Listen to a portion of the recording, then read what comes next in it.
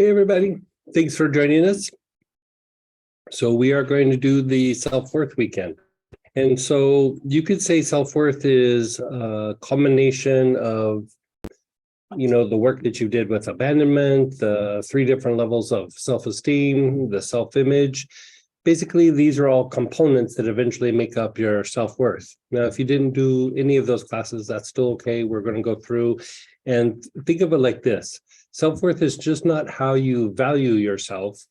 It has a lot to do with your motivation to perform or to get things done or bring things in your life. So think of it just as like what motivates you to do things in life. How much effort do you put into something? How much effort do you withhold? Do you try to do something that step out of the box, or do you just do something that's a little bit more routine? And so we all have like issues, you could say, with self-worth, but they're not going to be across the board. There's going to be one little area that really might be more of an issue for one person, but the next person might not be that big of an issue. And so what we're doing is we're working what you would call self-worth motivational theory. And so think of it like this is just would be in like an aspect. When many years ago, I used to travel with athletes and do therapy on them when they were doing whatever competition they were doing.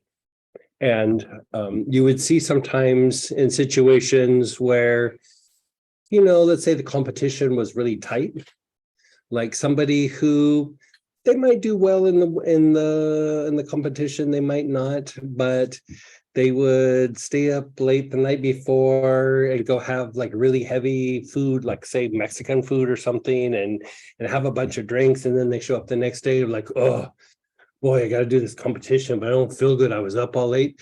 They already have the built-in excuse of why they're not able to perform. And so sometimes it is like a little bit of like lowered expectation, lowered effort, starting to be pessimistic about something, starting to fixate on obstacles, starting to exaggerate obstacles. We all have some form of like these coping mechanisms that, this class we're starting to go through and target. There is another layer behind this that, we'll address at some point, but to do the next layer, you really have to be kind of solid in this one. It's like kind of peeling an onion. If you don't get it all the way off, then whenever something comes up, it gets a little confusing. So with this, it should help you sharpen your focus. It should help you with your efforts. I would say in a way, this is helping you cultivate constancy of aim and effort. One of the things that I always think about it for myself is this helps bring clarity of purpose. Like if I just really boiled it down to a few words, I always think of the self-worth work as clarity of purpose. A lot of times our motivations aren't as clear to us as we think. We think, oh, I really want to be successful. But there's these other motivations that are like, yeah, but I don't want to be a failure in front of everybody, or I don't want to come short, or I don't want to put in effort and then not have a success, right? And so think of it as a way of kind of coping from the punches of everyday life. Not necessarily big, bad situations, not trauma things, but just, say you have a job where your boss never really compliments you and just always is really super harsh with you. Over a period of time, you kind of develop the attitude of like, why should I try? I'm never going to be successful, right? And so that is actually kind of tied a little bit into these self-worth mechanisms. And so it's going to look different for different people. You'll have realizations of these mechanisms and different things that you're doing, especially things that are important or just even normal everyday life. And, we'll be talking about this more as the weekend progresses, but this is a standalone class by itself, or it is a thing that is a continuing aspect of the things that we did with abandonment, the 3 different levels of self-esteem, and then the self-image class that we did the last time we did this. So this is continuing this kind of process. So in your kit, The ones that got a kit or the list that you have, there's some choices. Aloes, oud, and for some reason, I apologize, helichrysum was supposed to be in there. Helichrysum can be there, was one of your choices. And then Aloe Supreme or Health Rays, and for whatever reason, sometimes I'm writing these things in the middle of the night, so I made a boo-boo. But Orange Healer in your kits are also something you can use. So basically here, creating obstacles, we're wanting to do something that's decongesting, right? We're wanting to decongest energetically. So that's why Health Rays will work. That's why the Orange Healer would work. That's why Helichrysum would work in the different forms of aloes or oud. So you're really deeply decongesting something. And you could say almost the more energetically congested you are, the more difficulty you have overcoming obstacles. When you decongest and you open up the Health Rays and the meridians and the chakras somewhat, your ability to overcome obstacles is heightened. A lot of times when we have difficulties with obstacles, we kind of either don't have the perception or don't have the energy or effort to go around or over the obstacle. Here, you're unwinding everything to be able to do this. So think of it like this. You know, if we were all sitting in a room and everything and we were chatting, say we were sitting in a circle, right? We were sitting in a circle, we were talking for about 10 or 15 minutes and go, okay, we're going to do a little process. Everybody move the chairs up against the wall and we're going to stand in the center and sing, you know, some song or whatever, right? So if you notice, like if you watch that process, as soon as we say, okay, move everything to the wall, right? Everybody move everything to the wall. What's the first thing that happens?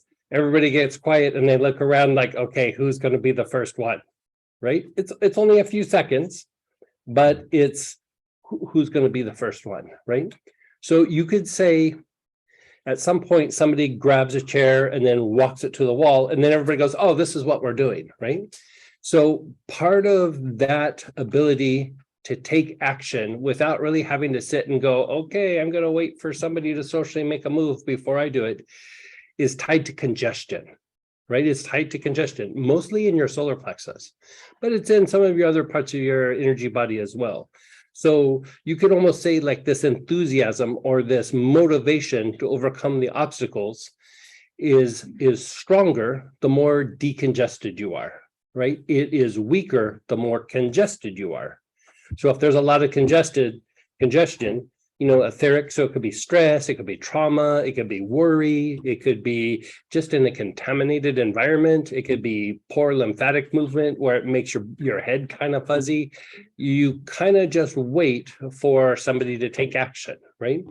So this is not just etheric, like not just being ready etherically, but also by being able to take that motion, that first step, to be the first one that grabs the chair and moves it, it is tied to like the lack of concern about that it's a success or a failure, right? Because it's like, what if I grab the chair and I go do it and then I do it wrong and then somebody reprimands me, right?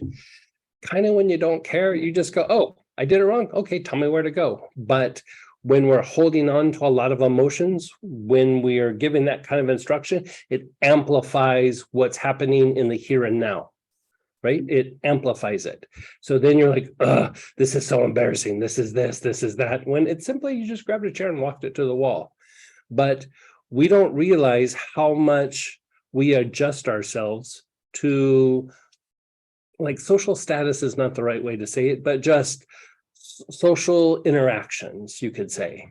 And so some of this is going to be your personal motivations, and some of it is going to be motivations in and around like groups or with other people, right? So a lot of the things that we're going to be doing will be tied to some of these different aspects. So this is what I'd like you to do. Just think of the things going on in your world in the last like 3 or 4 weeks. Not necessarily something bad, not necessarily something good, just like, okay, I've been doing this, I've been doing that. I have this problem that I need to address, or I have this list of things that I need to get done. I need to do the things that I normally do. I'm interacting with my friends. I'm not interacting with my friends, whatever it is. Just kind of close your eyes for a moment and reflect. And the reason being is we want to be able to watch what happens when we make shifts so that we can gauge what is happening. We are dealing with something that's a little bit more abstract. And you could say we're a little bit more on autopilot with this, right? So even if we sat and we talked about a whole bunch of facts about this and that and this experience and that experience, you really kind of have a hard time getting it because it's been in motion for a long time. It's like background noise, you could say.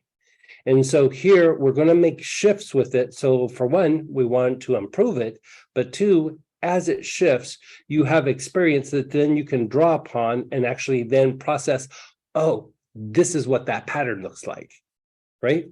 And then you can start catching yourself like, I'm starting to be dismissive on this project. I really want to do this, but I'm telling people I really don't, right? Or I'm not going to try very hard because then if I fail, it's like, well, I didn't try, right? So there's going to be all kinds of variations of this, right? So just reflect on your week, like your last 3 weeks, you could say 3 or 4 weeks. If you have some big project going in your life or some big issue, like reflect on that, but just observe it. You're not judging it. You're not trying to make it go away. You're not trying to even decide, I'm going to tackle this and this. You're just observing so that as you have internal movement, you can go back and look at when I moved, look at how this shifted or look how it didn't. Right? So just take a moment or two and just reflect. If you want to make yourself some notes, it's a good idea because you might kind of forget where the day started, 3 or 4 hours from now. So just take a moment.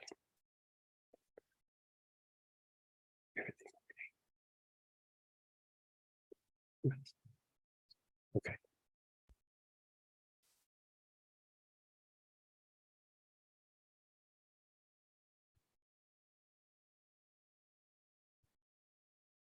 Okay, so here we're going to start off right off the bat with something a little bit more technical than normal. So in some of the classes, we do a thing what we call body awareness, where you might check in with some event, you might check in with something going on in your life, something that might be a little triggering or something that's a little upsetting. You contemplate it, and then you go, okay, where do I feel it in my body, right? And then you go to spinal awareness. You do the same thing. You check in with the situation. Where do I feel it in my spine, right? Here, this is what we call brain awareness. And brain awareness, this is one of the fastest ways to establish like a shift in your perception or in your motivation, is to practice this, what we call brain awareness. And so what you'll do is you'll put your awareness on the brain. So let's practice this without even the oils right off the bat. You're going to put your awareness on your brain. And then as your awareness is on your brain, start kind of searching like the front, the middle, the back. Where do you feel like a tension or a block? Where do you feel a heaviness? Sometimes you'll feel like a kind of a line going through a particular area. Just where do you feel something? And wherever that is, just put your awareness on that spot.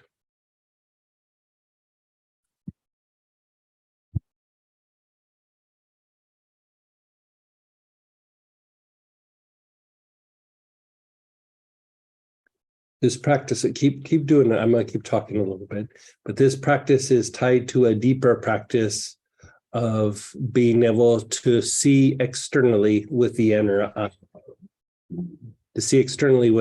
eye, And so this is a step that you're practicing something, but you're also developing something for later.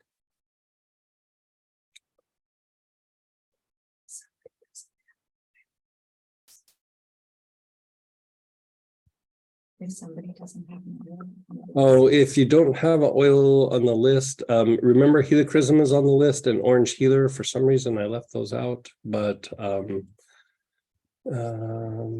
guess just use something that's decongesting, like spasmophilia or basil or something like that.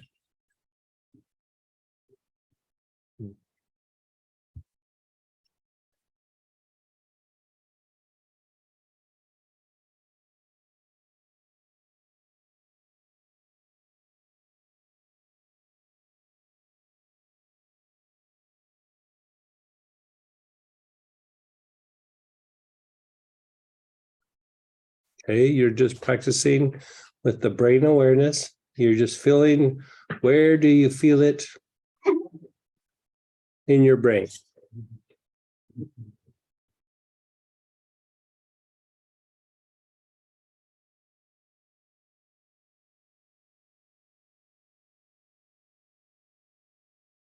Okay, let it go. Go back and contemplate those 3 or 4 weeks, these last 3 or 4 weeks. Whatever big issue or whatever thing you were reflecting on, reflect on it again.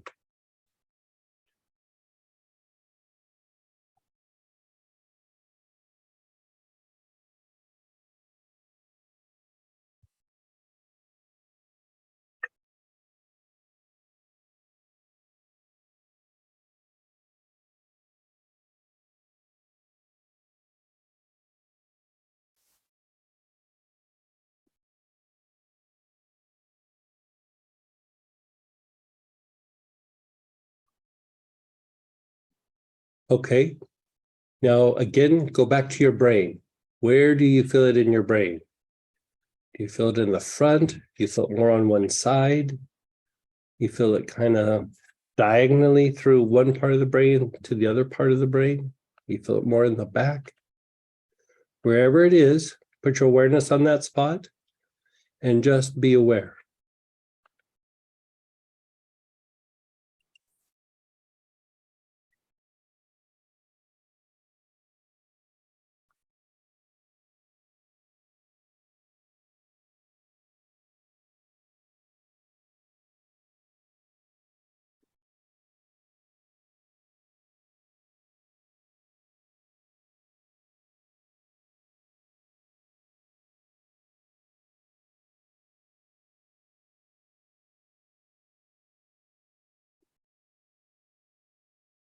With your awareness on that spot, whatever oil is the oil of your choice for this process, pick it up and begin inhaling it into that area of your brain.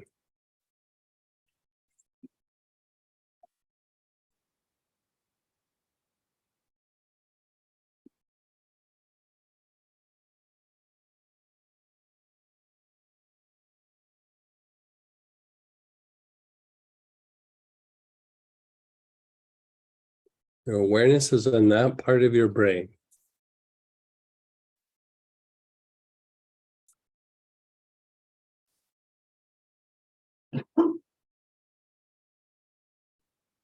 And then just move your awareness to your whole brain.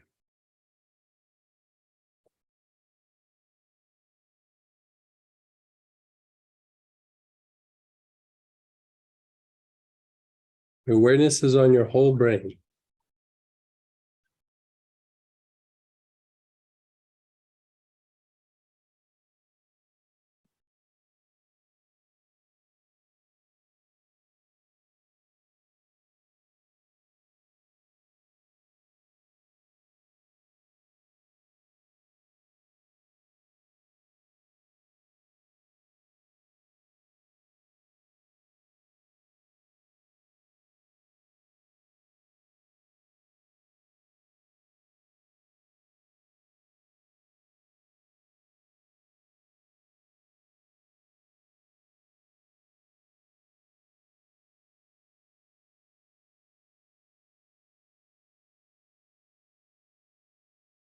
No. The very first thing we're talking about is really overcoming obstacles, but we all have the potential of something even worse, of not being able to overcome the obstacles. The issue is sometimes we create our own obstacles. It is like an opinion, it is a viewpoint. A lot of times it is things that have to do with past experiences, past conditioning. And so whenever we're dealing with obstacles, we always have to look at how much of this obstacle am I creating? How much of it did I put this in my own path? Or I'm creating a problem that has to do with an obstacle that just naturally occurred, right? Like a good example is like, say an obstacle presents in front of you, like, oh, okay, somebody comes and sticks a big thing in front of me, and so you can't see me on the screen. And I'd go, well, you know, I can't really remove that until I'm wearing blue shoes. And then when I'm wearing blue shoes, I can stand up and take that out of the way. But because I'm not wearing blue shoes, I can't do it. It sounds ridiculous. We do this all the time. You know, I can do this until I'm more successful in this particular area. Then I can go and do that. I have to be more successful to be in a relationship. I have to be in a relationship to be more successful. I have to have blue shoes to be able to go out and go dancing on Saturday night. You know, whatever it is, it's the creation of a difficulty or of an obstacle to kind of protect yourself from getting harmed or injured. Not quite a self-sabotage. It's like if self-sabotage had a pet. You know, it's not as big as self-sabotage itself, but it hangs out with self-sabotage a little bit, if that makes sense. And so what we want to do is we want to break down some of these past experiences, these past reactions, so that we can adjust ourselves and break through our past conditioning or a particular pattern. So this is why we're not necessarily going to the body, or we're going to the spine, we're going to the brain. And it's your ability to shift and change. In the shamanic tradition, there's a thing called the assemblage point. And there are several different ways to shift the assemblage point. And the assemblage point just simply means all this different pieces of information from your nervous system, your emotions, your mind, you know, your immune system, your endocrine system, all kind of come together and give you this like focal point that you kind of see through the world, right? So in a way, we get a little bit fixated on the things that we see. Whatever you constantly are perceiving and thinking about tends to become eventually reality. So if you grew up thinking, oh, this is never going to happen for me, for example, then we start to create the difficulties to bring that into manifestation. So even here, we're talking about obstacles. It's really, sometimes we're materializing things that are good for us. Sometimes we're materializing things that maybe aren't so good for us. They're blockages or obstacles from the past. They're maybe somebody when we were young wasn't very nice to us, and then they went away, and you go, don't worry, I'll continue with the efforts, right? I mean, that happens more than you would think, right? So we want to break down what this pattern is. And part of what you're doing is, as you check in with the brain, you're increasing your ability to overcome the obstacle, to shift, to change, to produce the result that you want, to connect with the goal that you want. It could be a relationship. It could be, you know, performance at, say, work. It could be a connection to a spiritual teacher or you know, a set of teachings. It could be just staying safe in the world, you know, not getting sucked into the dramas on social media. It could be all kinds of variations of this. It's not just like the big things. It also is the little things, you know. And so, again, reflect on the things that have happened in the last 3 or 4 weeks. I mean, did you say something on social media where a bunch of people got upset at you? Or, you know, you said something on social media, or maybe your family got upset at you. Like, who knows? It could have many different faces. It's always not the big bad thing. Sometimes it's a little, just a series of these little weird things that we do. So again, just reflect over the last 3 or 4 weeks. Just look at things, not judging them good or bad. Just go, this happened, that happened, I did this came out of nowhere. life is just kind of a routine and kind of boring, whatever it is, just observe.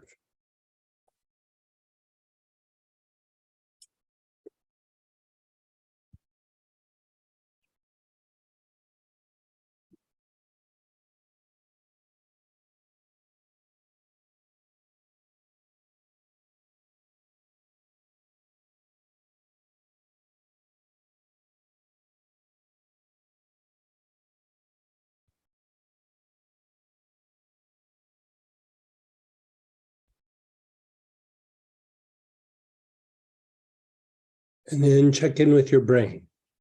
Where do you feel it in your brain? Left side, right side, front, middle, back, diagonally, more at the bottom, more at the top. Just observe.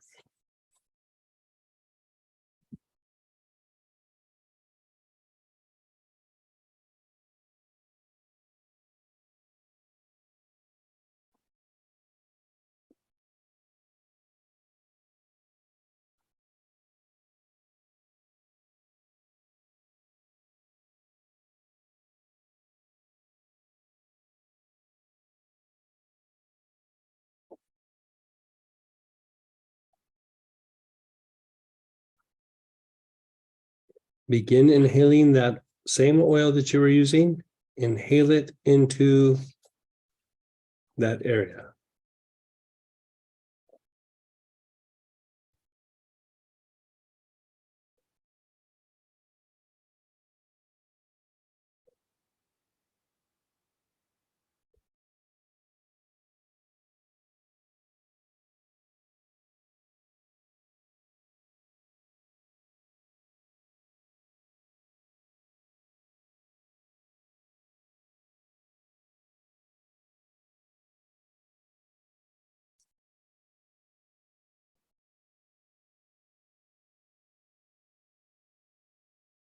And then inhale into the whole brain,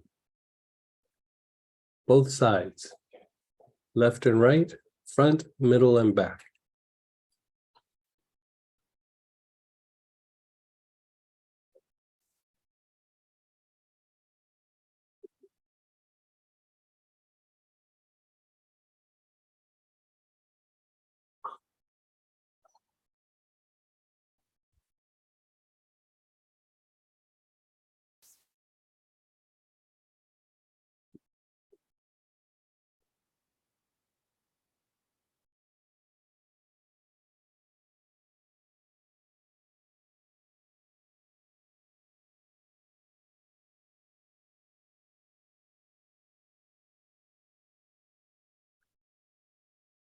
And then just let it go for a moment.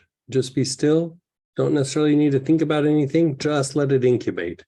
It's better just to be more in the intuitive mind. Let your body relax and just be still.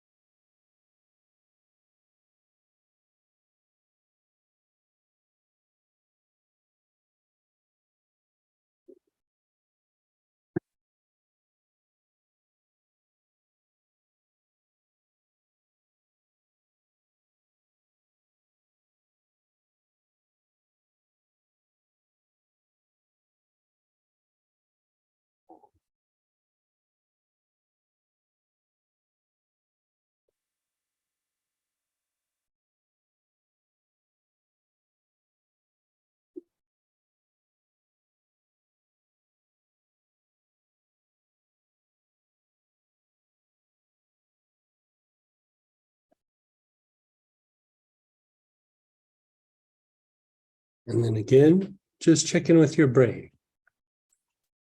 Where do you feel it in your brain now? Where do you feel it? Front, middle, back, sides.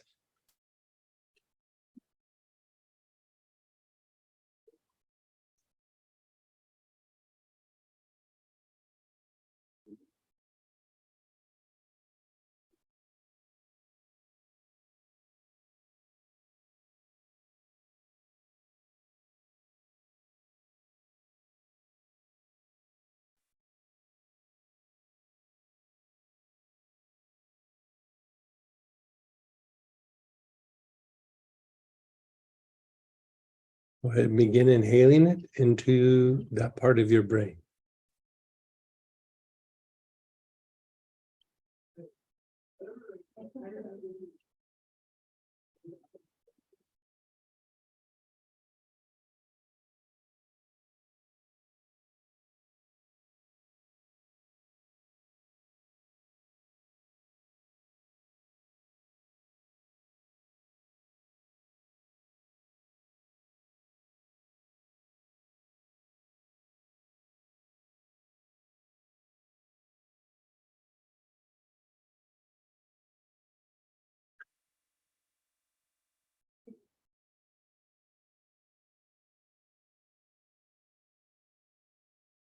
You're inhaling it into the brain.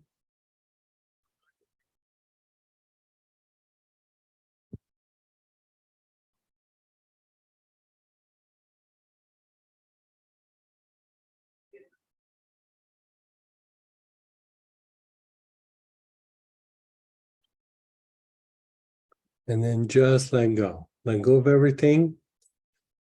Just put the bottle down for a sec. Just let it incubate. Something is shifting. You're just letting it incubate, letting it happen.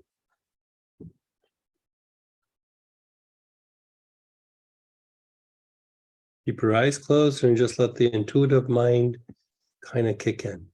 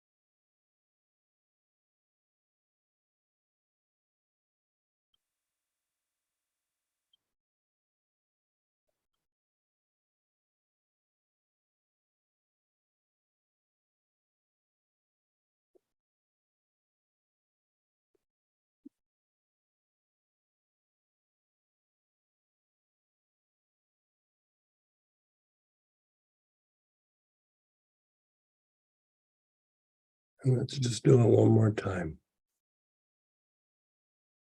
Check in with your brain. Where do you feel it in your brain?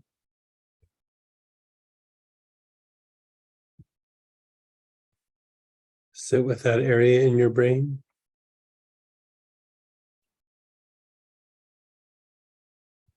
And then breathe the oil into that area.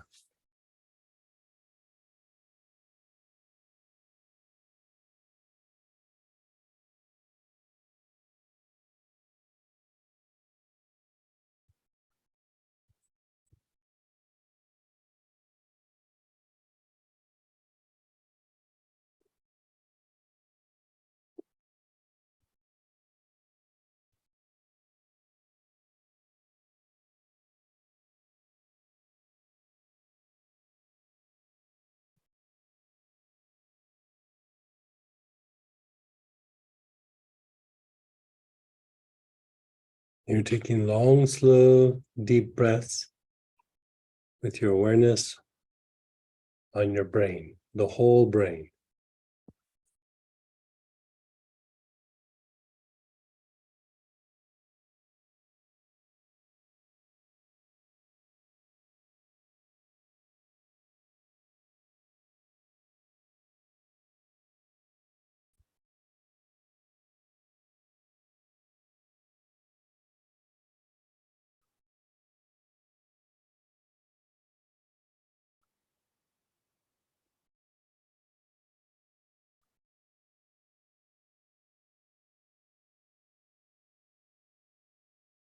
And then just let go. Just let it incubate. Just let the intuitive mind just kind of step in. Just let go.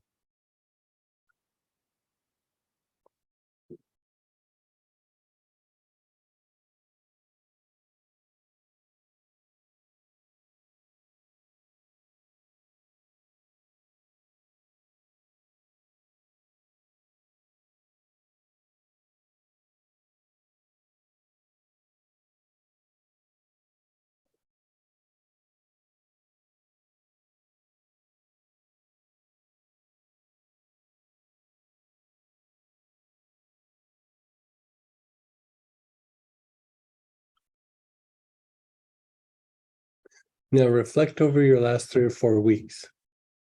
Write down anything that you notice, like any sort of shift, any sort of new perception, any realization of a pattern, or just write down and journal what you notice. Sometimes putting pen to paper or finger to your iPad or something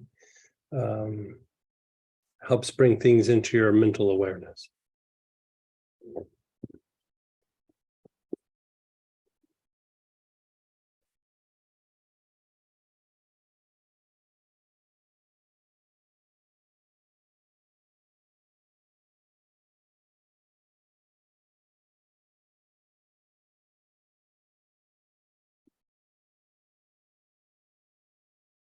Yeah, that's right.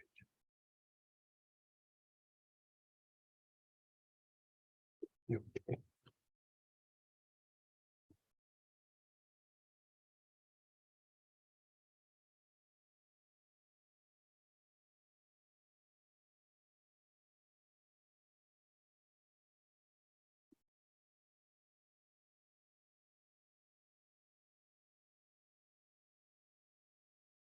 Okay, so you wrote down some stuff. Again, just close your eyes. You kind of in writing those things down or reflecting on it, you reflected on the things going on. So close your eyes. And again, let's just do it one more time. Check in with your brain. Where do you feel this situation now, or these situations in your brain?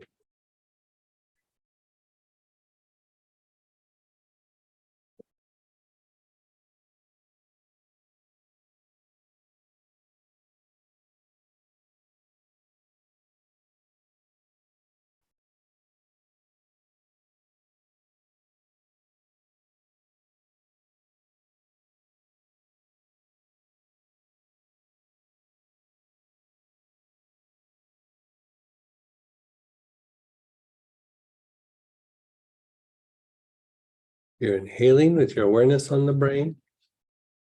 You're taking long, slow, deep breaths.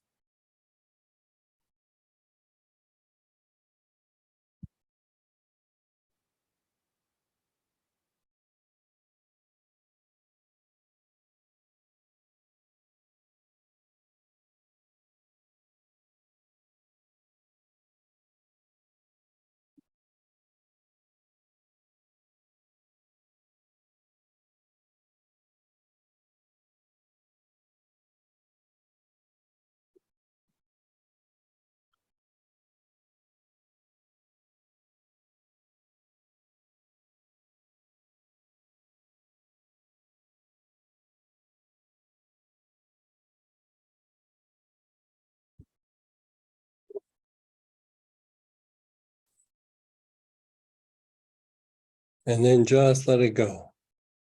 And again, just be still. Don't think about anything. Just let the intuitive mind start to wash over the everyday mind.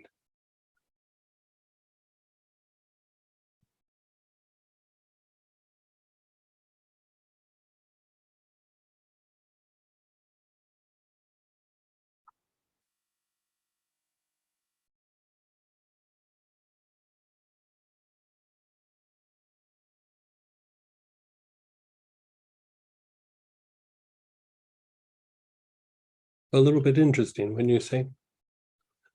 Let's do this. You know, I think some of this is we're moving it energetically, and I can give a little bit of explanation, but I also want to tie this together with your guys' personal experiences, because you are doing something that's a little bit more abstract, even though it seems very like mental.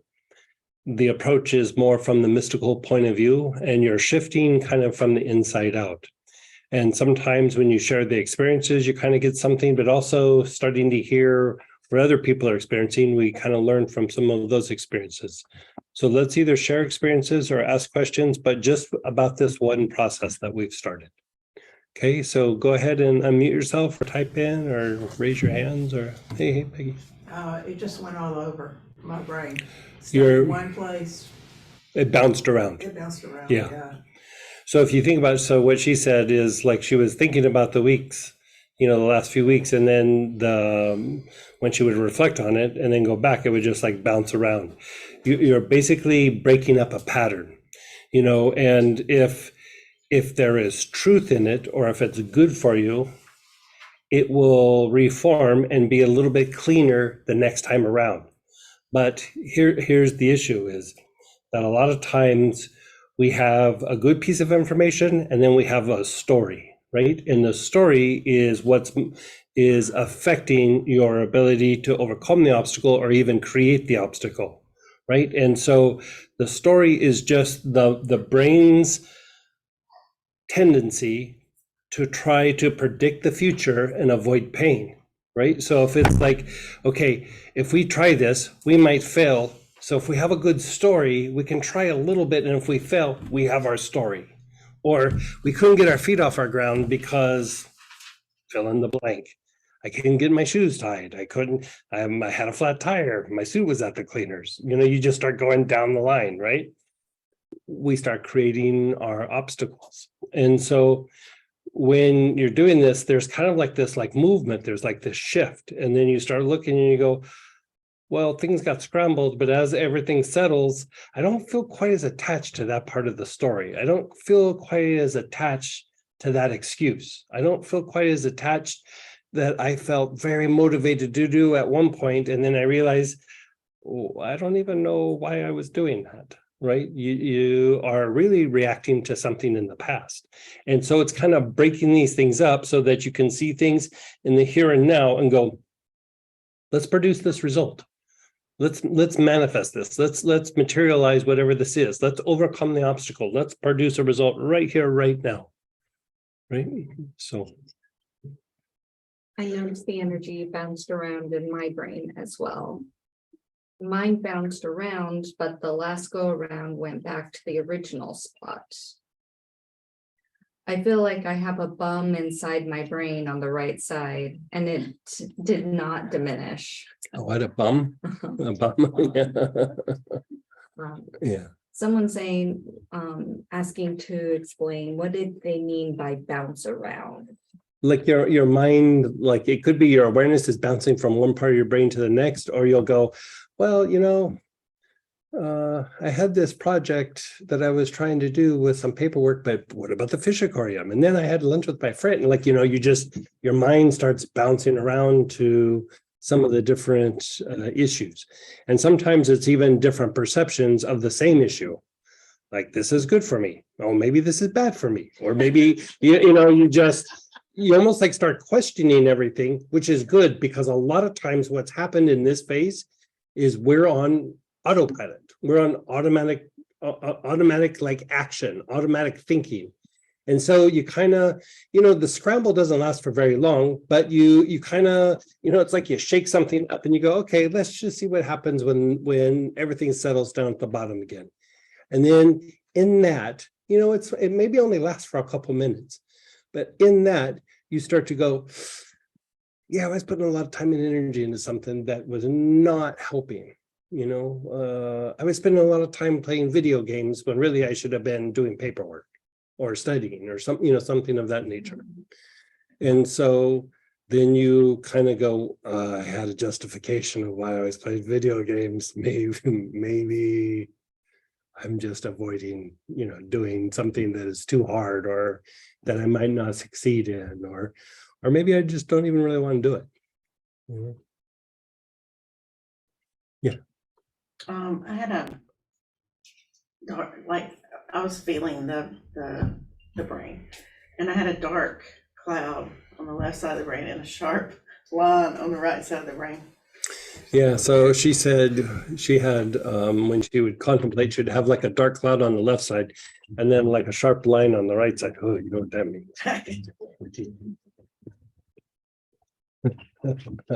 I was waiting for that joke.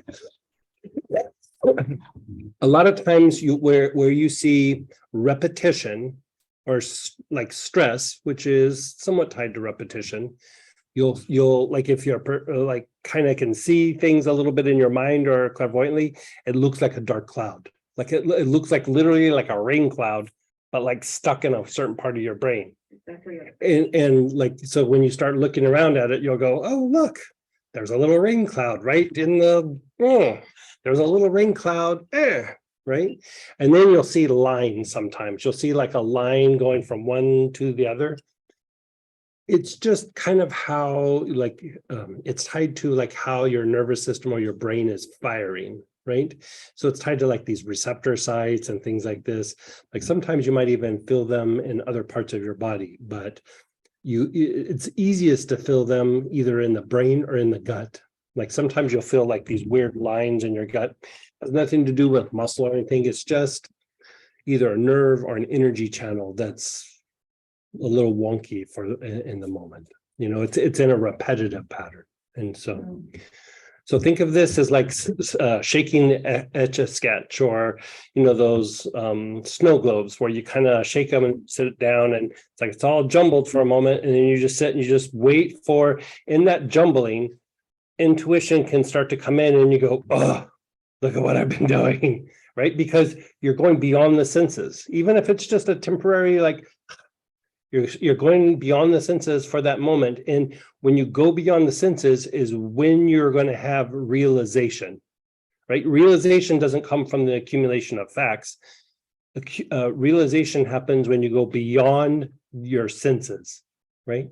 So that's why sometimes in like something sad, you'll have a realization, or in a meditation or in prayer, you'll have a realization, or you're quiet drinking tea, watching the hummingbirds at the top of a mountain, you know, whatever it is, your mind kind of quiets and you go beyond the senses. So we're trying to stimulate your ability to have those realizations and be able to call it up almost on a dime. Like, you know, that's the goal, is like, okay, I'm in a situation, I don't know what the next step is, or how do I break out of this pattern? Let's call up intuition on a dime in this situation. You know, it's not going to be long lasting, but it opens a window. Like it's a way to open up a door or a window for your mind to do something different.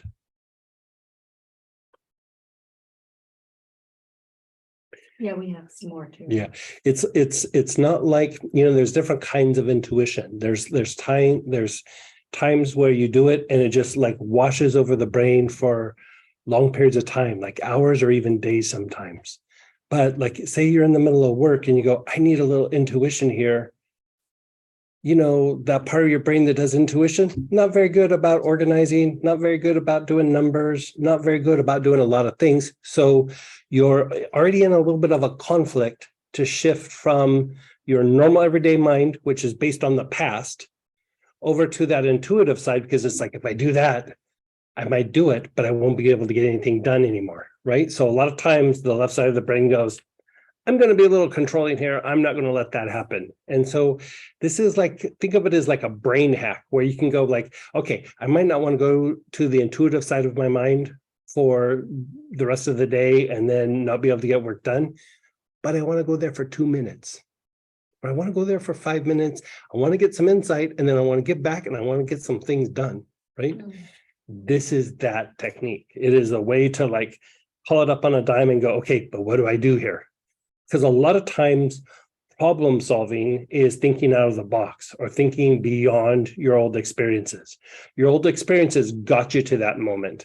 But then it's like, do I just keep doing the same thing over and over again? So you need that hack. You need to be able to break through that, even if it's just for a moment, right? Even if it's just for like 2 minutes, and then you're like, oh, I could do this. Okay, let's do that. Right? So anyway, Someone said, I don't feel anything in any particular part of the brain. if you don't feel something in a particular part of your brain, then just do the whole brain. Like, or if you want to do a little exploration, is you can go, okay, I'll do the front part of the brain, I'll do the middle, I'll do the backside, and then which one felt a little bit more, which one felt a little bit less, which one made me really spacey, which one made me, like I was doing this the other day, I was actually doing this yesterday. At the end of the day, and I was like going, okay, I'm going to put my awareness on. And I started feeling, and then after like 10 seconds, maybe I was like, what was I doing? Like I hit the spot, and I was like, I completely forgot that I was even like sitting and doing the process for the stuff on the brain. And then I just sat with it for a while, and I was like, oh yeah, I was doing that thing. But for whatever reason, when you hit like a blockage hotspot, it's not necessarily hot, but it's like, it's a good blockage. Like, it's the feed the family of 4 kind of blockage, where normal blockages, it's like a good little something. But like when you hit a really good blockage, it'll kind of space you out a little bit. Like in meditation. Like I'm about to pass out. Yeah. Somebody said here, he feels like he's about to pass out. Yeah. Somebody else? Oh, all the changes at work was so energetically and mentally draining. The shift in perception now helps me see all the positive effects of these changes. Yeah, especially in the moment of change, or like even when something is evolving to something good, there's a few little moments where it feels like chaos. Like, I don't know what's going to happen. Like, because the brain loves to predict the future, loves to know what's going to happen. Right? Think about when you get a piece of information, like this is probably going to happen. This probably happened. You're like, I feel better. I feel a little calmer. It usually never does happen that way, but it's like you still go, right? So your brain naturally does this. You're not going to really kind of stop it, but what you can do is you can hack it, right? You can blow past it for a little bit. You can do this with bells. You can do this with bowls, and in certain traditions where they're doing meditation or they're doing some practice, they'll even use gongs, right? It's to bypass a certain part of your mind. It's to bypass it and be able to integrate something from the intuitive side in. Right? A lot of times we're doing things from the instinctive mind, which we've processed a bunch of sensory information. Our immune system, our endocrine system has put in their 2 cents. Then the mind goes, yeah, and I had these experiences in the past. This is what's happening, right? So there's really little to no intuition there. There's no, and when we say intuition, part of intuition is guidance from the soul. So there's more of doing things in the past, your conditioning, rather than saying, I'm open to something spontaneous. I'm open to a breakthrough. I'm open to this evolving a little bit. So that has to be a little quick tap into the intuitive mind, and then you can pop right back out of it. It doesn't have to be an all or nothing thing. So this is designed to be a little hack of sorts. The original angst was loosened, releasing. Good. The body aches feel really loud this morning, and I'm struggling to even pick or choose a situation. Like I couldn't even focus. Lose it. Okay.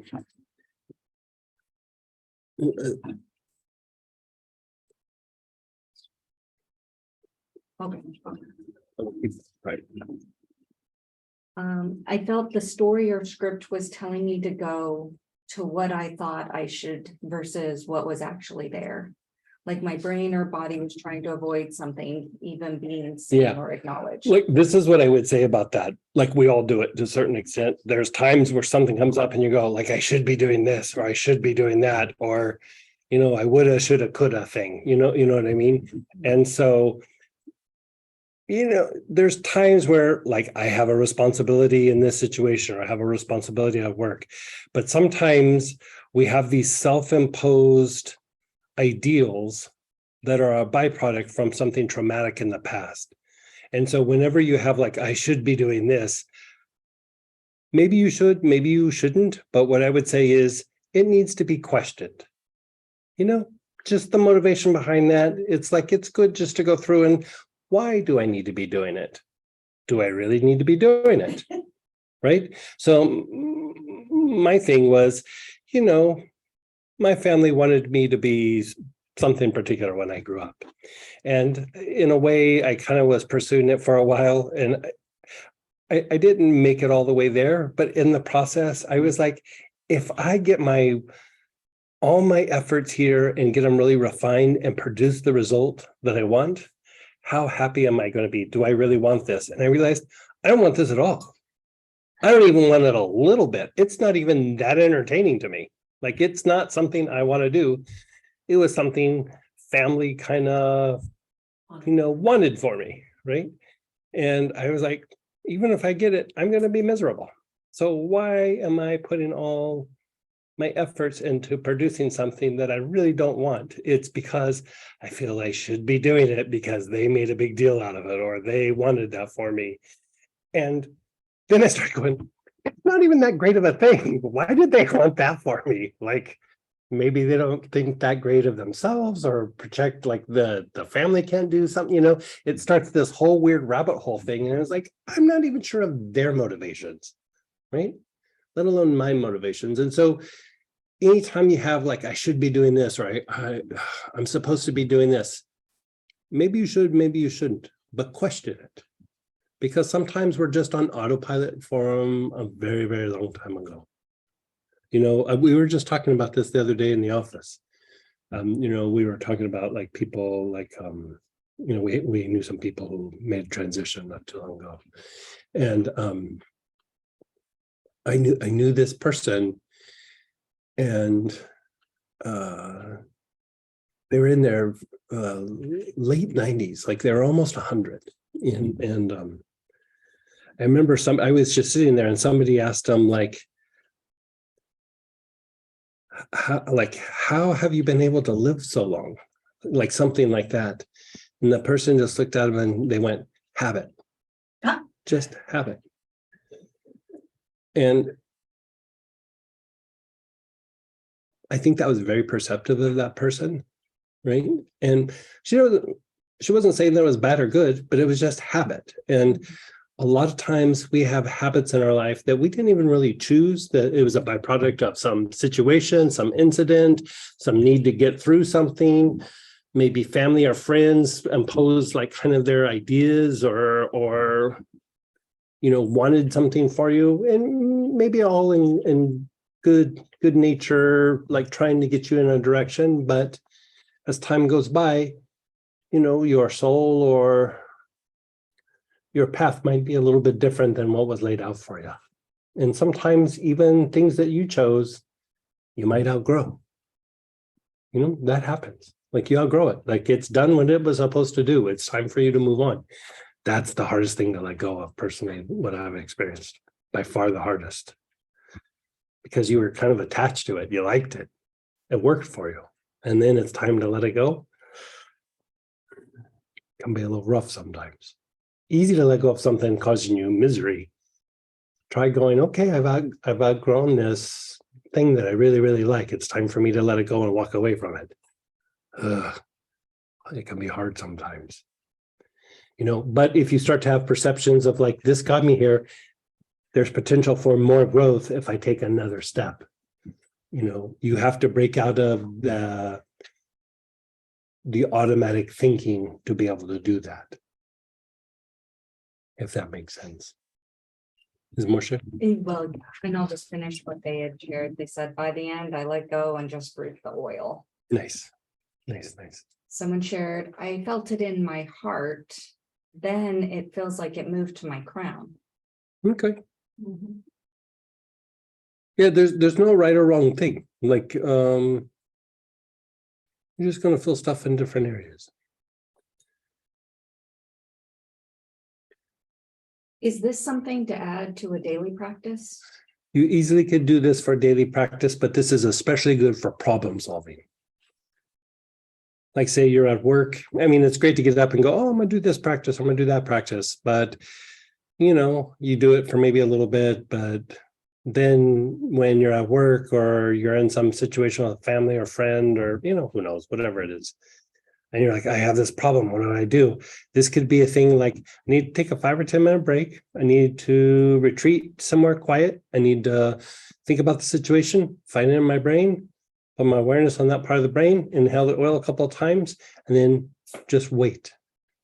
A different perspective will come. Like you said, things kind of bounce around. You kind of undo and scramble some of the pattern, and then you go, okay, really what's important here?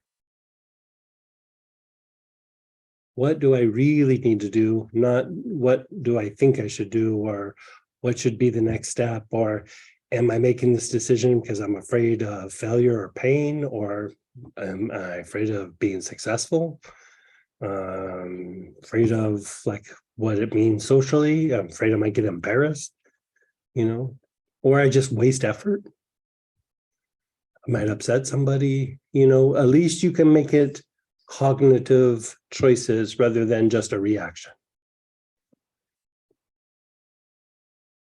You know, a very common one is I don't want people to be mad at me, or I don't want conflict. Sometimes those things are to be avoided, and sometimes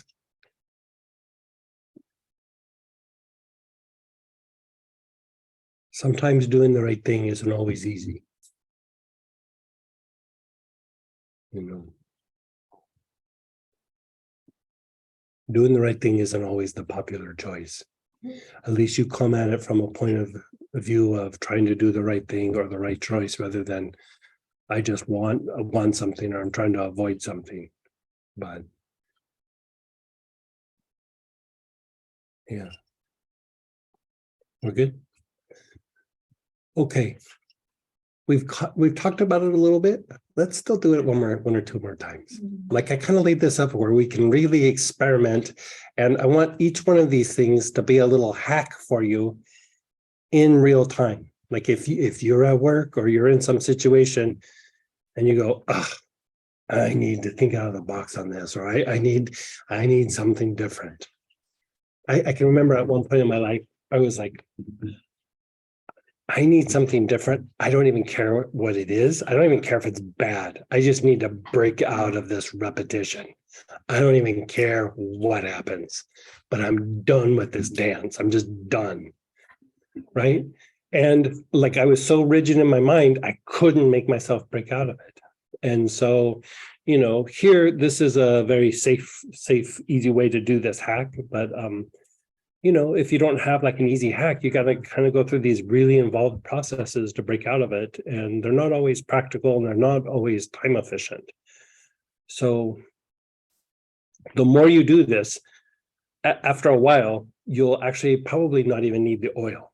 Like you'll just like you're kind of retraining your brain to go, go to that place. Remember that place where you can sit and be quiet, and then like something else comes in?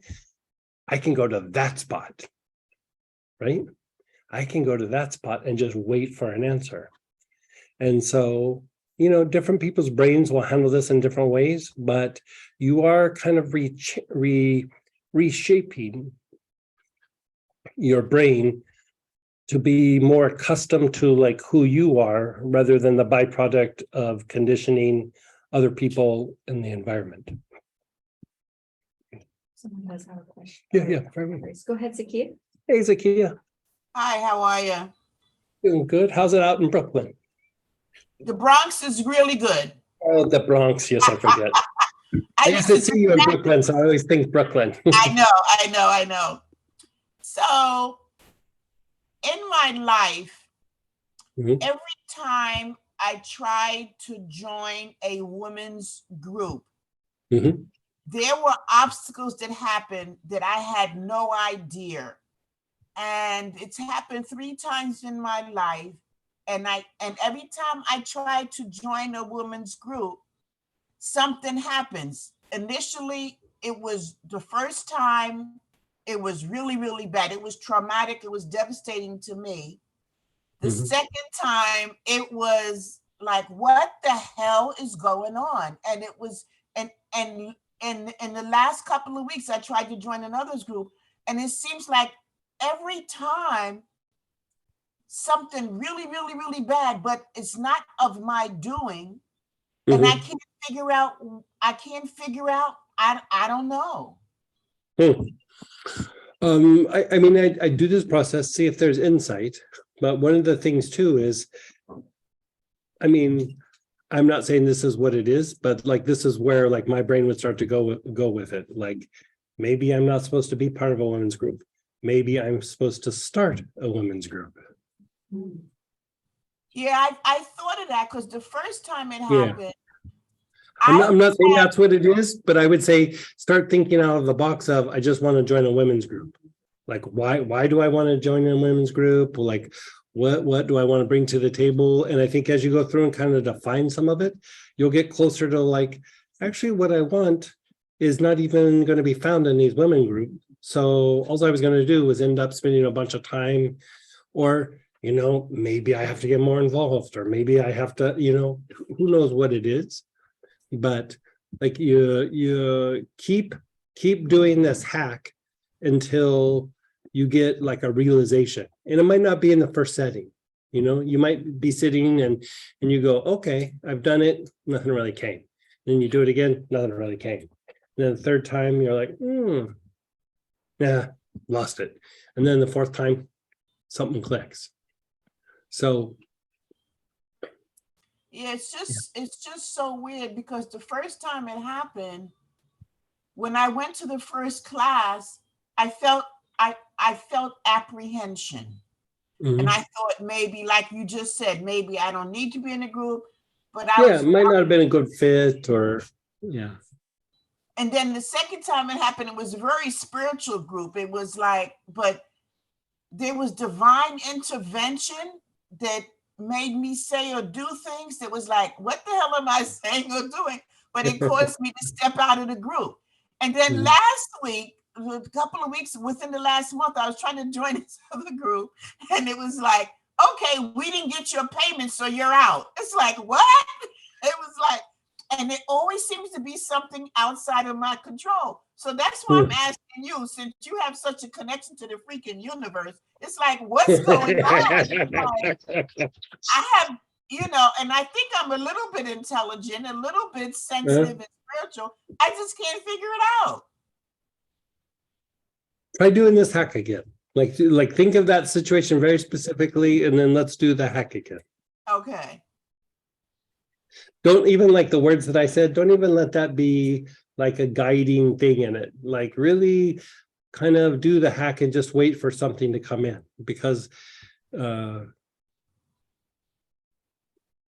sometimes great opportunities are there. We just have to learn how to unwrap the package. Oh, okay. You know what I mean? Yeah. And you could say in a way where we're learning how to unwrap that package under the Christmas tree. You know, we're But just what- not but quite what- sure what it is. But what was so fearful is that I was blamed for something. I mean, really accused and blamed, and people were attacking me. It was like, yo, I don't even know you people. What, you know, that's how deep it was. It was like off the wall. But yeah, I would give them that quote from the Dalai Lama. You know, they're blaming you for a bunch of things and they think you're bad or whatever. Just give them a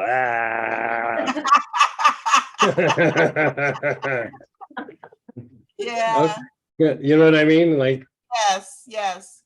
because even that starts to motivate us in ways that, like, well, I don't want to go to that, like another group and have that happen, where you almost just got to be able to shrug it off. Like, I don't know what's going on, but I can't let this affect my next. You know, we want to be able to learn from past experiences, Right. but we don't want to be held in chains by past experience. Right, exactly. And so this is like a way to like undo the imprints from the past. And if it's a proper action, it'll survive this process. Yes. I mean, even really dense negative patterns will survive it, you know, maybe a few times, but you keep thinking about it like this. your emotions love drama, right? Like the emotions love drama. It's how the solar plexus feels alive, is up and down. The mind loves stories, right? The mind loves stories because the story is a prediction of the future that you can go like, oh, this is what's going to happen. I'm going to avoid all that pain. I can relax, right? So then you have this story, and it might have a light of truth in it. It might have a lot of truth in it, but the pieces that don't have light take a lot of energy to sustain, right? You have to sustain them. And so what starts to happen sometimes is when the environment or the situation or other people kind of confront that piece that is being sustained because it doesn't really have light, it starts to make the story wobble a little bit. And so the byproduct of that is anxiety and panic. You know, like in earlier forms, it's more anxiety, but eventually it will turn into panic. And so fear is one of the hardest things to address because we have rational fears that actually can be quite healthy.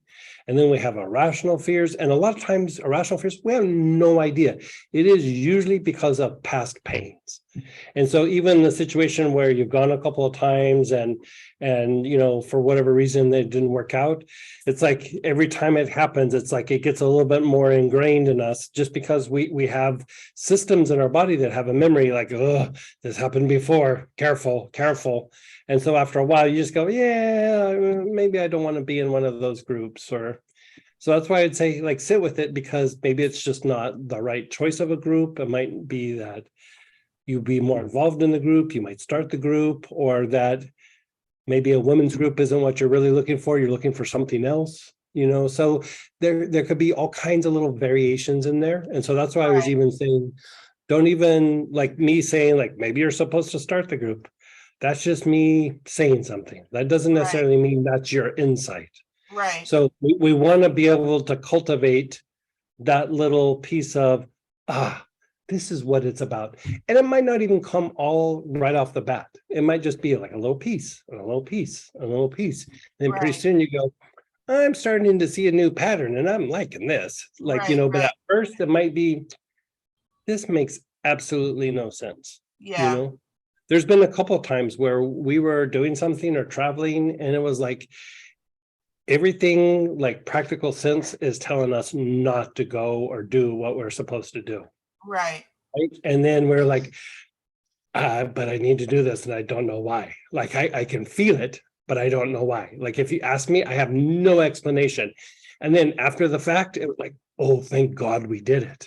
Right. Like this was an important thing that we needed to be present for. Like we needed to, you know, that's happened like what, probably 3 times in the last like 3 or 4 months for us, where logically it looks one way and then perception or intuition says something different, and you really don't know until you get to the other side of it, you know. And so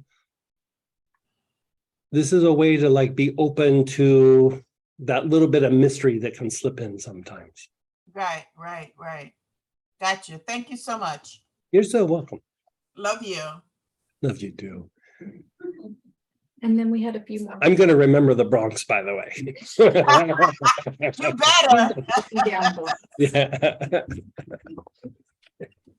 Can we use orange healer as a body tonic for this section too? Yeah. The orange healer, what she brought around. Yes. The past 3 weeks have been highly stressful, not overwhelming, but constant. My brain seems to be affected by the whole right back quadrant. I have been experiencing a lot of brain fatigue over the past several months. Brain fatigue, cut inflammation in the body, and then use sage to calm down the sensory nerves and strengthen the brain. Sage is one of the best things for brain fatigue. Like strengthening the brain. Doesn't necessarily increase circulation or anything like that, but it's like very fortifying to the neurological functions of the brain. So, but also reduce inflammation in the body. Yeah. Black cumin, German chamomile, you know, body tonics, whatever it is, just reduce a little bit of inflammation. Does this process have anything to do with Health Rays? One of the oils is Health Rays blend. It's decongesting, health rays are decongesting. It's not necessarily about the health rays in particular. It's more about opening up deeper blockages that would impact the health rays, you could say. Some of it, some things that impact health rays are like lymphatic function and the etheric body and the environment and stress levels. But one of the things that affects the function of the health rays is also mental faculties. And like when you have a blockage like this, you know, you could look at a person and all their health rays look really good. And then you go, okay, time to study for the test tomorrow. And their health rays will go, you know, they'll totally change. And then you go, oh, wait, it's next week. And then their health rays go, beep, and they go right back to being big, right? So the health rays are situational. That component of it is actually tied more to mental function than it is to the energetic function. So you're training to your health rays to be more constant, regardless of what's happening in the external environment or the stimuli, if that makes sense.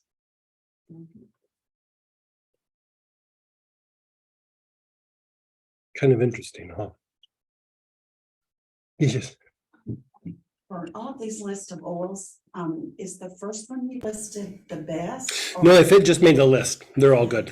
So. Yeah, they're all we good. can Interchange. Yeah, you could interchange them. Like if, you know, like I try to always like list A's, and I apologize. For some reason, I left out helichrysum, which is an A, and the orange healer. It's an A.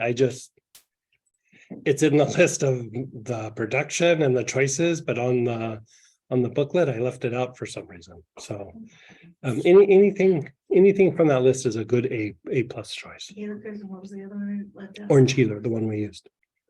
And we'll update the booklet Yeah. for you all, so. My apologies. I've been writing so much, I have a little bit of mush brain, like I'm a little overwhelmed by details right now. Do the colors have to do with the colors of pH?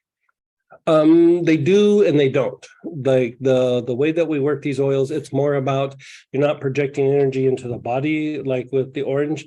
It's you're generating a certain kind of energy from the inside out that will produce orange, but up in like the head and things, it produces some slightly different colors. And so it's similar, but not the same. Like it's more from the inside out. So it's a different set of rules. It's using the mystical aspects of colored prana, and you're not projecting it to somebody else. You're actually producing it from the inside out.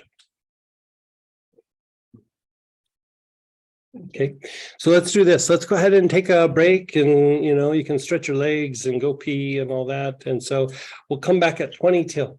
So we'll take a 15-minute break. What's an orange healer? It's like love it.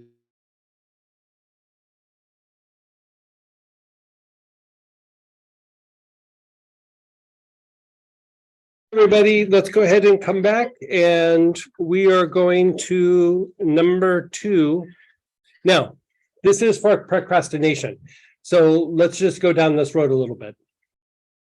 We talk about procrastination, which is like, why do today when I can always put it off till tomorrow, right?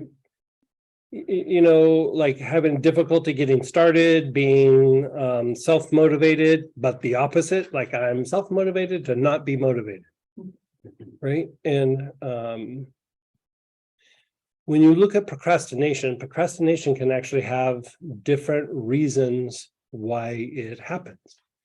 And the most common one is stress, right? Stress. So when we say stress, we mostly mean more physical stress, but it can be mental stress. Like anytime you have to shift or change, it causes a stress. Anytime you have to adjust or adapt, it can cause some stress. But, what happens, like say you have a job and they give you a really difficult task and you are doing the task and, 70% of the time they're like, yeah, that really doesn't work. You got to redo this. It's really hard. You keep trying and there's very little success in what you're doing. Like sometimes you have a tough job that it might take a while. It could even be school. Like you go through school and it's like school is a struggle. Go through 1 year, 2 years, 3 years, and it's like I just struggle and struggle and struggle, and I don't really see a payoff yet.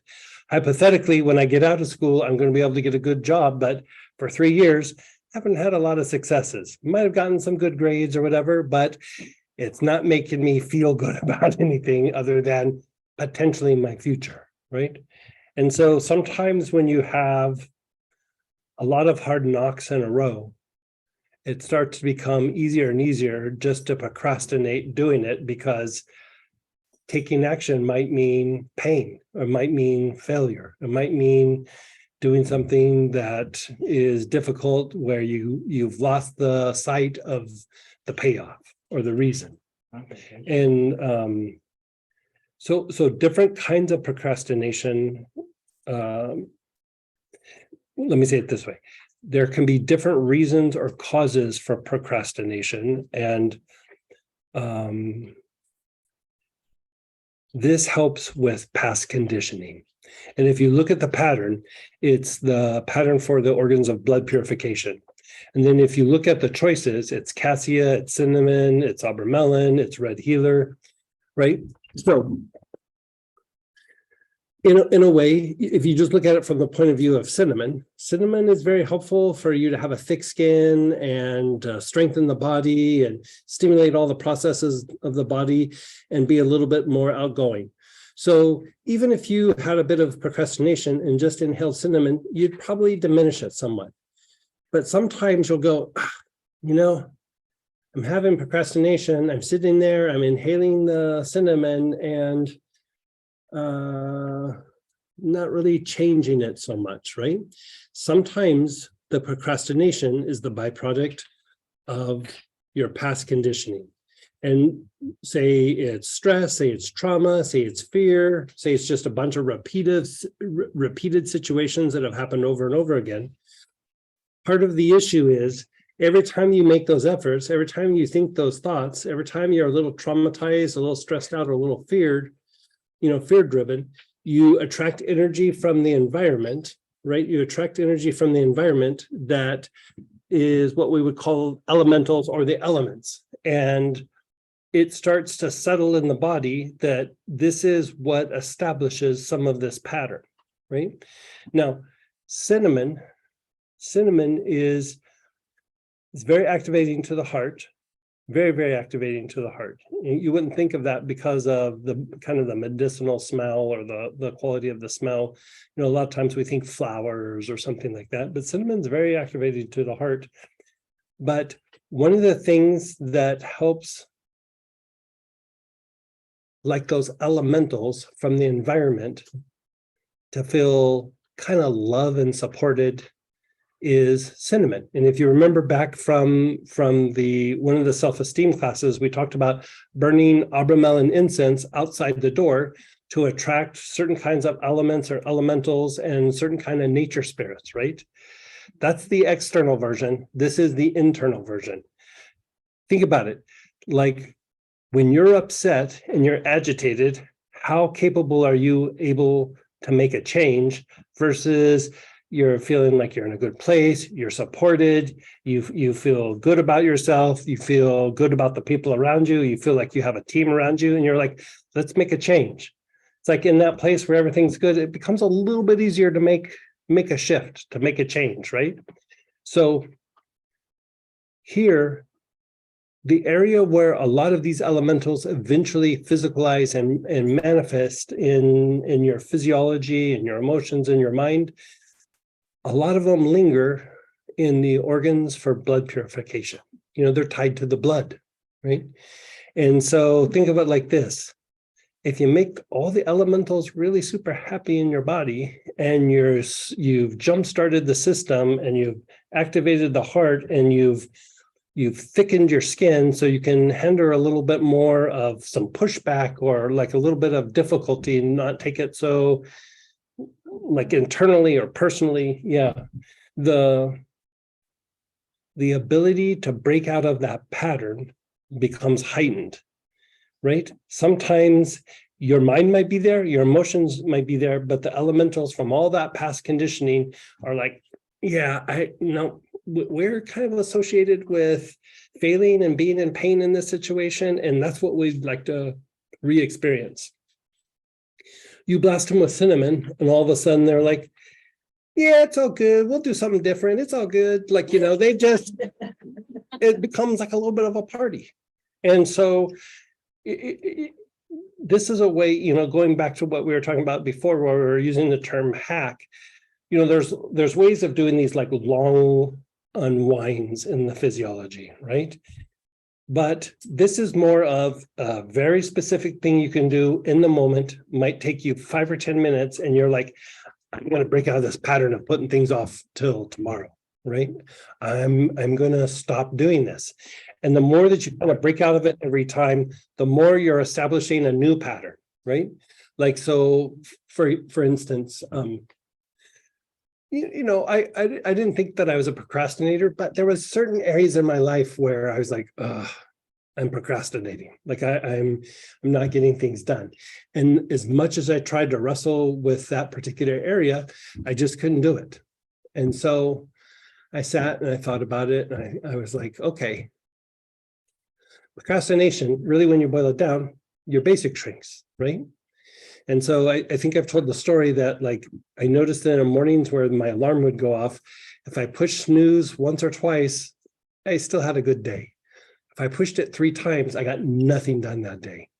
And every time you put something off, your basic actually shrinks. Every time you take action, your basic gets bigger because it's like a muscle, you're using it, right?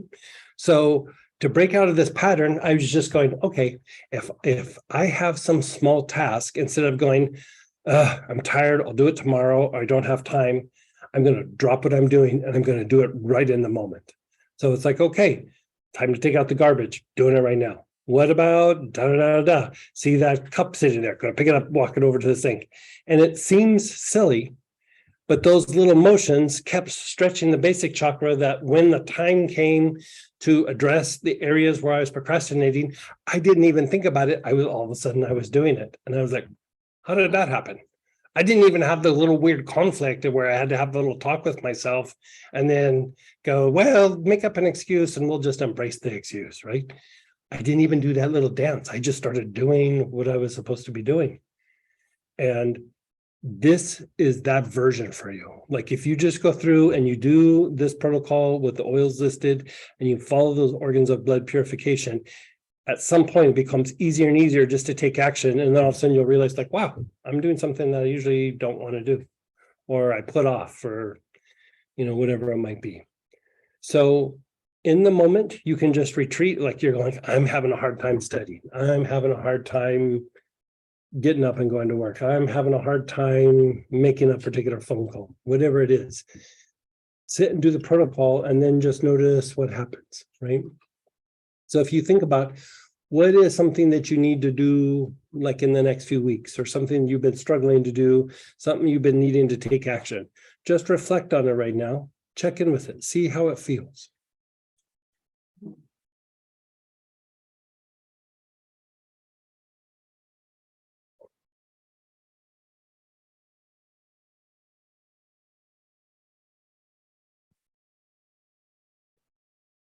And so oils here are cassia, cinnamon, abramelin, or red healer.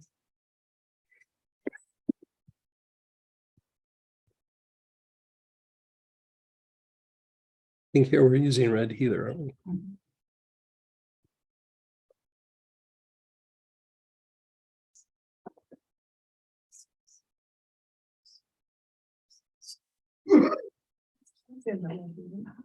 I'll look it up in just a second.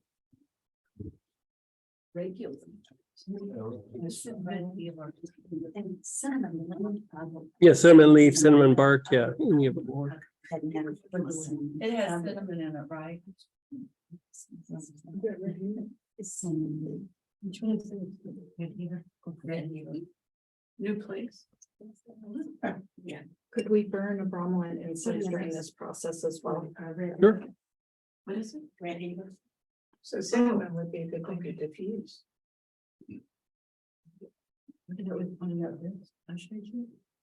I got it. It's on that list. I love cinnamon.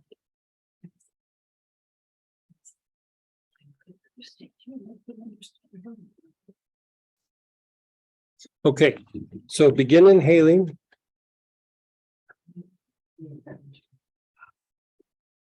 Begin inhaling.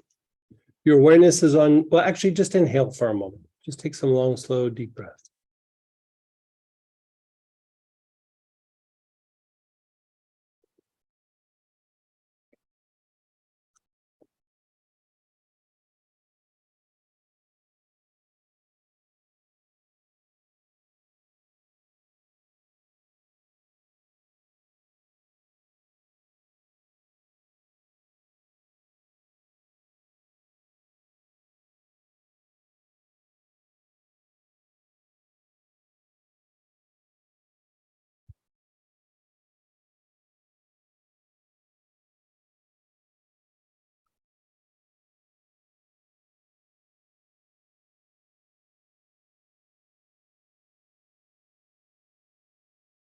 And then just be still, be aware. Notice how you feel. Reflect on the situation and notice how that feels.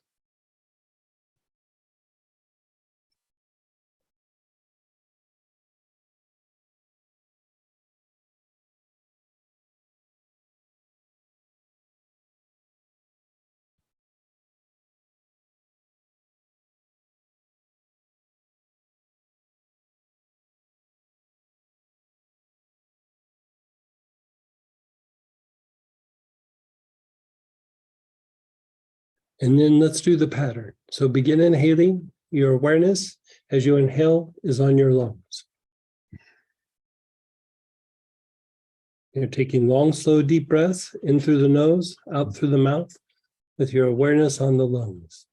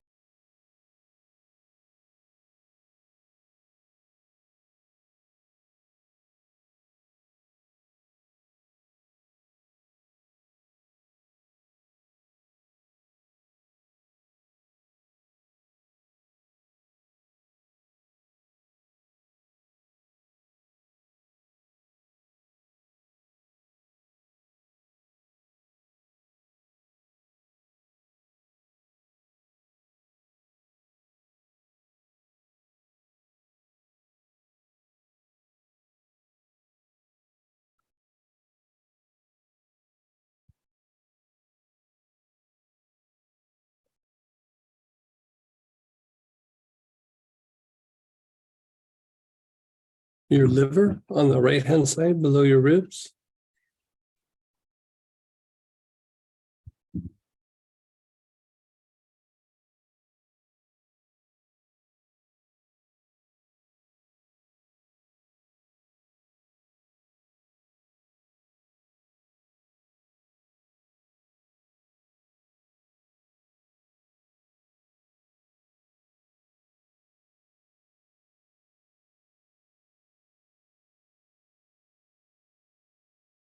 And then go a bit to the midline, just slightly off to the right, below your ribs.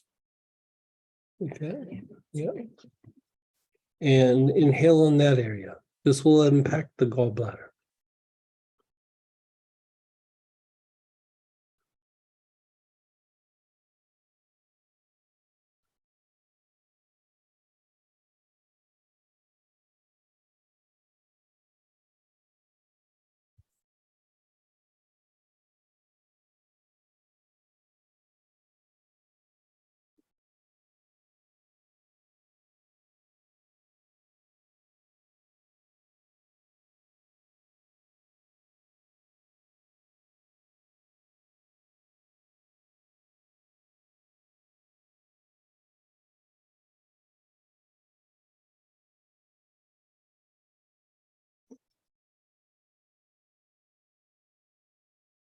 Then down to your kidneys.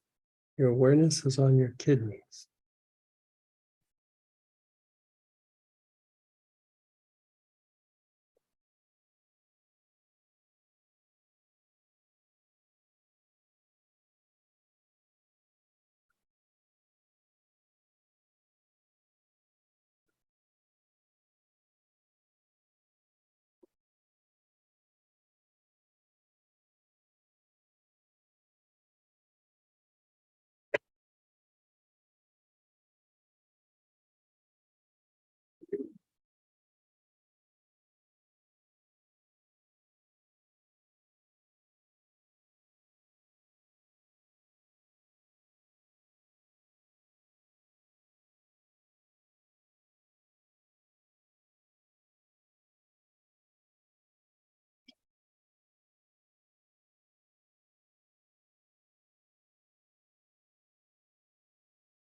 And the spleen on the left-hand side below your ribs. Left-hand side below your ribs.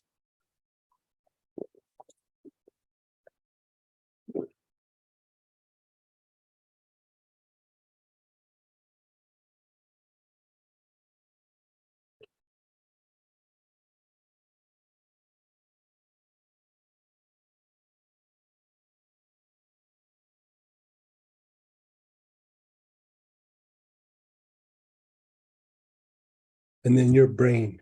Your awareness is on the brain.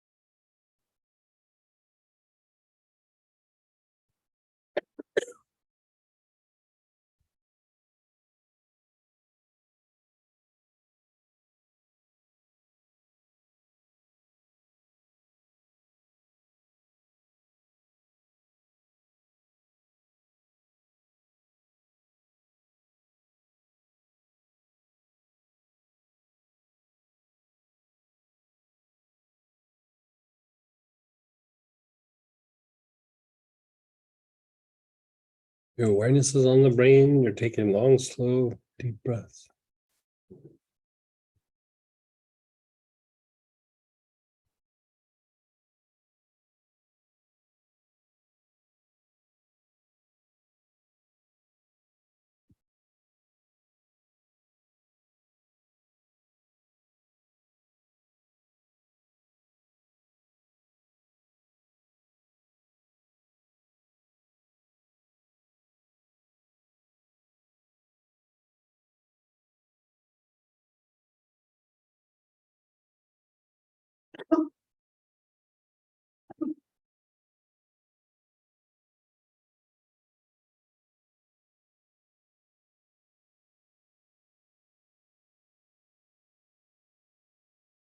And then just let go. Just let go of everything for a moment. Just let go.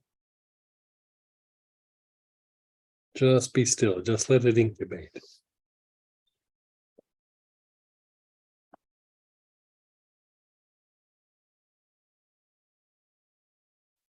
Now, if you think about the task or the thing that you've been trying to do where you've been procrastinating, think about it now and just see how it seems, see how it feels.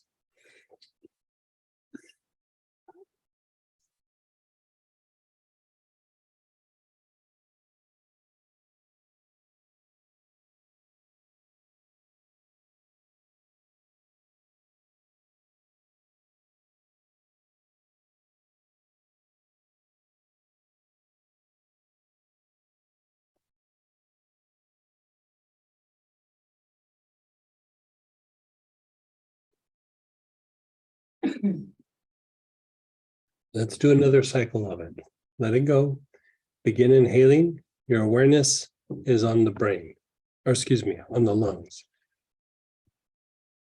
Your awareness is on the lungs. You're taking long, slow, deep breaths. Lungs. Like the lungs, yeah.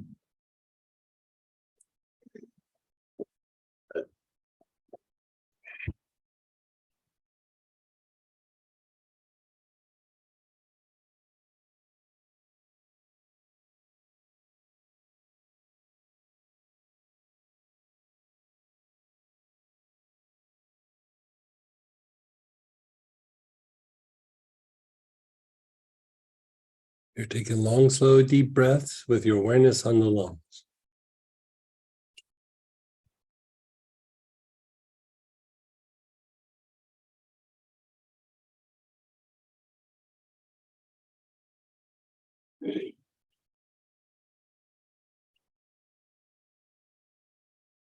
Your awareness is on the liver, right hand side below the ribs.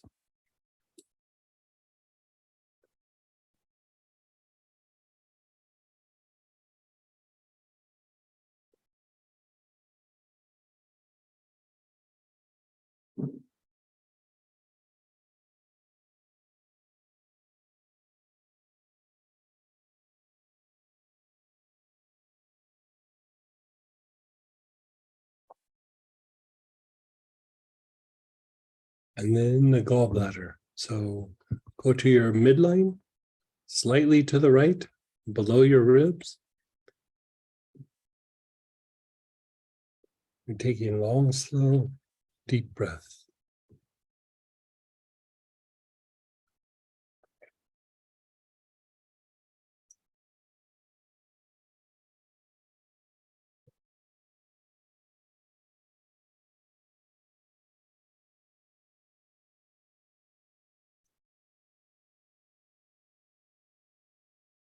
Move to your kidney area. Your awareness is on the kidneys.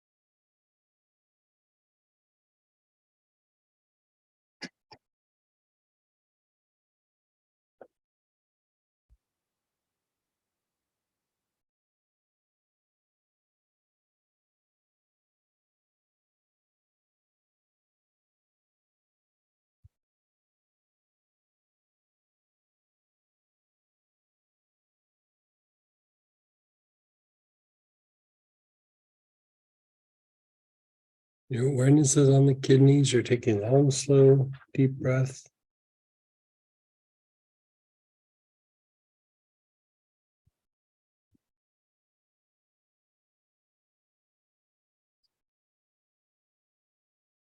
And then the spleen. Your awareness is on the spleen.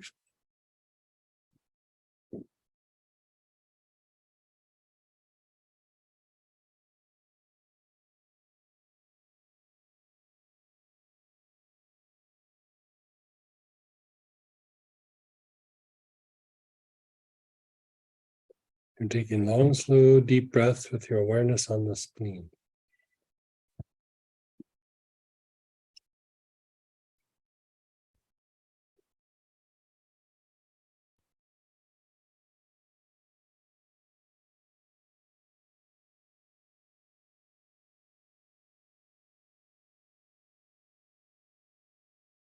And then the brain. Your awareness is on your brain. Long, slow, deep breaths. Your awareness is on your brain.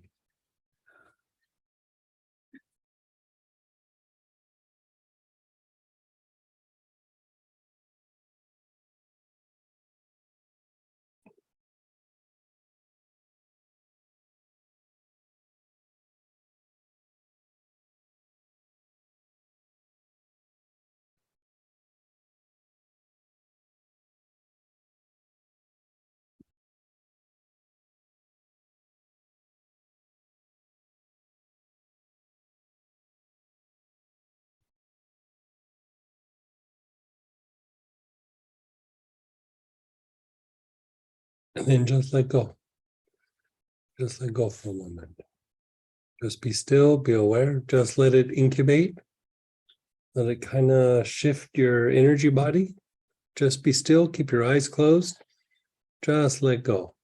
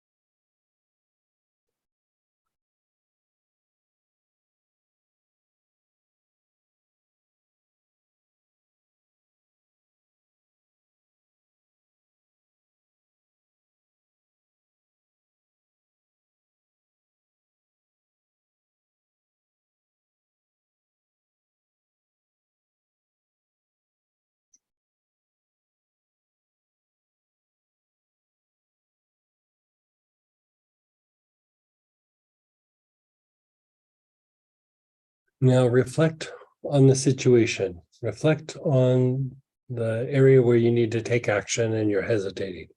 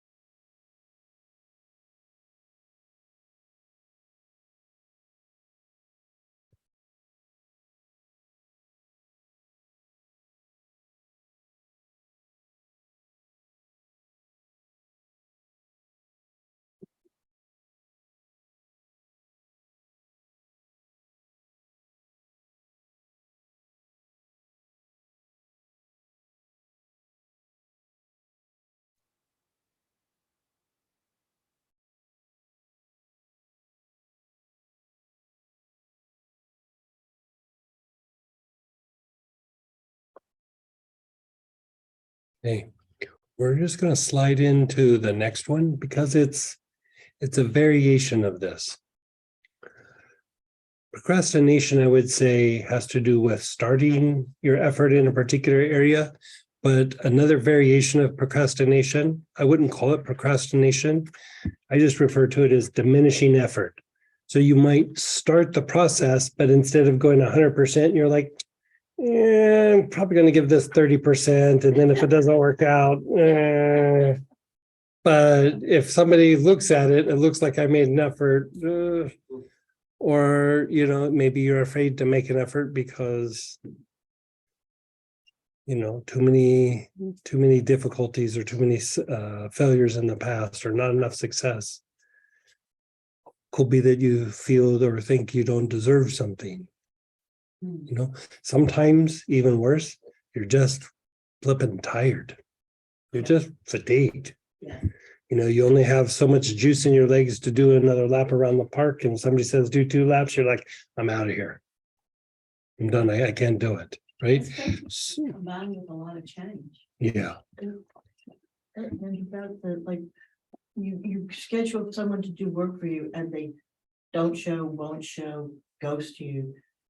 I put my effort into getting them to come, but they don't come. I don't know what to do with that piece. Get somebody else.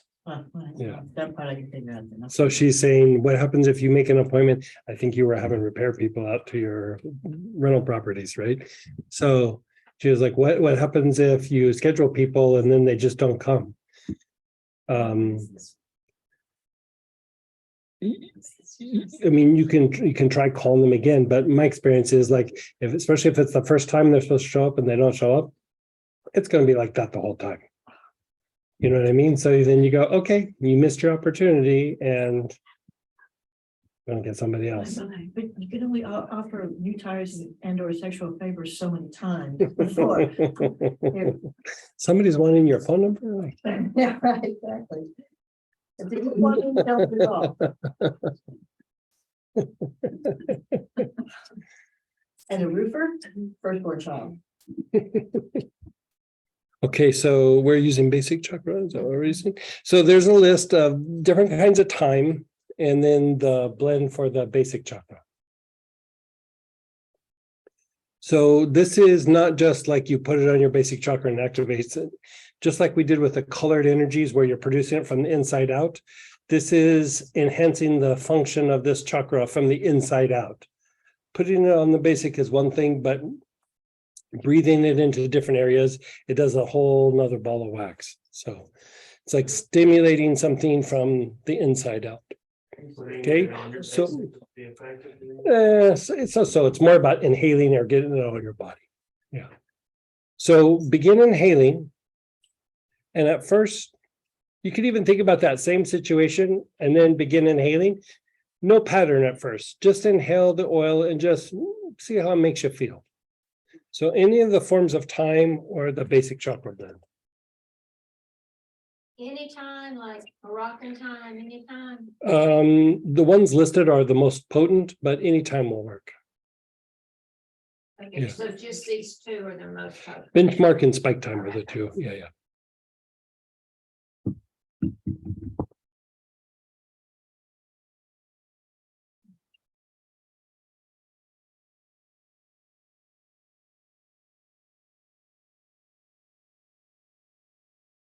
Okay, and then just let it go for a second. Now, check in with your spine. Where do you feel a blockage in your spine? Your spine has to do with how you interact with the environment, how you receive information from the environment, how you take action with the environment.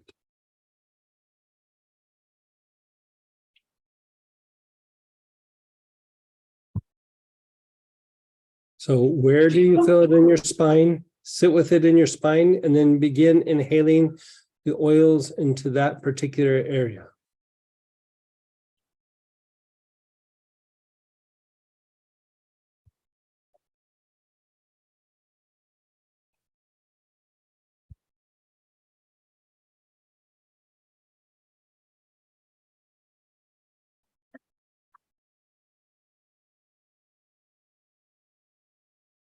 You're breathing the oil into that part of your spine.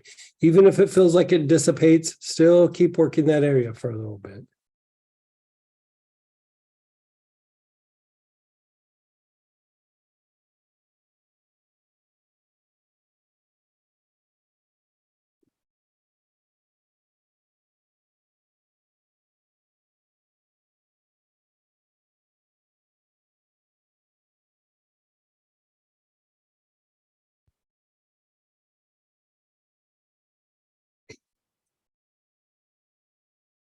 And then just let go.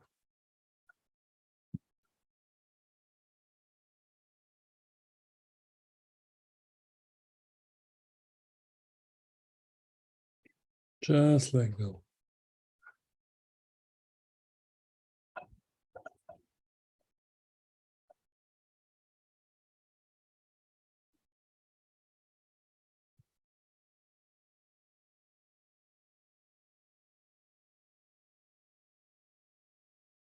You can contemplate the situation, the area, the task.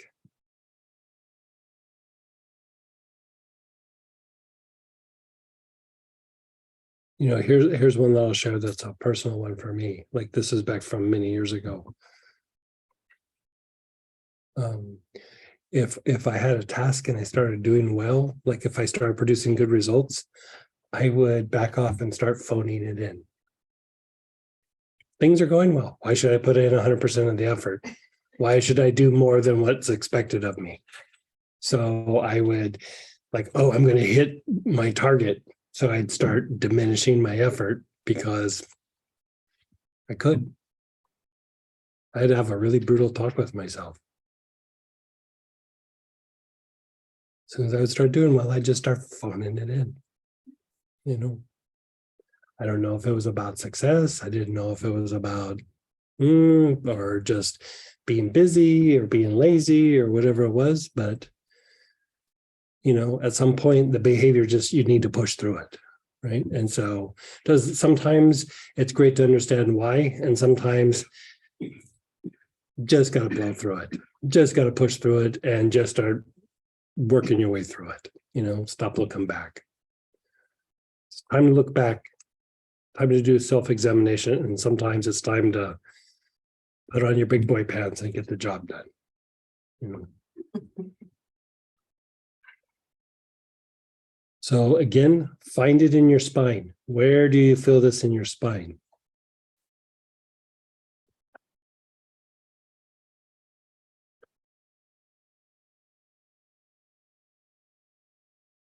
For me, I always felt it like mid to low back, and go right like boom.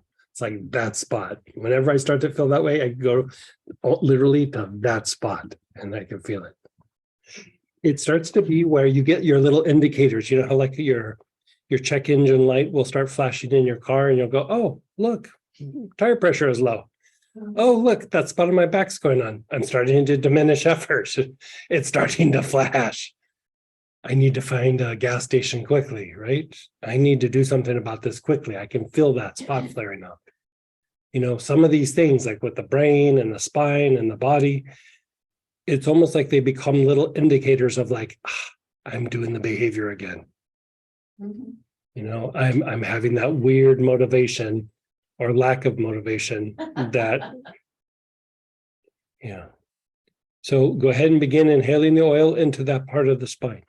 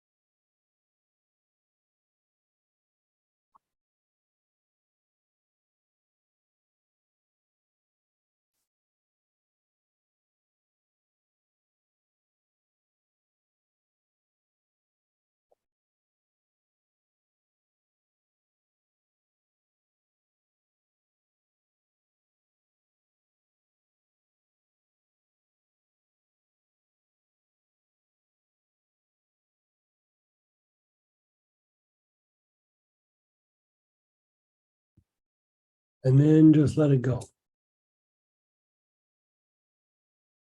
Just let it incubate for a moment.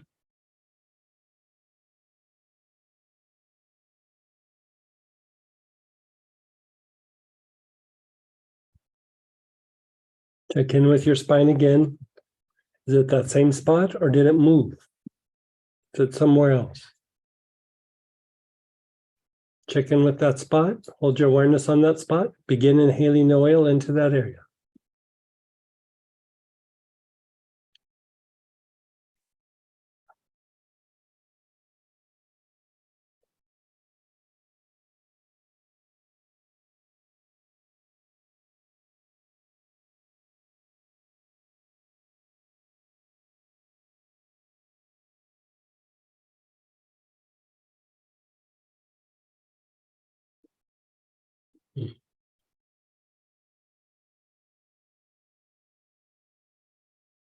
And explore your whole spine. Like just breathe into every part of your spine, just like you did with your brain. Cover your whole spine, your neck, between the shoulder blades, the mid back, your low back.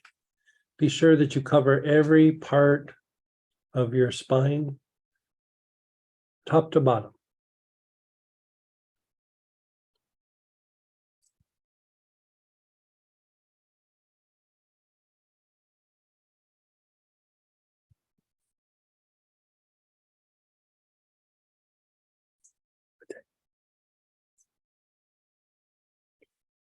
Okay.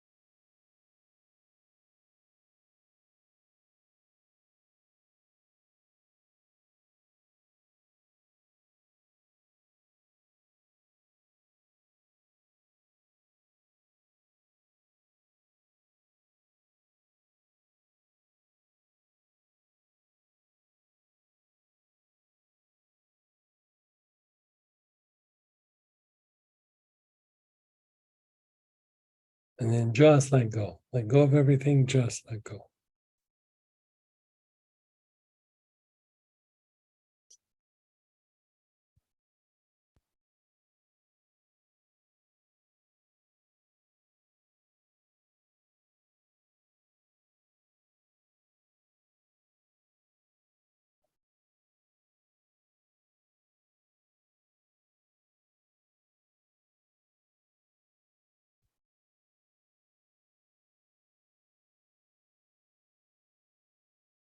And then just be still, be aware, just let go. Let go of everything.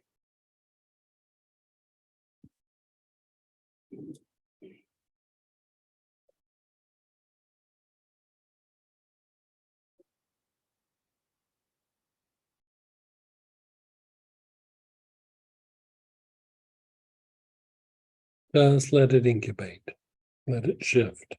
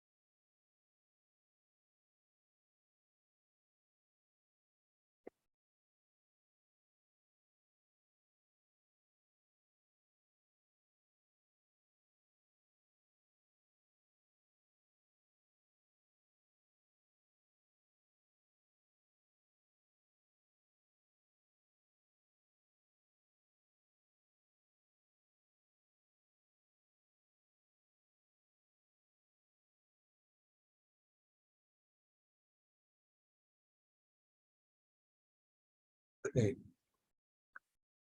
Reflect on the situation, whatever it was that you reflected on at the beginning, reflect on it now. How does it seem?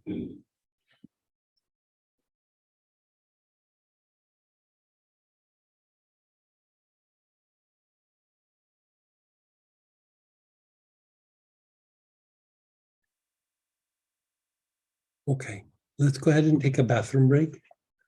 We'll do a bathroom break. We'll come back and maybe do one more before lunch, one or two more. But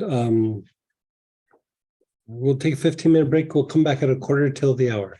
So I'll see you in 15 minutes.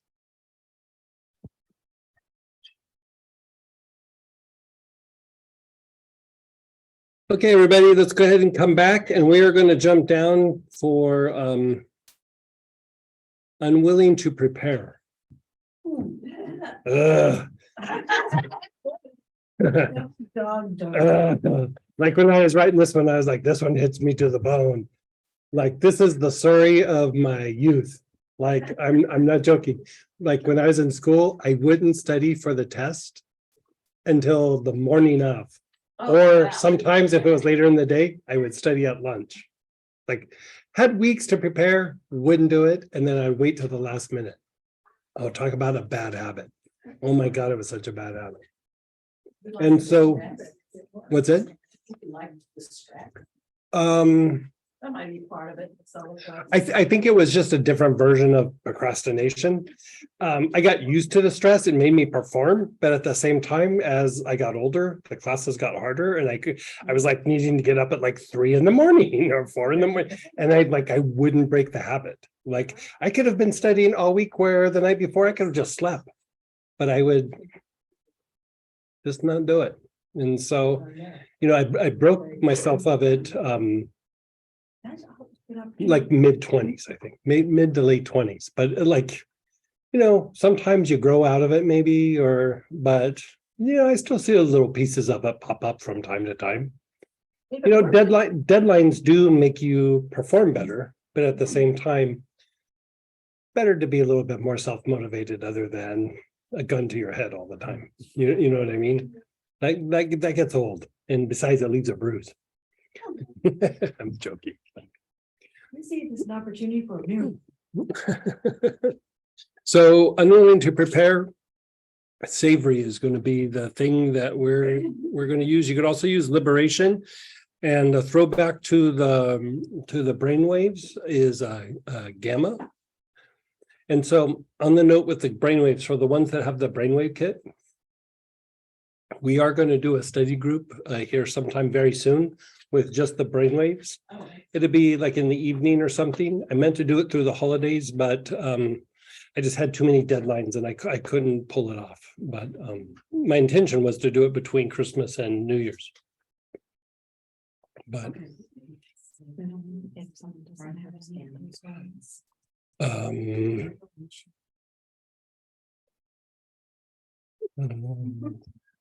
Did we give them other choices of them? There's a whole lot of other choices. So just what's listed and then. Yeah, I mean, I might be able to find like a B or a C choice. But so, I mean, they could try their cinnamon again, I guess. Liberation's got some. Yeah. So that one, so if you have savory, maybe don't put it directly on your skin, put it on like a tissue or inhale it out of the bottle.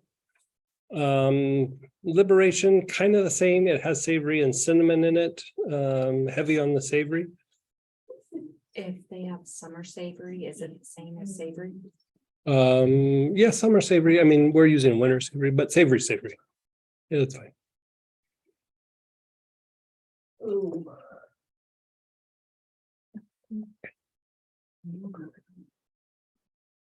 Didn't know that was bad. What's that? Deadline oriented. So that's not 10% of my grant.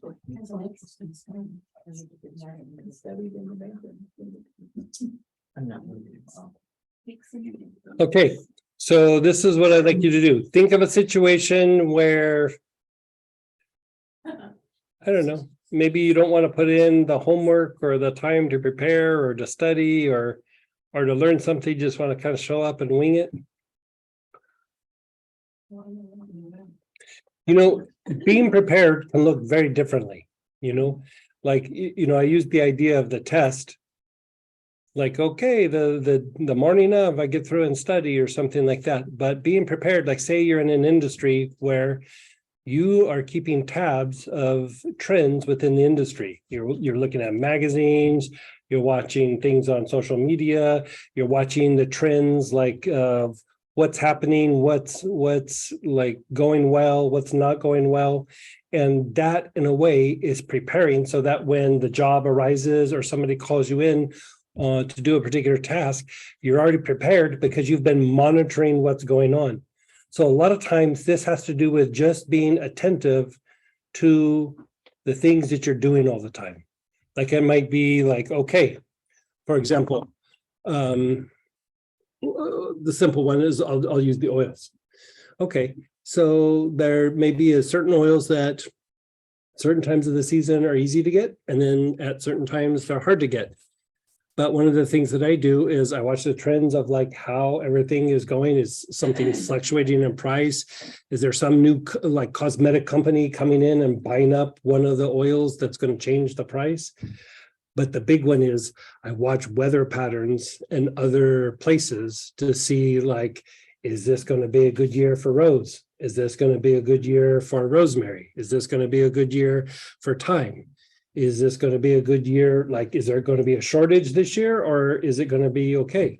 Like 3 or 4 years ago, it was before the pandemic, 3 days before distilling, there was a really bad rainstorm in Bulgaria and all the Damascus rose and Rose Alba was ruined. So all of a sudden within 3 days, people who are paying attention go, I have 3 days. Like I might have a week to buy up what I need for the year because there's not going to be. So like you either buy it now or you're going to pay twice the price later in the year if you can get it. Like you might not even be able to get it. But as soon as that happens, everybody holds on to it and starts jacking up the price. So you go, you know, so that 1 year when they, the government made spikenard an endangered species, right? All of a sudden, I mean, it happened literally overnight. There was still spikenard floating around the country, but spikenard like tripled in price, like within like a few days. So I hunted down, I bought up like 3 years worth of spikenard because I was like, I'm going to keep the price down as long as I can. But at some point I'll run out, but at least I'll have a couple of years worth. And by the time those 3 years went by, the price had already normalized again. Like that, it had like changed. That somebody had started cultivating spikenard, so you could get it without it being an issue. And so the being prepared was just monitoring the situation. And when something arose, it was like, I need to act on that and put that fire out before it's a problem. Before somebody says, I need XYZ and I can't get it, or it's, 5 times the price or something.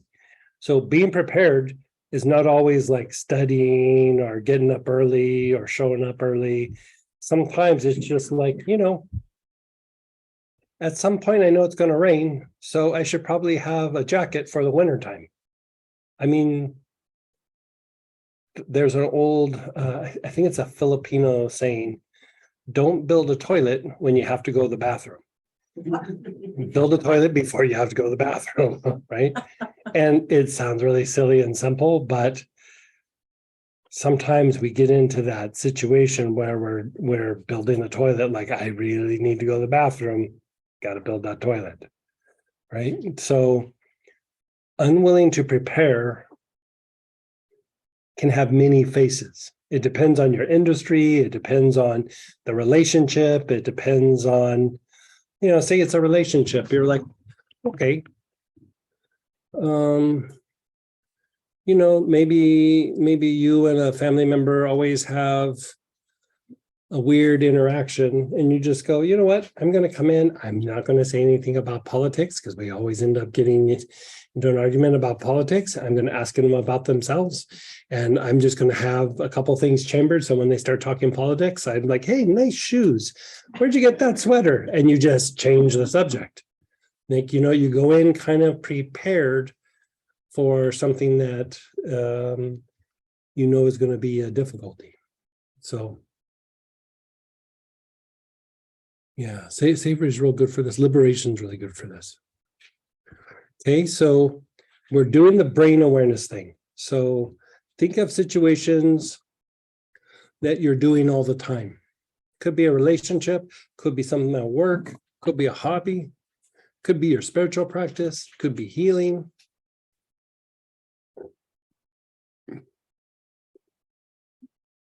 And just be aware of it. You're not even really trying to define it or trying to pick out a problem or a pattern. You're just observing it. These things, they are based on. And they do. Okay.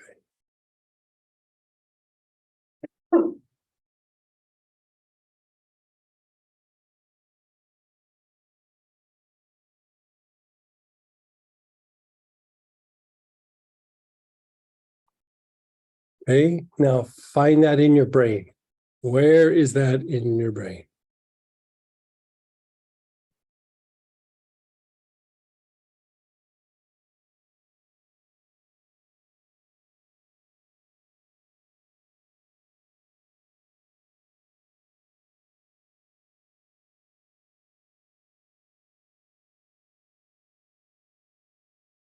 And now inhale the oil that you chose with your awareness on that part of the brain.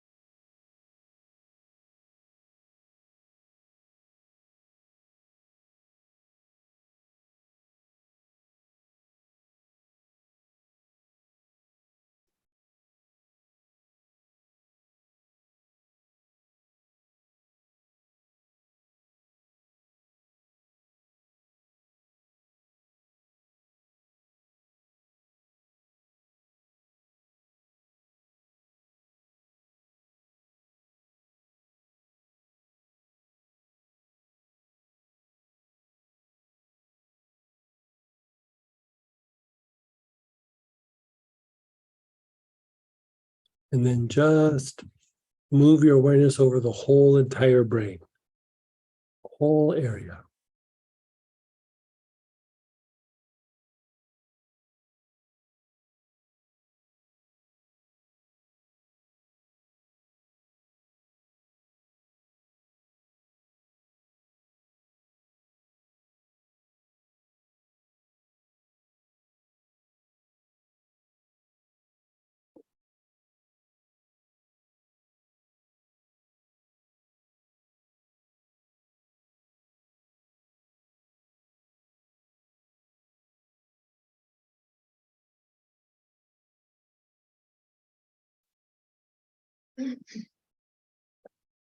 Just let go. Let go of everything. Just let go.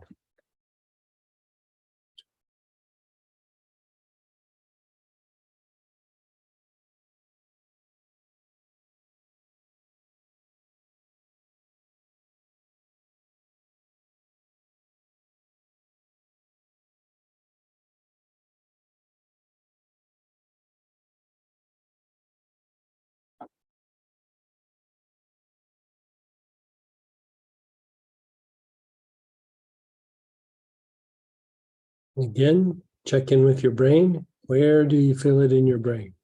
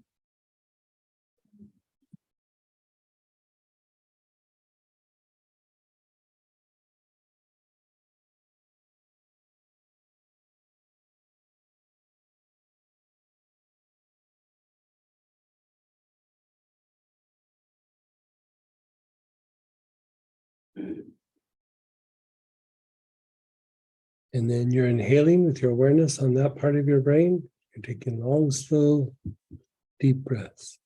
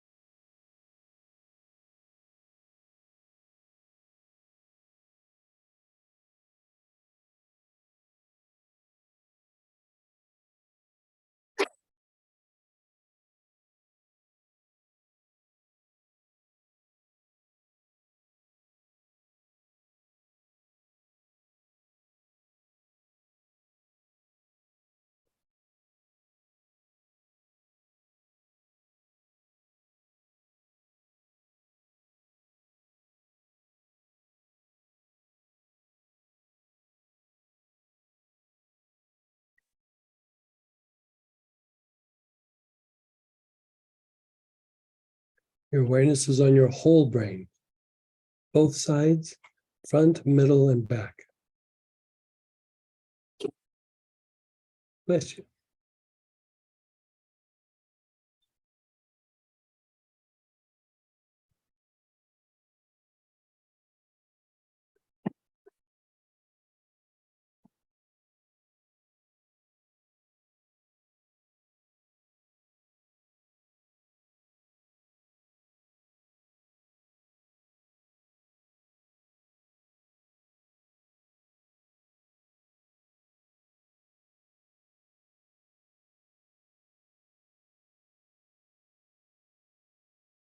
And then just let go. Let go of everything. Just let go.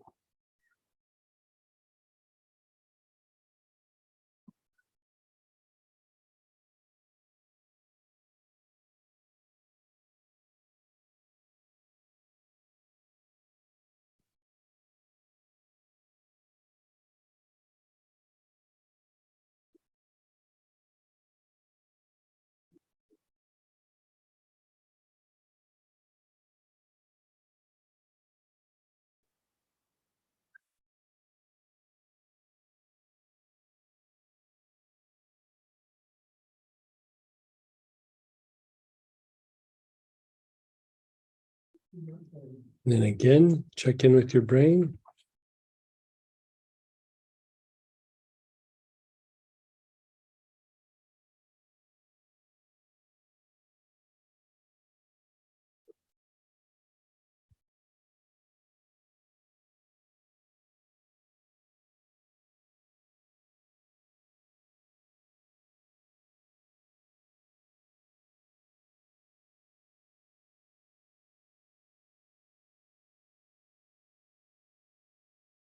You're inhaling with your awareness on that part of your brain.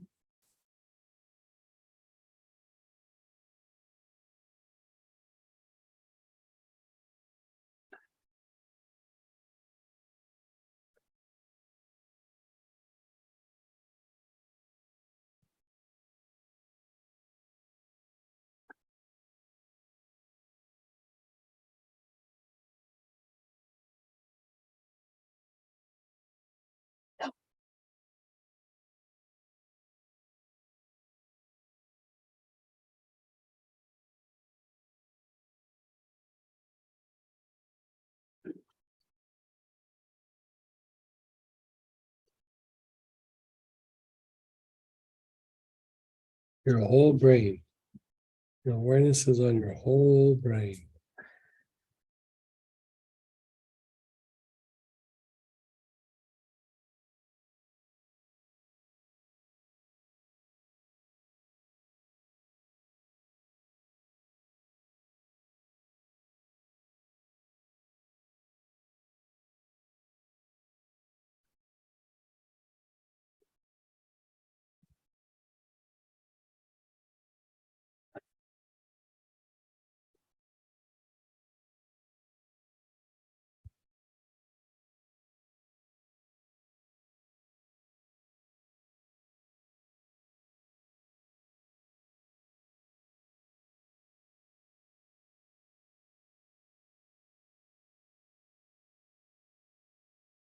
Just let go for a moment. Just let go, let it incubate. Keep your eyes closed, just let it incubate.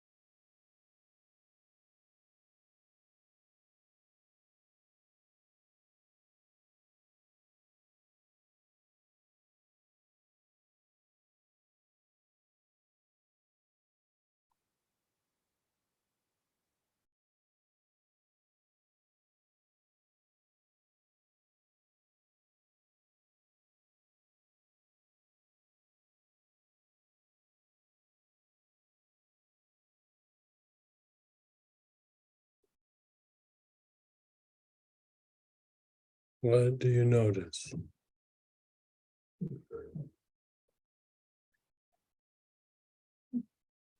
Think of it like this. Savory and liberation blend and even gamma. It helps you to step out of the box. Like, you know, whatever it is, like, okay, this is what I do. This is just my thing that I always do.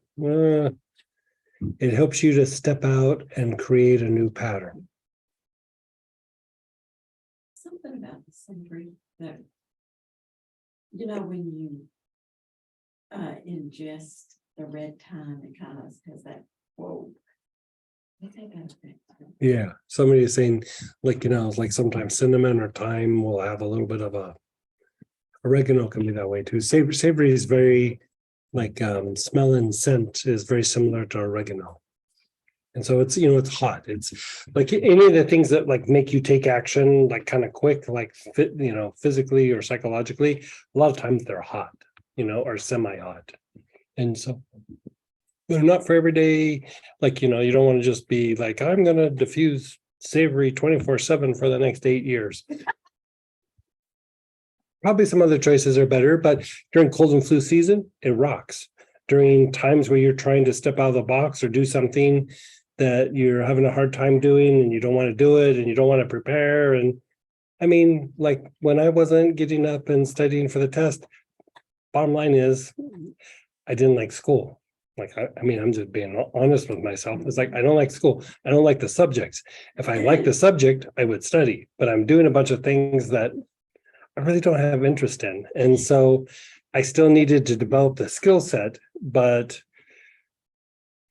I was young and not too bright. Like I wasn't able to just make myself do it. So it took a lot of years of like wrestling with myself. Where here you can just kind of do this little hack and go, let's create a new habit. Let's create a new motivation.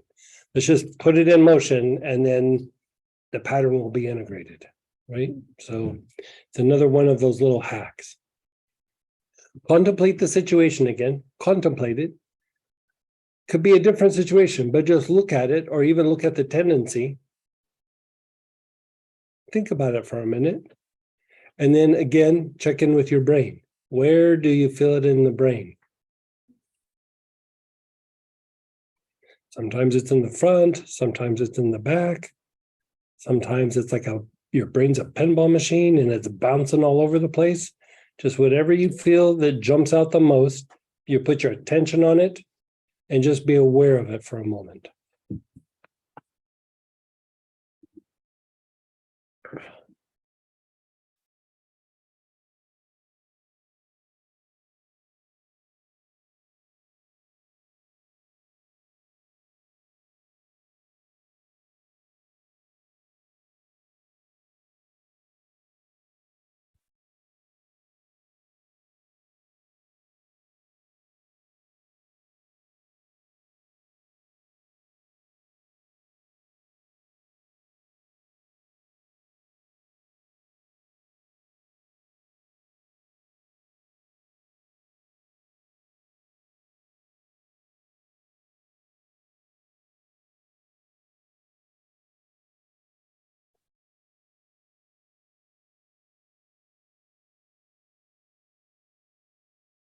Okay, you got your awareness on that part of your brain and begin inhaling.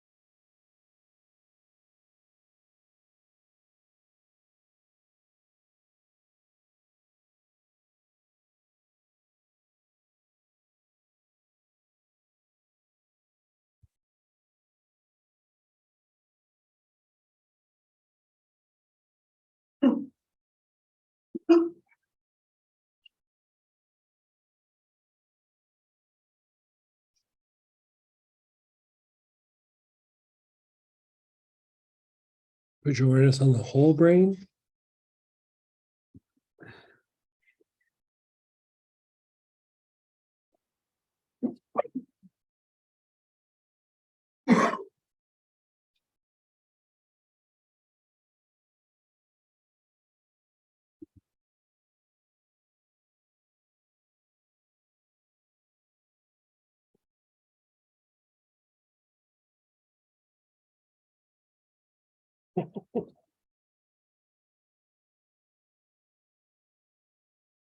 Then just let go. Just let it incubate, let it shift.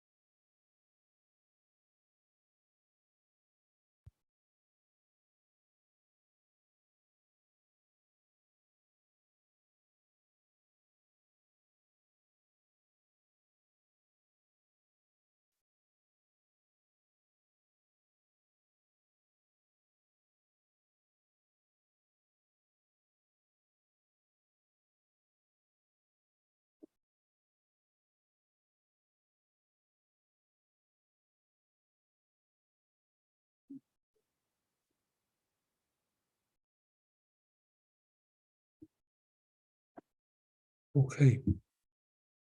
Just reflect, and if you have something you want to journal or some little note you want to make, you can do that.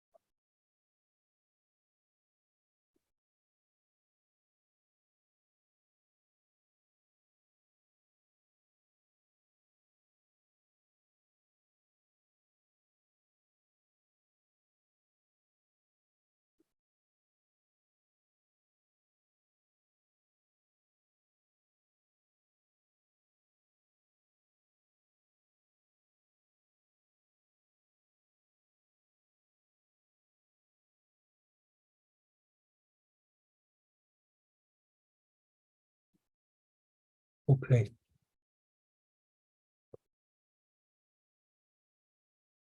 Let's go ahead and share experiences and ask questions based on the processes that we've done in the last 3 segments or so.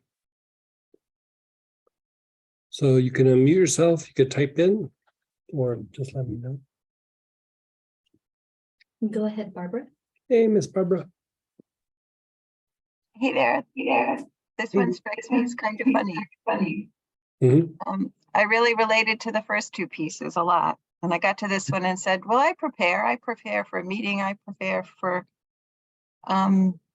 work, I prepare for tests at school, yada, yada. And the end of the process, I said, yes, but you don't prepare for things that impact only you. This is huge. Right, And it was right. just really amazing to see. I had externally, it was one way, but for myself, it's a whole different MO. It was pretty amazing to Right. have that get clarified. I think that's perfect because like a lot of times, you know, with some of these, you're not going to have it across the board. You're going to have it in this one little area, like, and that's perfect. Like when it comes to other people or going out and the environment, you nailed it. But like we said, like, okay, here I'm doing it for myself. Maybe I'm not as prepared as I would think, or, you know, and I think there's a time and a place to look at the motivations of why, but, you know, going through abandonment, going through the self-esteem classes, going through the self-image,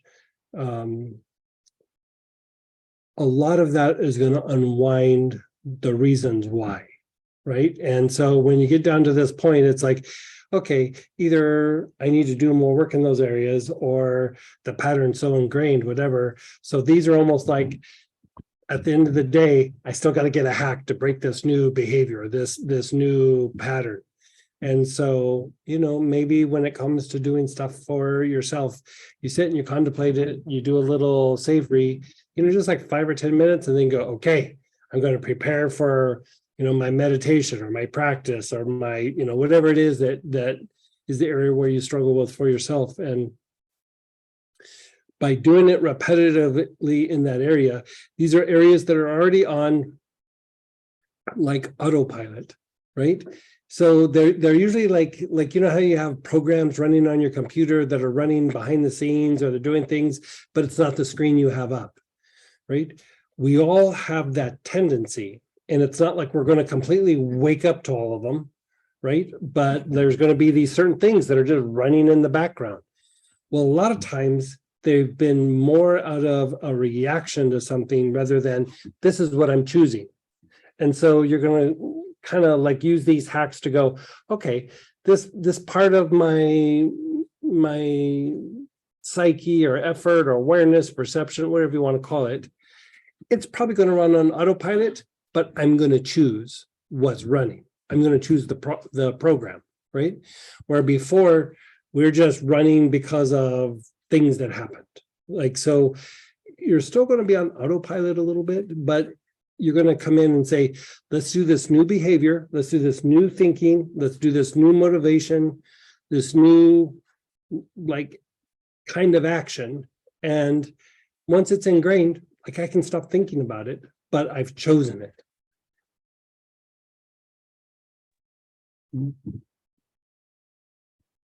The whole issue of procrastination, I have tried to become more gentle with myself. Yeah. about it.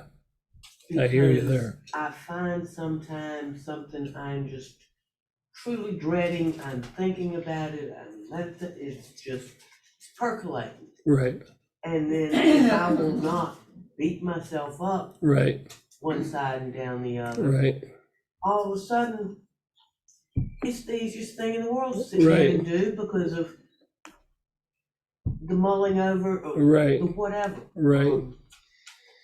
Back when my sons were little and I was cooking dinner and tending and working whatever all day, I could sit in the kitchen for an hour at night dreading cleaning up the dishes after I Yeah. just getting it all ship-shape again, and I finally got to where I just let myself go to bed. And in the morning, first thing, I could do it in 5 minutes. Mhm. Who cares if those dishes are dirty? Right. Right, it's a self-imposed thing. So I don't know if you could hear, but she was talking about with procrastination, and these are all like kind of variations of procrastination or like kind of facets of it. And she was saying that like over a period of time, being a little bit more gentle with yourself, like, and she gave her example of maybe at the end of the day, raising kids and everything, she'd make dinner, and she was like, well, they'll sit in the kitchen and like for an hour go, oh, I don't want to do the dishes. You're putting it off. When the action plan can just be, like she said, like, I'm going to get up in the morning, knock them out and be done with it. Like there's a perfect example of the end of the day, she's doing a whole bunch of things. She's already been working. At the end of the day, she's exhausted. So the procrastination is more just out of exhaustion than anything, right? And so if you go, okay, the plan is, I'm tired at the end of the day. Who cares if the dishes sit in the sink overnight? This is what she was saying. Who cares if they sit in the sink overnight? I'm the one judging that, so I'm not going to judge it. I'm just going to get up in the morning and knock them out in 5 minutes. Like that's an action plan. Like, it doesn't have to be done like, it's in front of me, I have to do it now. Like, no, as long as you kind of schedule and play it out, and like you're also being realistic with yourself with it. Like, I'm tired, like my body is tired. Even like a couple of nights ago, I was in the middle of writing something, and I was like, I am making a mess out of this. It's half gibberish because I'm really super tired and my brain's just fried right now. And so anything that I do, it's not going to be good. So how about I just let myself rest, and then kind of like what she did. Mine wasn't quite in the morning, but I was like, sometime tomorrow, like at lunch or something, I'll sit and I'll write this out. Next day, it took me like 10 minutes. I struggled with that thing for 45 minutes, and I looked at it and I was like, it looks like a 5-year-old wrote this. Like, oh my God, like it's just, I think there was one little section where I said like 5 times, like this, like that, like this, like that. I was like, oh my God, this is embarrassing. So I just erased it all, and I was like, tomorrow, I'll when I feel better, I wasn't feeling horrible. I was just tired, and so like, I'm gonna let myself rest. And so procrastination isn't always about go, right? Sometimes it's just also being realistic. Like, I don't have time to do this right now. I don't have the energy to do this right now. More important, I don't have the energy to do it well right now. And if it's a little 15-second thing, maybe you knock it out. But if it's like, I got to get up and I got to do some effort, you can be like realistic with yourself. And, if you look at it like that, like what Hilda was saying, she goes, okay, I'm tired. I'm going to create a schedule in the morning. And then she stuck to the schedule. That is not procrastination. That's just good time management, right? So don't mistake time management as a type of procrastination.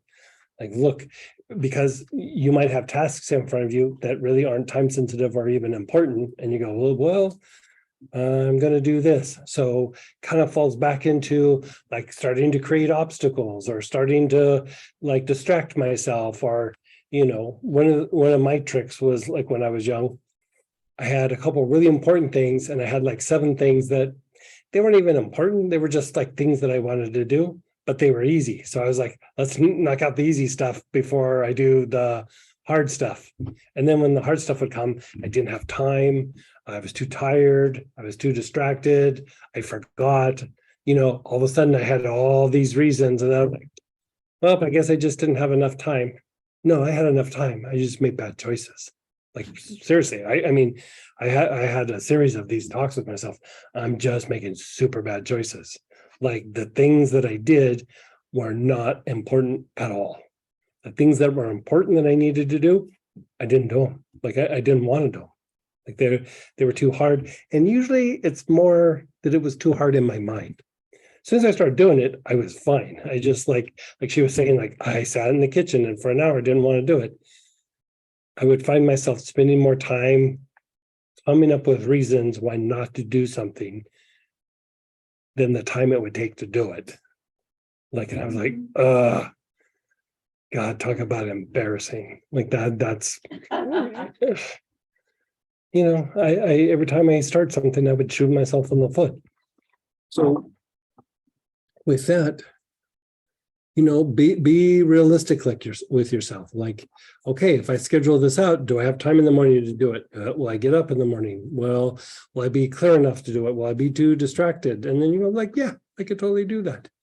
And like she said, who cares if the dishes are in the sink overnight? Like she's the one judging it. So if she's okay with it, going back to what we were saying before, those I should, I'm supposed to, I probably need to, when that didn't really change anything.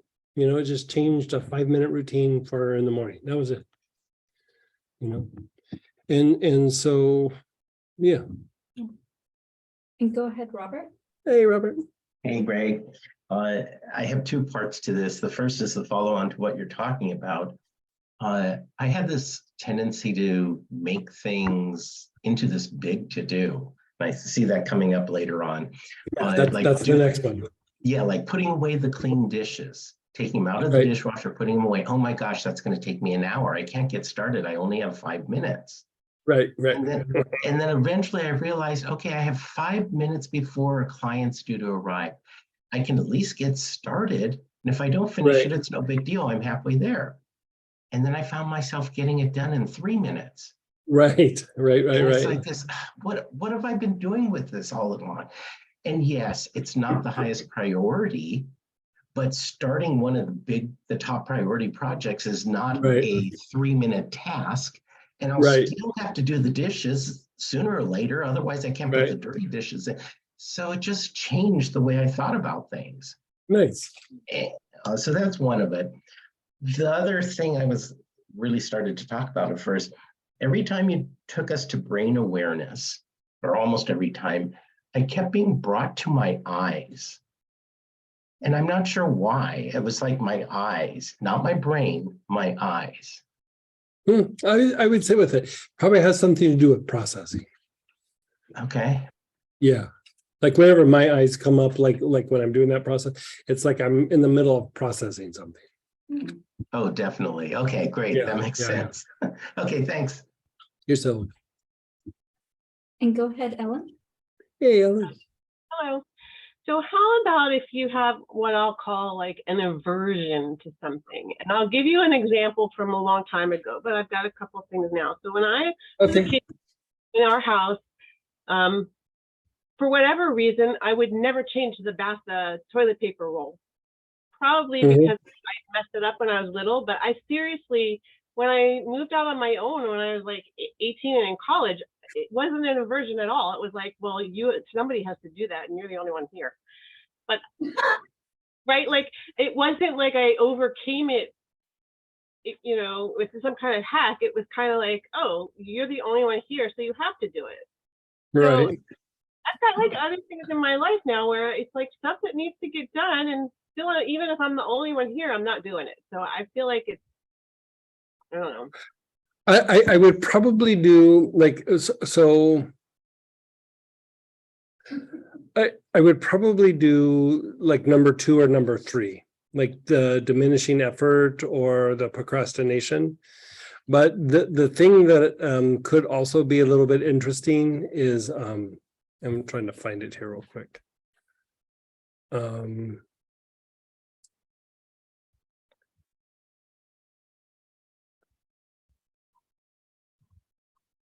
Maybe. It sounds weird, but like on page 5 of the booklet, under C, there's defensive expectation. We're going to be doing it tomorrow. So defensive expectation or lowered expectation. I find that that's usually because like you kind of said it in what you were saying, like, I don't do it because I probably got in trouble for it one time for doing it wrong. So then it's like, well, if I don't put in quite the effort, if it's wrong, it's not because I didn't do it right. It's because I didn't put in all the effort. It's not logical. It's more of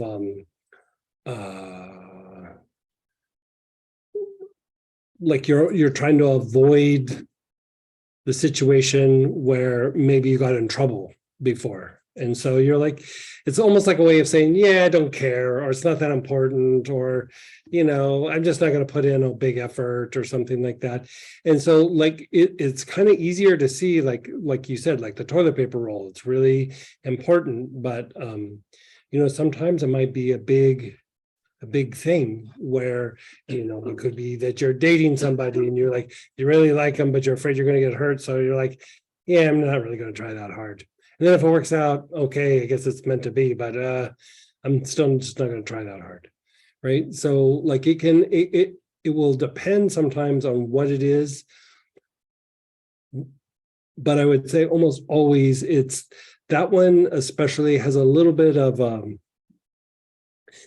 I wouldn't say trauma. I would say maybe micro trauma or like you said, like maybe got in trouble, or maybe there was, you did something one time and like, again, going to the toilet paper example, you put it on upside down and then a couple of people made a joke about it and you got a little embarrassed and you're like, yeah, I'm not going to have that embarrassing thing happen again.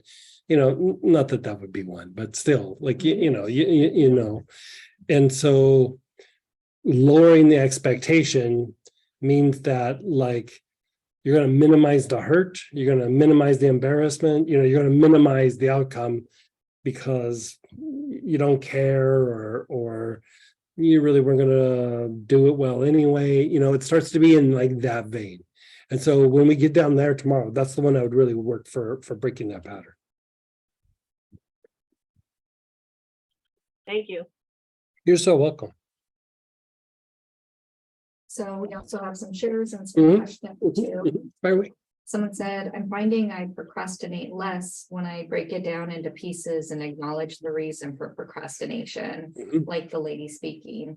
Change the rules. Are those my rules? Maybe there's a judgment. And I don't judge myself if it isn't perfect. Perfectionism is the biggest hurdle. Yeah, a lot of times there's a bunch of self-inflicted like rules or like I have to do this, and you know, when you start really examining why, I don't know, I just have it in my head, like, you know, and you really start breaking it down, I really don't have a reason, it's just that's what I always do, or that's what I was taught, or you know, so yeah. Question, self-love seems to be connected to mother issues. Self-esteem seems connected to father issues. Is self-worth connected to father issues? I would say self-love can be a byproduct of all kinds of things for all of them. And so, you know, self-worth is usually a byproduct of self-esteem, self-image, and issues with abandonment and rejection. And so, you know, a lot of them have to do with our past experiences and you know, areas where we had difficulty or got beat down or got traumatized. We tend to try to come up with a way to manage the outcome, manage the pain and not recreate it. And so instead of saying, I'm going to step up and I'm going to do better in a couple of areas, unconsciously, this is very unconscious, by the way. These are not usually like something you sit and think out, but you start trying to come up with these little strategies of like, I got to minimize this pain and this discomfort somehow. And so then it's like, well, if I procrastinate, if I lower expectation, if I exaggerate the obstacle or whatever, then I have reasons rather than I just couldn't do it, or I didn't know how, or wasn't smart enough, or, whatever it is. And so that can be a byproduct any step of the way. Yeah. A reference from Star Wars. At the first, the spot looked like Luke flying into the canyon on the Death Star. Breathing oil changed everything to pure light. Energy of both sides of the brain tripled. Oh, nice. Very nice. This has been a major problem. Just savory. Other parts were tightening up. I added some cinnamon and there was a big relaxing, a big release. Yes, savory is pretty strong. It might have been a little much for you. So if you can add a little cinnamon, that's fine. I don't remember what the situation was.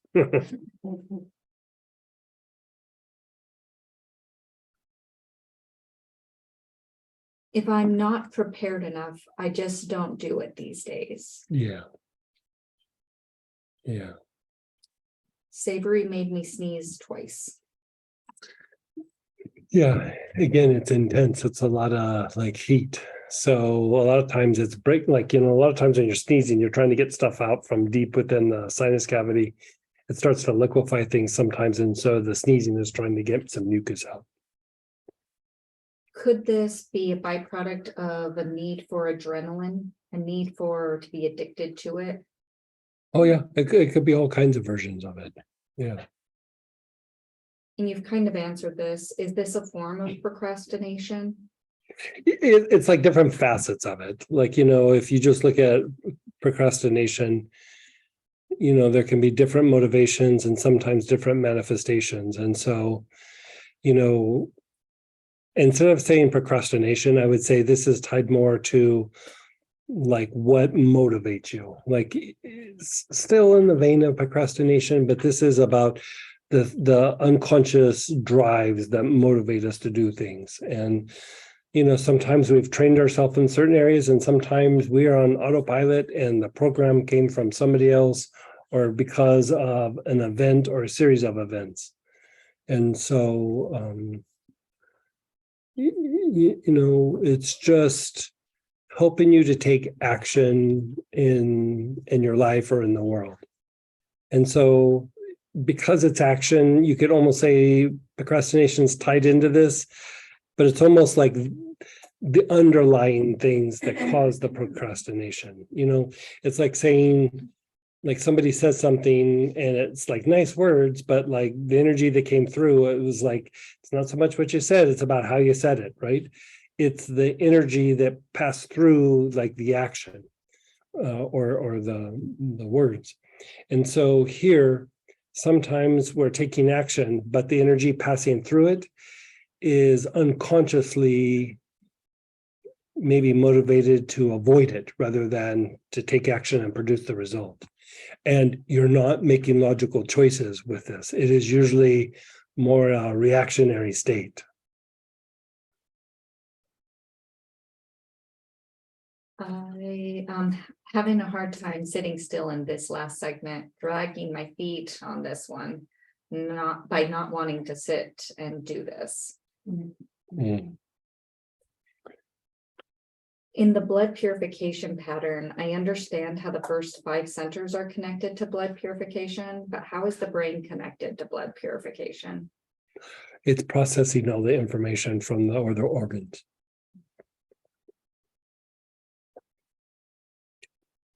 So how about this? We'll break for lunch. We'll go off and do lunch for a little bit, and we'll come back and we'll talk about some of these other things, right? So 12:40, 1:10, how about 2:10 Central Time? So hour and a half from now. And we'll see you in an hour and a half.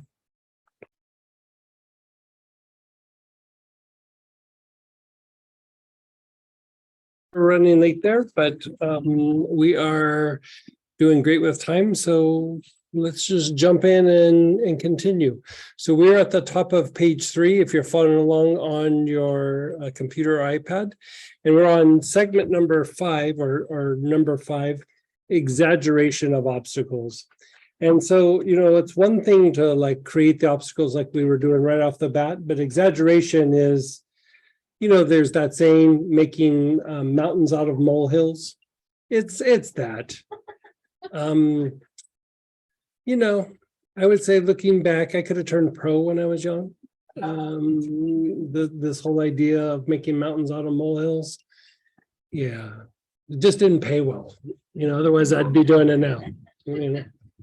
So, you know, as funny as it is, I you know, everybody's different, but when I was young, I had so many of these bad habits that we're talking about today, and tomorrow. I'm like, oh, God, this is just like a class from like when I was young.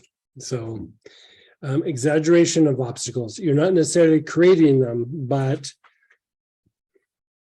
you know, this could almost start to tie into what you would call a defense mechanism, which is there's a bunch of different kinds of defense mechanisms, but the one exaggeration of obstacles is also like, what's the name of it? Like, I'll tell you here in a second. Let me look it up.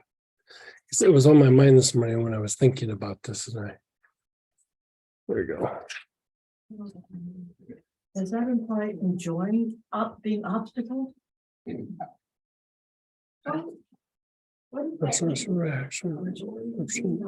Enjoying having obstacles in your path. Oh, gotcha. I can't do this. Okay, hold on. Let's yeah. Devaluation of pendency. I can't remember what it was.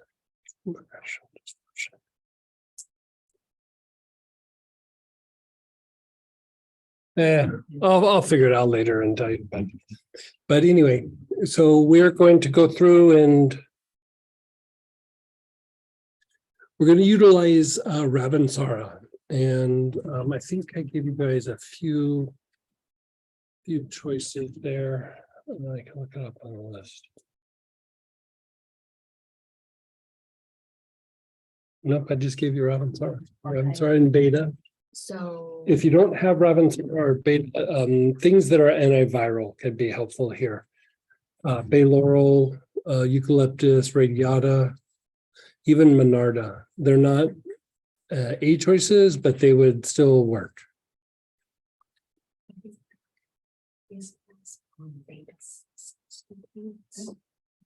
Let's just stick with the antivirals. Yeah. And then somebody's asking, could I use Ravensara instead? Ravensara is actually, even though the names are close, they're slightly different plants. So Ravensara is the one to use. Ravensara, better to go like bay laurel or eucalyptus radiata, something of that nature. Okay, so think of times where you make a bigger thing out of something. A good example of this, even as a little kid, is there's a monster in my closet or there's a monster under my bed. The obstacle is you don't want to go to bed and you don't want to go to sleep. And then all of a sudden the fears build up and boom, you make this big thing that's going to terrify you at night if you go to sleep. And so you've exaggerated a problem that had nothing to do with a monster in your room to, you start taking down this road where you make it into this big giant thing, and it's, a lot of times not. One time we had a situation in one of the businesses I was working for, and there was this potential lawsuit, you could say. And we prepared and we looked at all these scenarios. And when it got down to it, there was no lawsuit. We just basically said no. The whole meeting was like, nope. That was it. We had 2 days of meetings over something that took less than 60 seconds to resolve. We made it such a big deal in our heads, such a big deal. Now, most times when legal issues, it's the opposite. You think it's not going to be that bad, and it ends up being worse. Like this was one of those times where it was just the complete opposite. And, you know, we all kind of laughed about it, and it was like, well, maybe we just didn't want to do our work for a couple of days, or, you know, because I mean, we literally had, you know, round the clock meetings during the workday. Right. So this time you're going to focus on body awareness. And the body awareness is you're going to check in with the different sections of your body when it comes to something like this.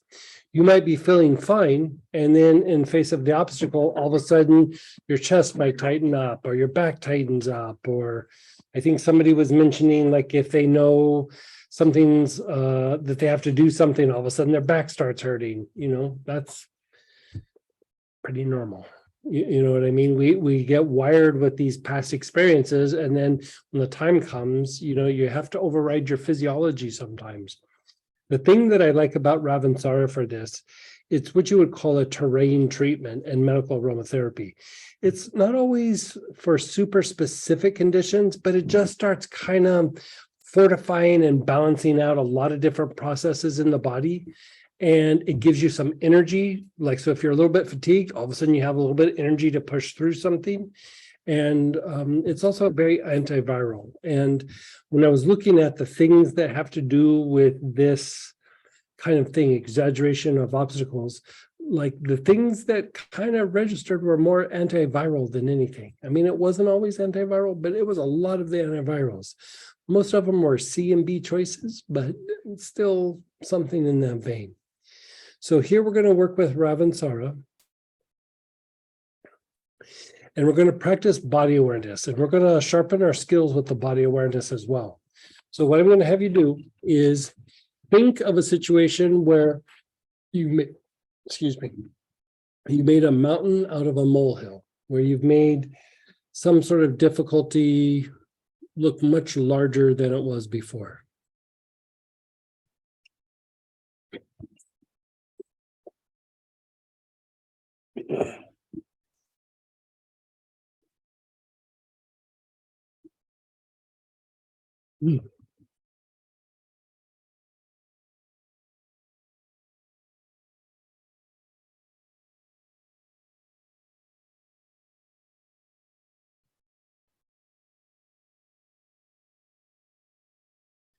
Okay, now you've thought about the situation. Now, where do you feel it in your body? Do you feel it in your chest, in your back, in your jaws? So this is what I do sometimes. Like, I'll evaluate the whole body and then go back to the primary spot. So start from the knee down. Where do you feel it in your lower legs? Do you feel some tension in your legs? Do you feel some tension in your shins, in your ankle? Does your ankle lock up? You feel some tension in your feet? Just from the knee down, where do you feel it? You think about this situation, where do you feel it in your lower legs?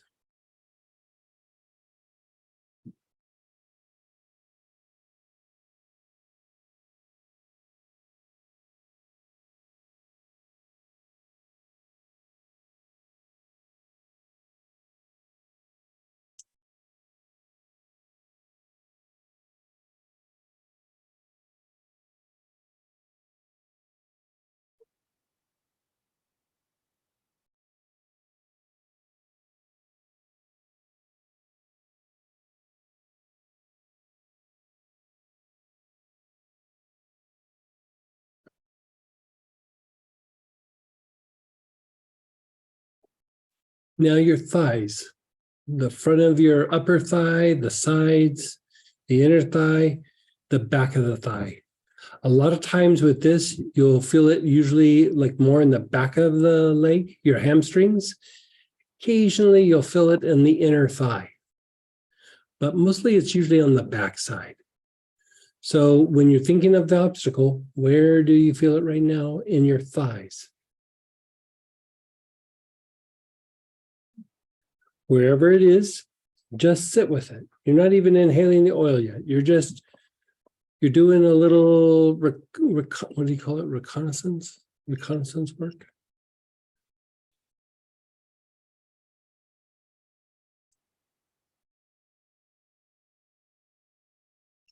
I've been writing a lot, so I question every word that comes out of my mouth.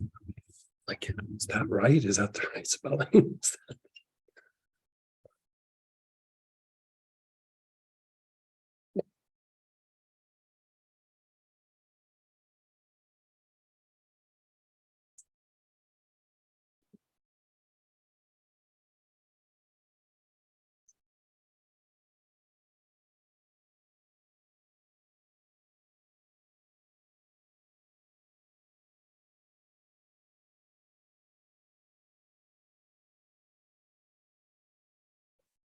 In your hips, the pelvis, the back of the hips, the butt cheeks, the sides, the front, even the floor of the pelvis. Where do you feel it in your pelvis?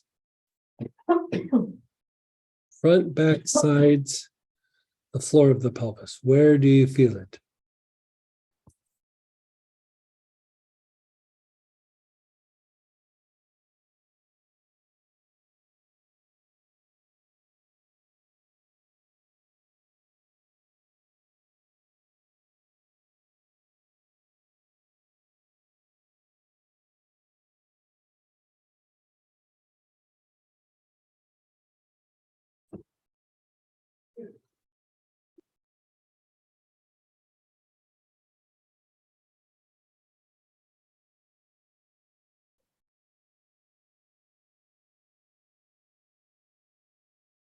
The lower abdomen, like from the belly button down, and the low back.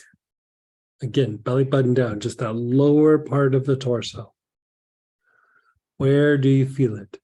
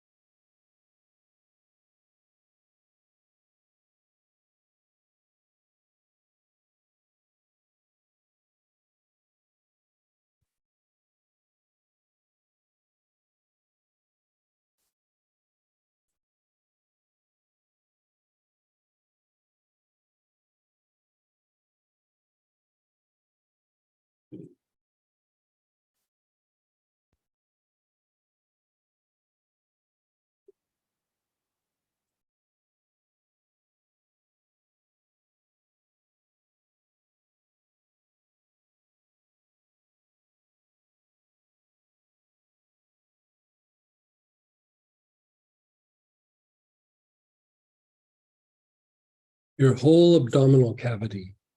Where do you feel it in your abdominal cavity?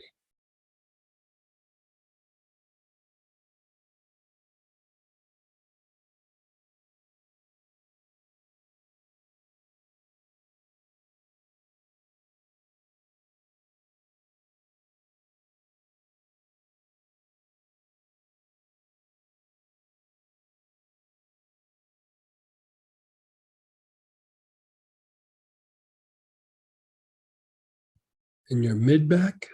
Where do you feel it in your back?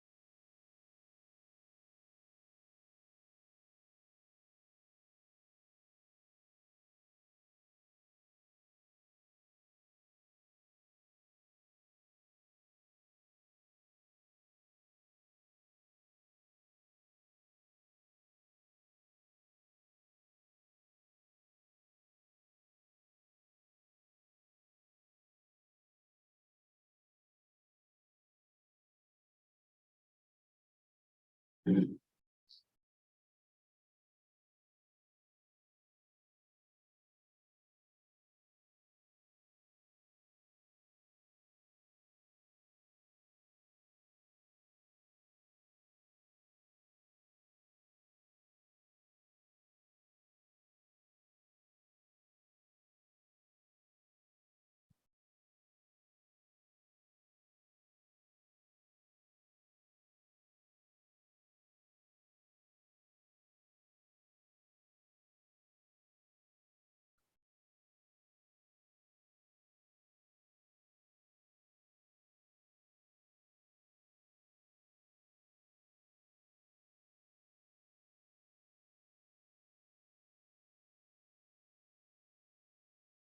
chest, your upper back, your area around your shoulder blades and between your shoulder blades. Where do you feel it?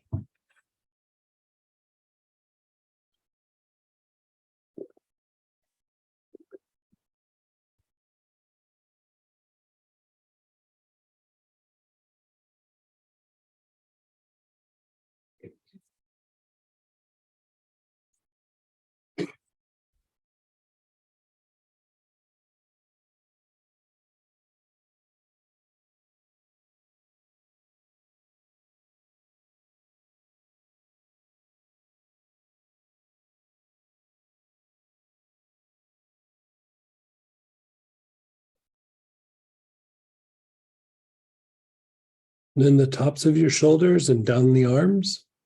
Where do you feel it?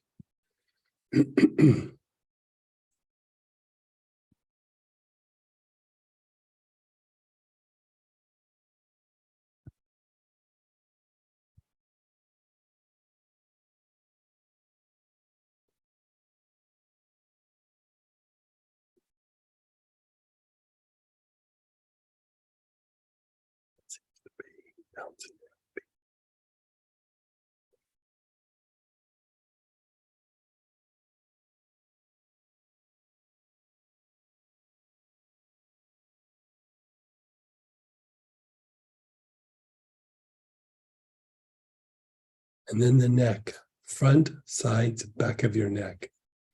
Where do you feel it in your neck? If you look at these obstacles, where do you feel it?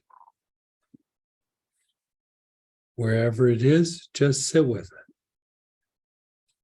Be aware of it, keep your attention on it, and just be still.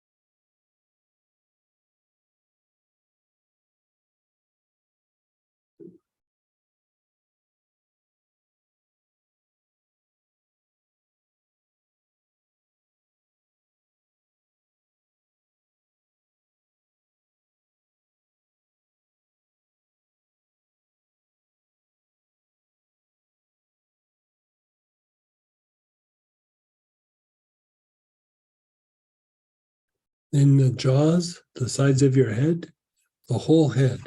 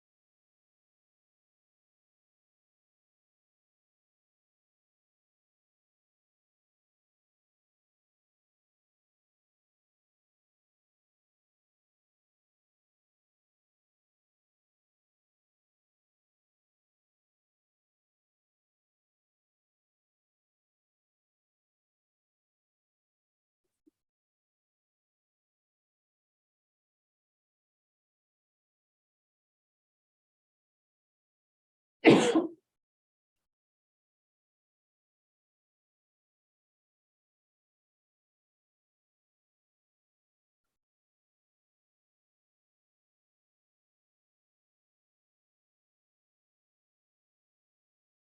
just let go. Just let go for a moment, just let go.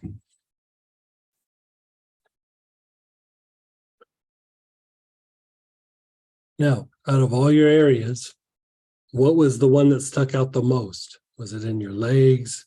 Was it in your back? Was it in your abdomen?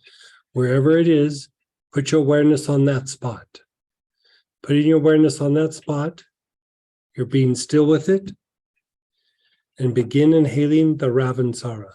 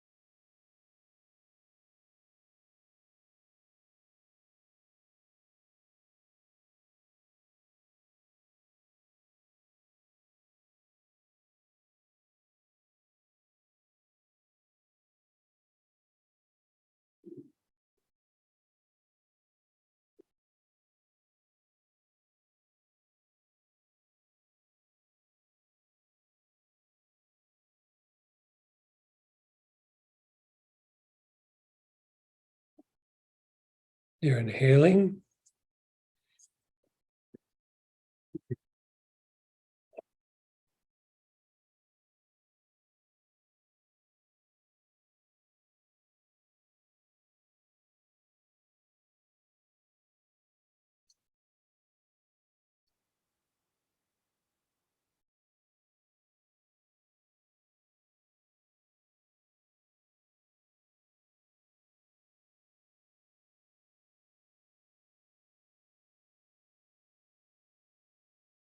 And then just be still. Let everything go and just let it incubate for a moment.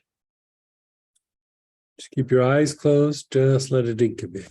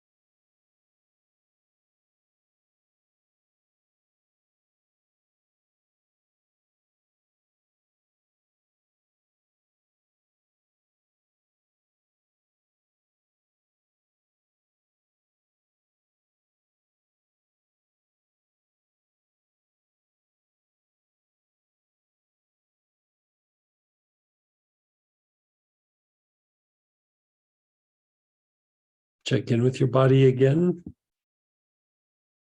Where do you feel it in your body? In your chest, your back, your neck, wherever it is, put your awareness on that spot. And again, begin inhaling the Ravansara.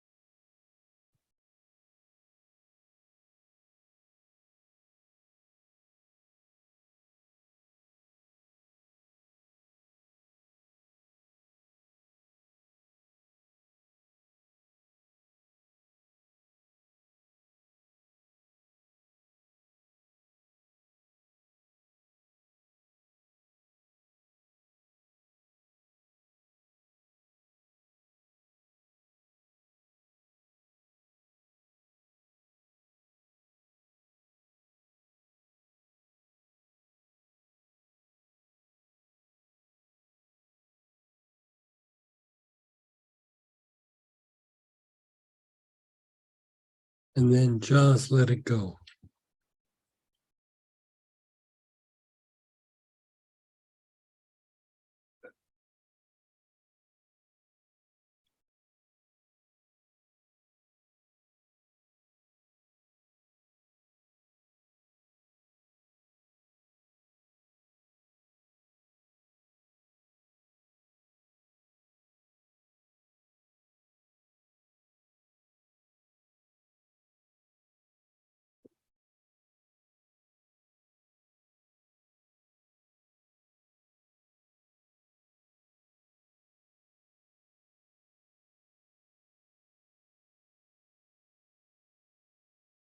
Again, find it in your body.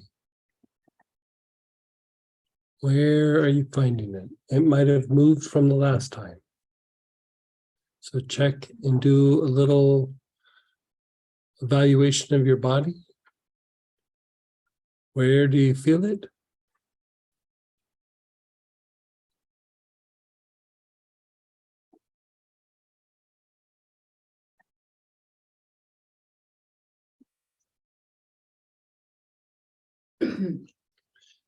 And then your awareness is on that spot, and start taking long, slow, deep breaths with the Ravensara again.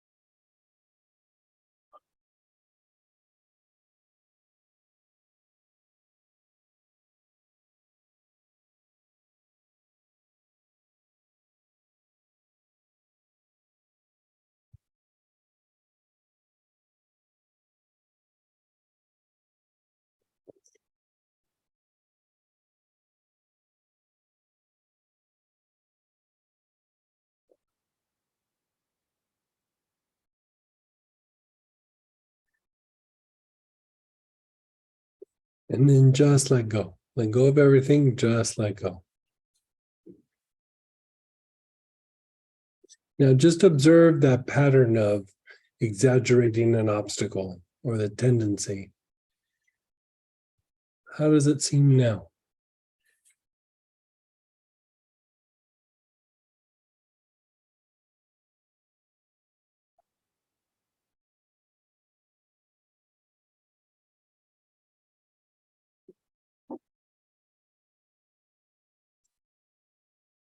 Okay. Next, we're going to do a little thing for anxiety. You know, there's different kinds of anxiety. This is very specific to, you know, we're talking about procrastination and obstacles and self-limiting, you know, self-reducing tendencies. And so this anxiety is associated with these kinds of tendencies. And so with that, marjoram or blue healer are the things that we suggested. What's that? Oh.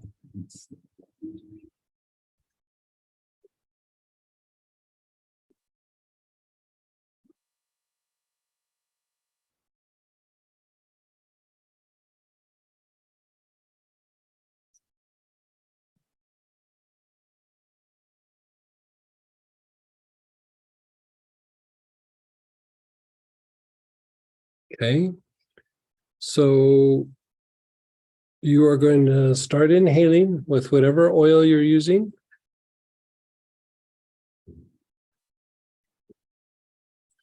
Your awareness is on your front solar plexus.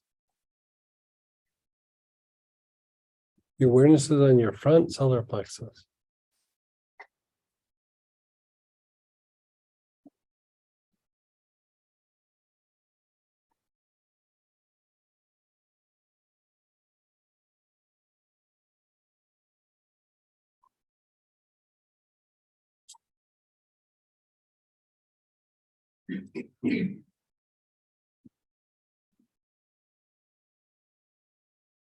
You're taking long, slow, deep breaths. Your awareness is on your front solar plexus.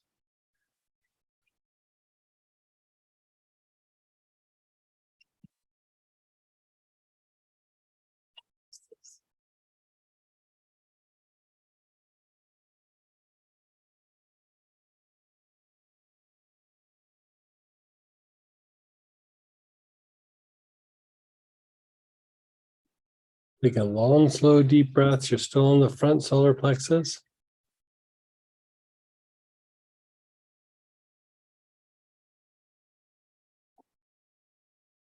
Move your awareness to the back solar plexus, the mid back area.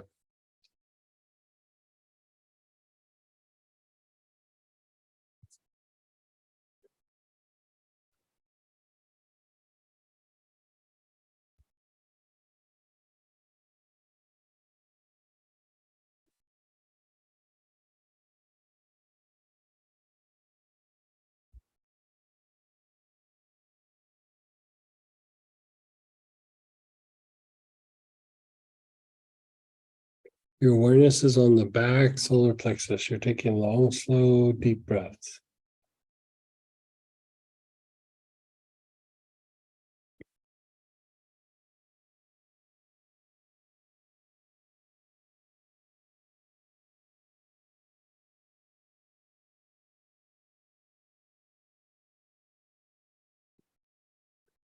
Your awareness is on the low back area opposite the navel, known as the Mingmen, the backside of the navel.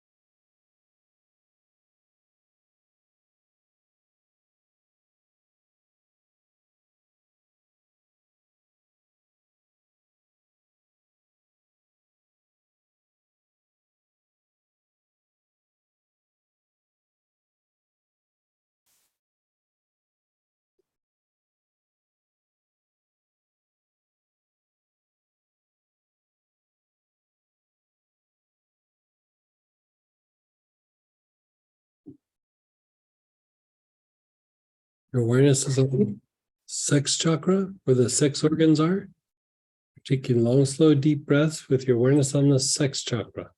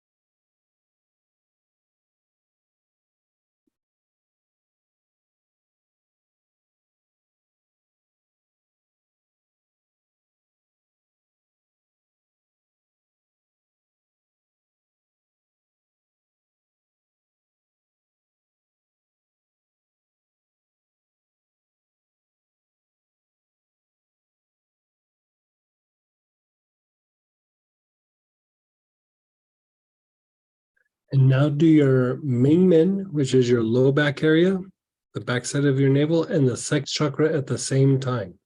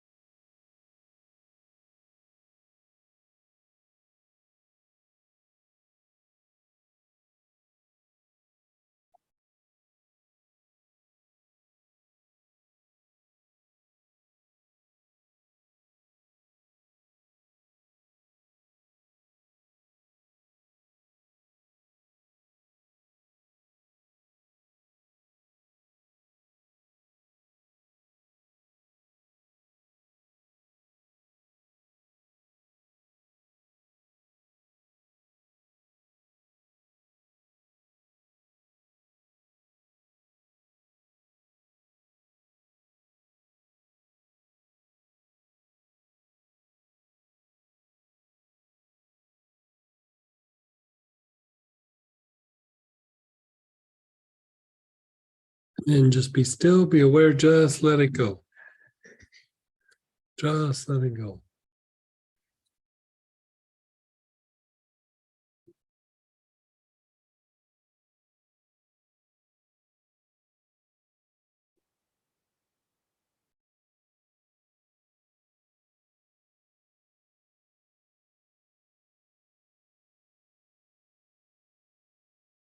Notice how you feel. Think of a situation where it makes you a little anxious or a little triggered when you start to like have to take action. You know, it could be something simple like somebody here was talking about needing to do the dishes at night and instead of doing it in the morning. Like just think of some situations where you get a little triggered and a little bit, it doesn't have to be a big situation. It could be something really small, actually.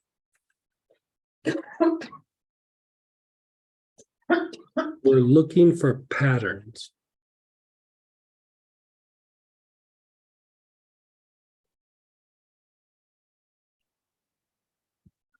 And then let it go. And again, let's go through and do this process again. Your awareness is on the front solar plexus. You're taking long, slow, deep breaths with your awareness on the front solar plexus.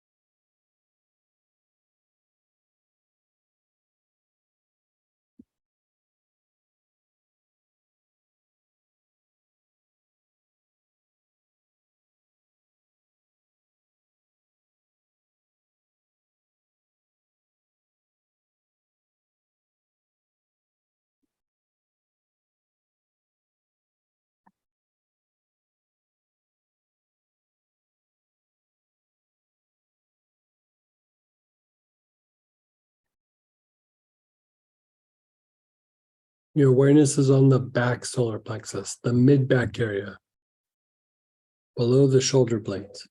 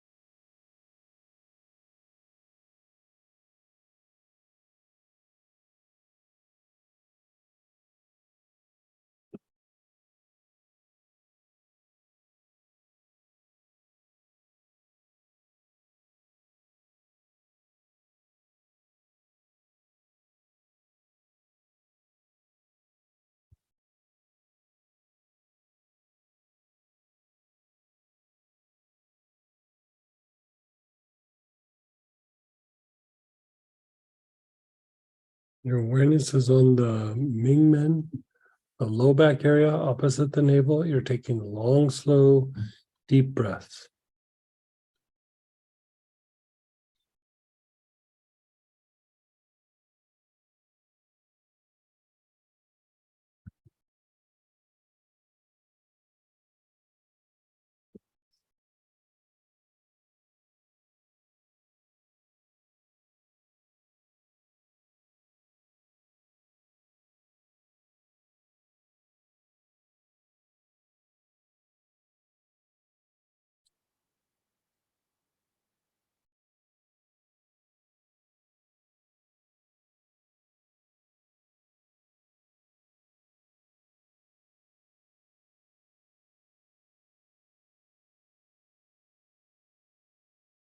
The sex chakra. Your awareness is on the sex chakra.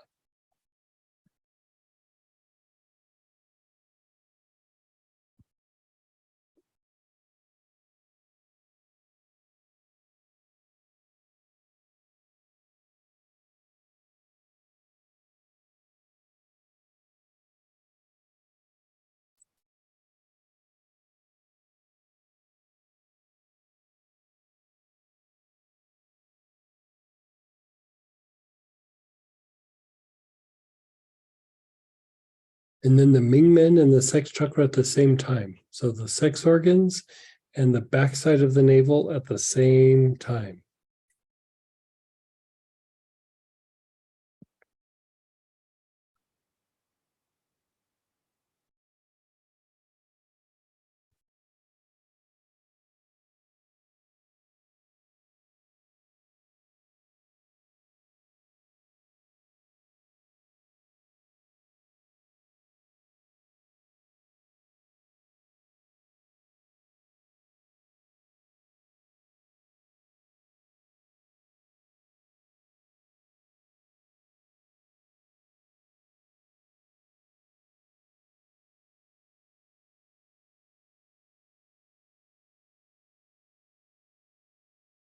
And then just be still. Just be still, be aware, just let go.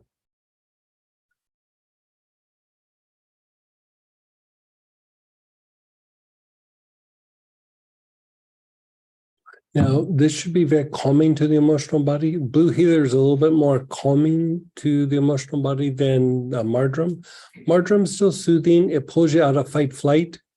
Because a lot of times when we're having anxiety or we're feeling triggered, we're in fight flight mode. So the blue healer is like calming to the emotions. The marjoram actually helps pull the body out of fight flight and helps stimulate rest and repair. So basically with this, you're trying to break the pattern of getting anxious when you're going into a situation where you're trying to do something, you're trying to get something done, even just directions in life.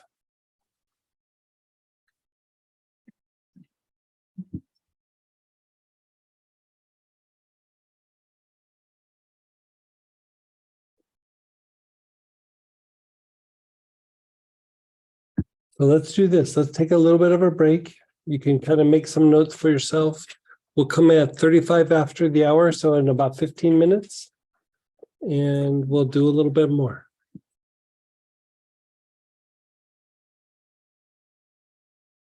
Okay, everybody. So we are now on. So we are now on number 7, health-related issues. Right. So one of the things like this isn't so much a psychosomatic thing. You see this actually more in younger individuals, but it can still carry through into adulthood. A lot of times we outgrow it, but it's just the tendency to get like sick or get hurt easy, injure yourself to like, you know, not go to a like a interview or, you know, get a little nauseous or on the way there, you know, I don't know, something happens and you get sick, you get get hurt so that you can't do the thing that you're really not kind of wanting to do, or you feel uncomfortable about doing. So like in the corporate setting, a lot of times people would get nauseous or get sick or say they had food poisoning the day of the interview so that they didn't have to do the interview that day, you know. That's just a simple example. And so it's just this tendency to get sick or injured in the face of having to take some sort of action.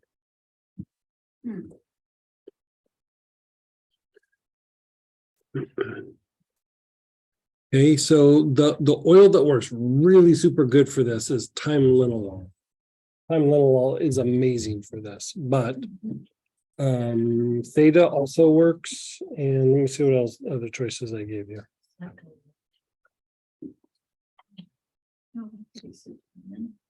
Yeah.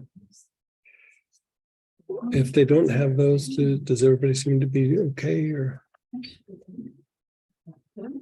nobody said anything? Okay, then let's not go down the. Yeah.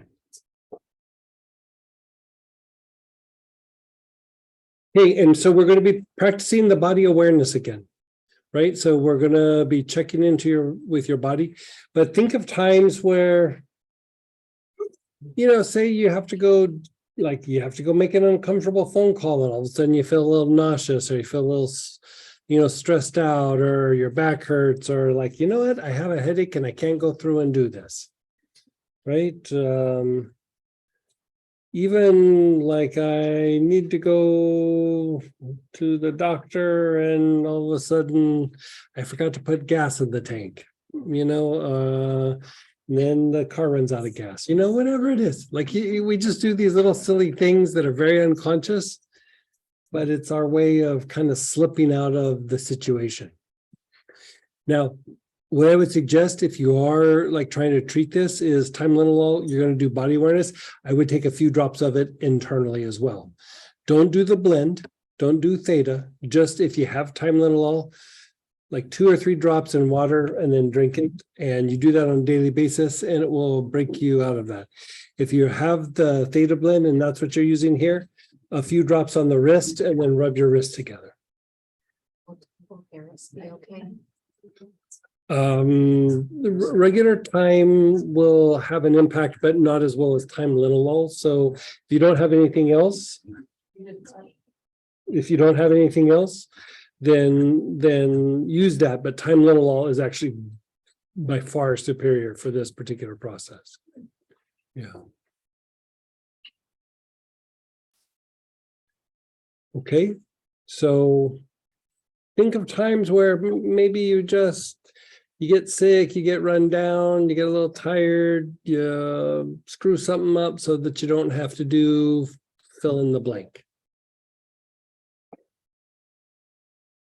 Like every time I need to go see my mom, this happens, fill in the blank. Every time I need to go talk to my bookkeeper, this happens. Every time whatever it is.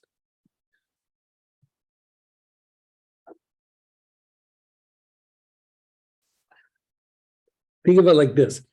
You just don't have this, like the strength or the internal fortitude to push through to do what's uncomfortable.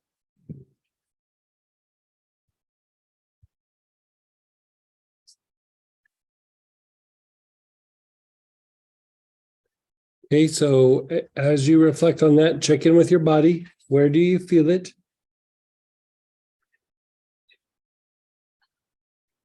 Where do you feel it? You feel it in your chest, in your back, in your abdomen, in your gut, in your jaws.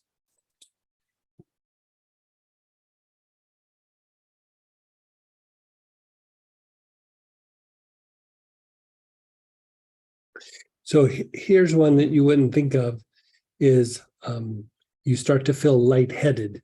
You know, you're like, oh, I really don't want to do this. You can almost feel yourself checking out, right? Like, so we're going to do body awareness, but we also are going to do a little variation that might help that. Okay, so still in the realm of body awareness, but first we'll do body awareness and then we'll do the adjustment. Okay, So wherever that area is in your body, your awareness is there, and breathe in the time lineal.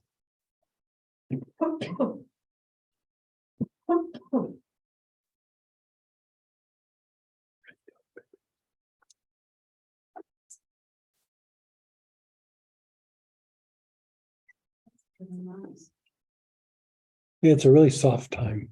Really, really soft. Yeah, really, really super soft. So soft you could use it on children.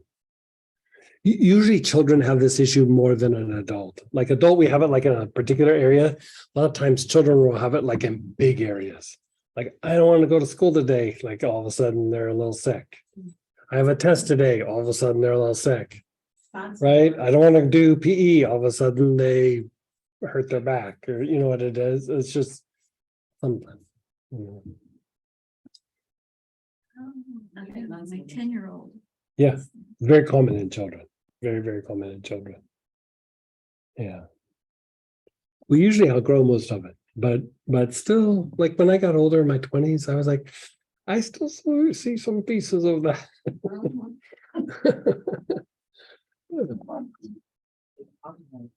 Chronic absenteeism in kids. Okay, so you're inhaling into that area.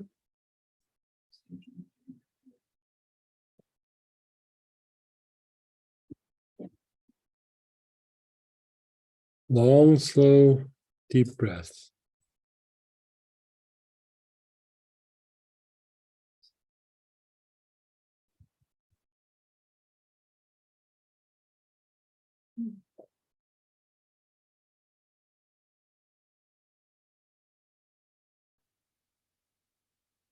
You okay? Yeah. Samantha just gave this one 2 thumbs up. It's weirdly soothing and strengthening all at the same time.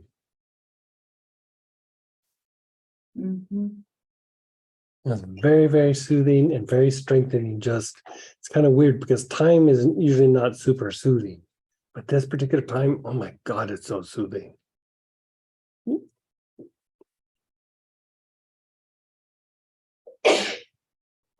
Bless you, bless you.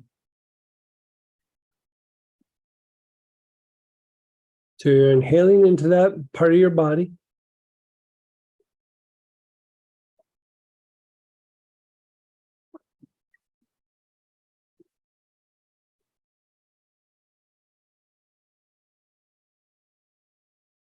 And then just let it go. So notice how you feel. Notice how soothing it is. Let's do a little variation. Pick a part of your body that is compromised, that like when you have difficulties, it hurts. You know, it's a weak spot in your body or a compromised spot. Like it might not be bothering you now, but like, you know, maybe your knees aren't always in the greatest place. Like, you know, sometimes they're good, sometimes they're not. So go to it like an injury site, even if it's 10 years old, or even if it's 20 years old, like hit your weak spots. Okay, so just put your awareness on one, start taking long, slow, deep breaths.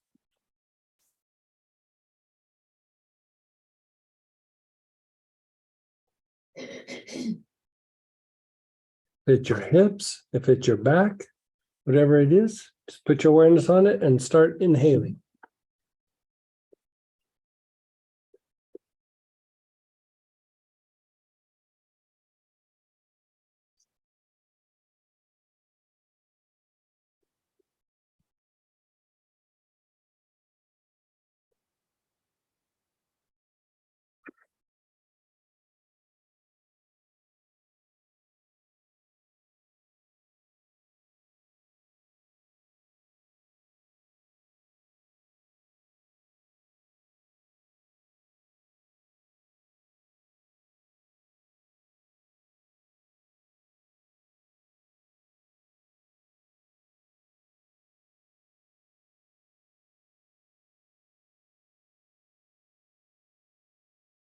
You can continue on this one, or you can move to another spot. You know, if you have a bad back, visit it. If you have a bad shoulder, Put your awareness on that area and visit that. One area that you wouldn't think of is on top of your shoulder blades. Like if you relax the muscle on top of your shoulder blades, you'll feel it all the way up into the neck and into the jaws.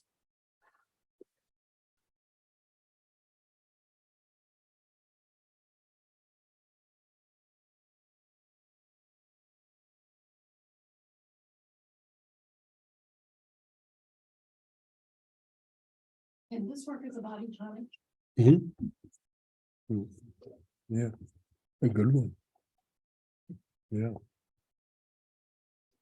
Somebody asked, could this be a body tonic? And yeah, I used to take salt baths in this one. Yeah.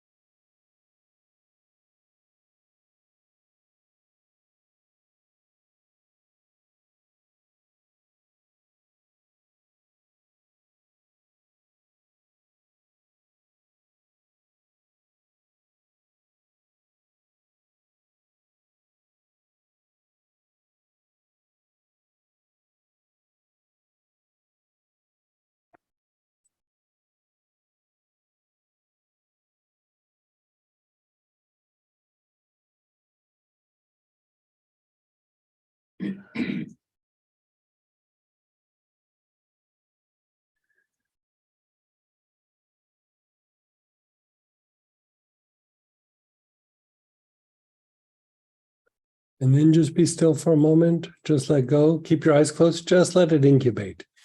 Try just to close your eyes and just not do anything. Just let it incubate.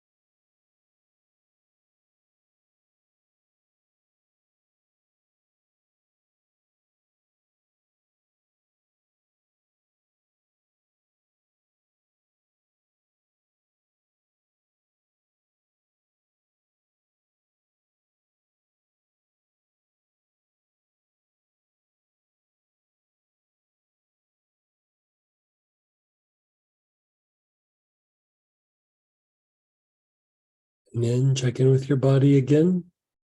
Where do you feel it in your body?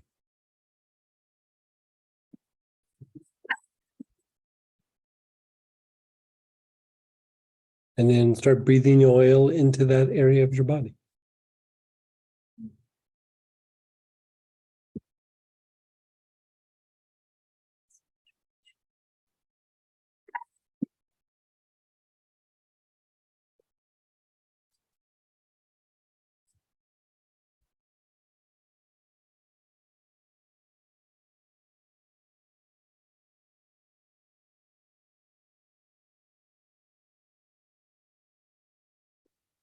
if you have more than one spot, can you do it all at one time? So somebody asked if you have more than one spot, do one at a time, but we'll do it so we can bounce around. Yeah.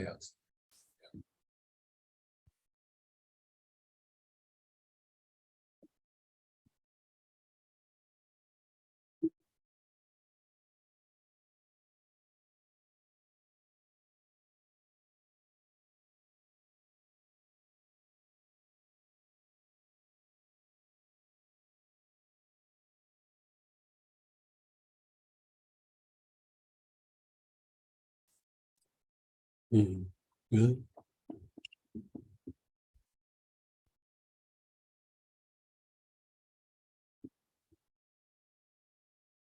Yeah, time little used to be my jam a long time ago.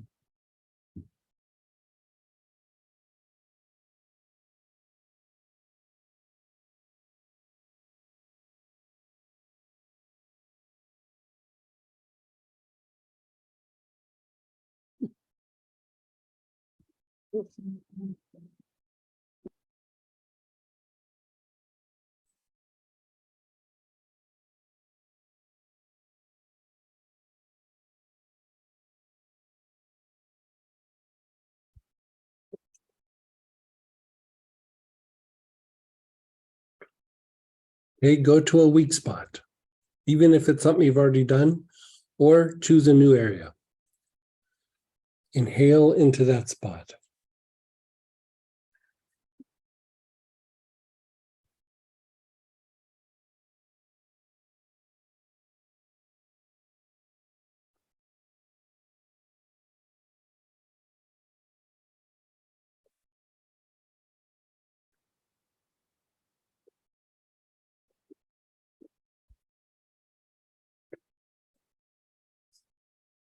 Yeah.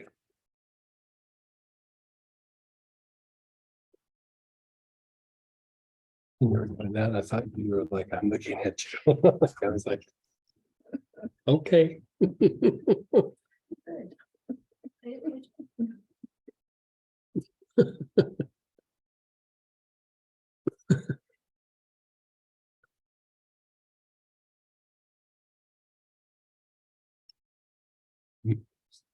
Hmm.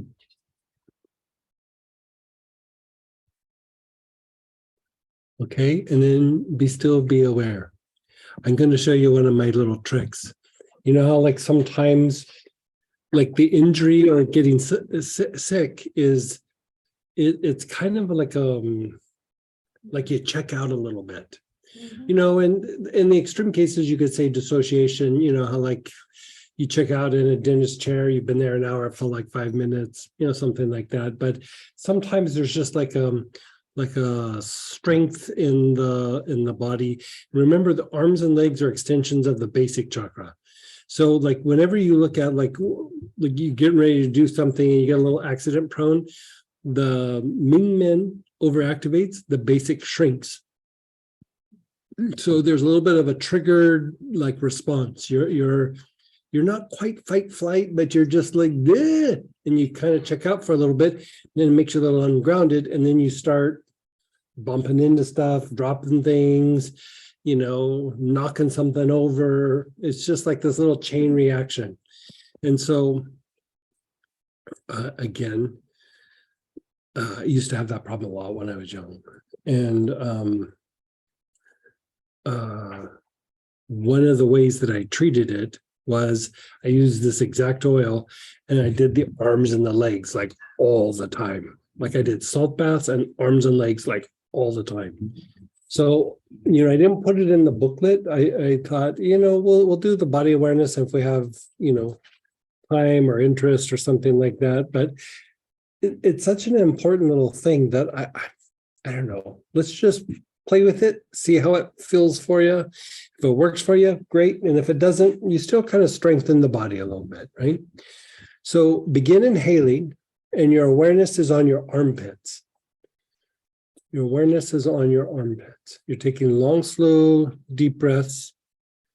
Awareness on the armpits.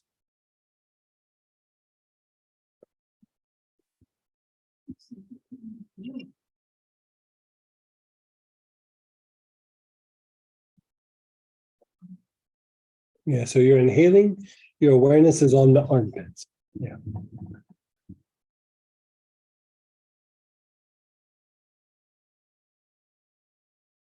Take some nice, long, slow, deep breaths with your awareness on the armpits.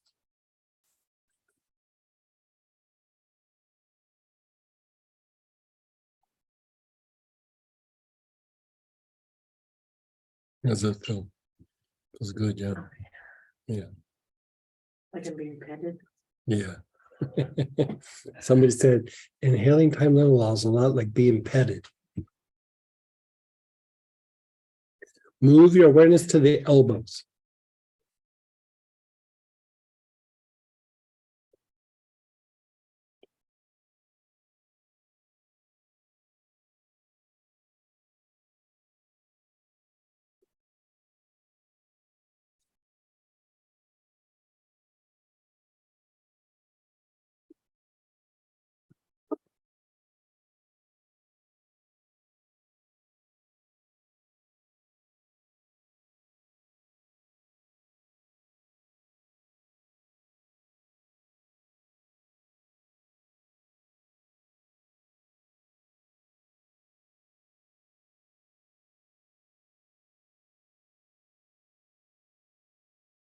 Move your awareness to the wrists, the front and back side of the wrists.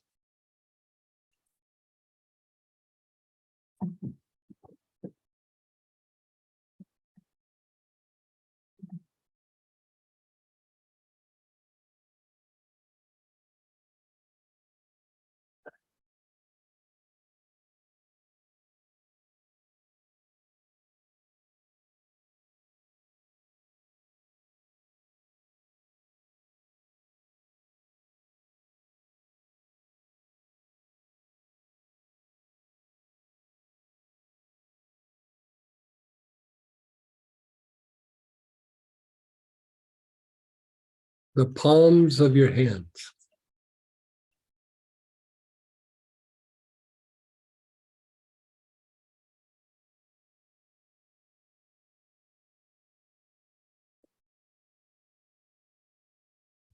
The strain of the arms.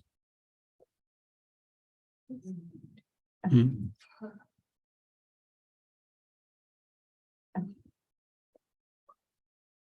Yeah, that's why I started laughing.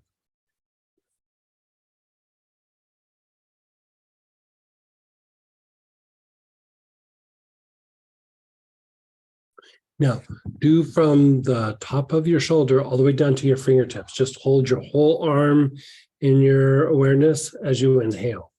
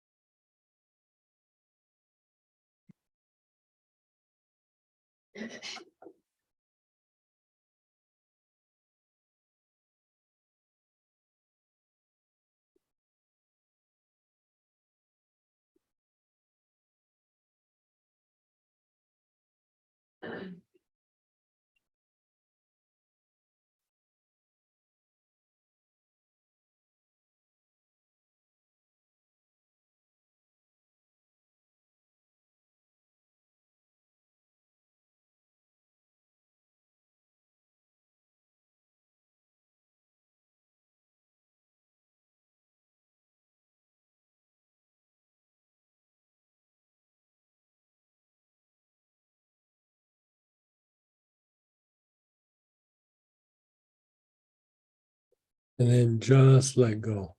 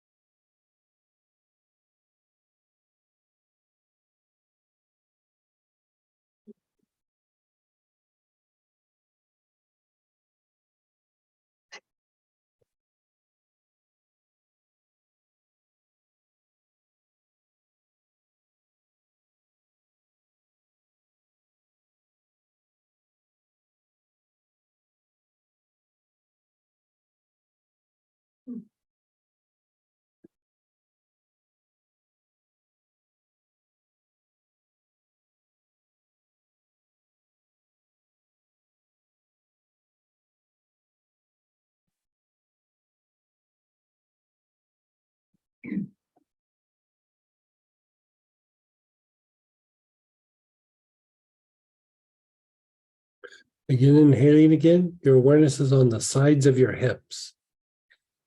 Sides of your hips.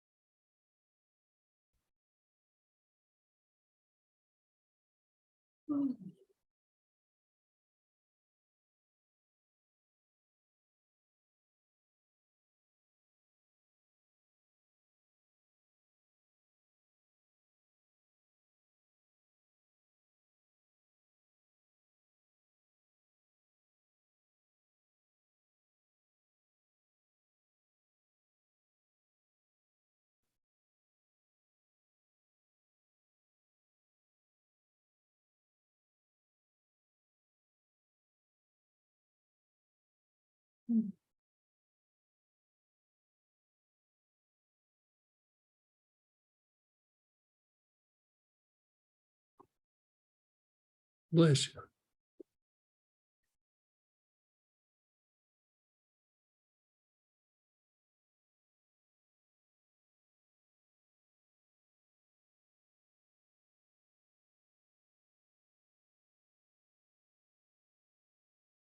The knees, the back of the knees. Bless you, bless you.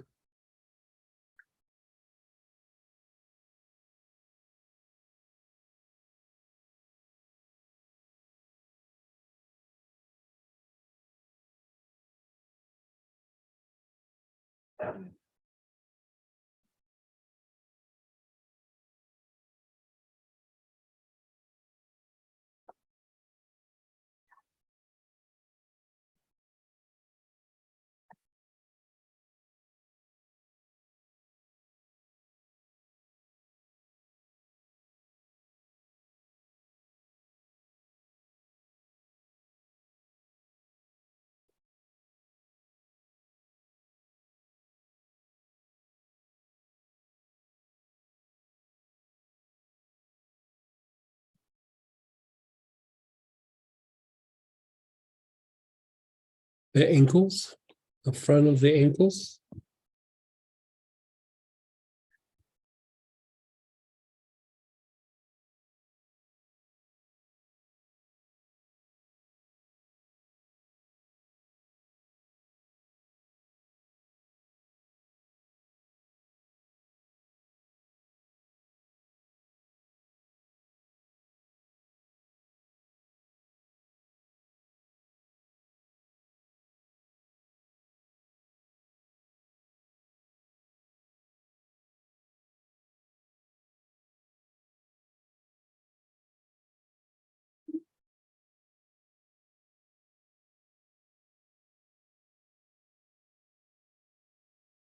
And then the soles of your feet.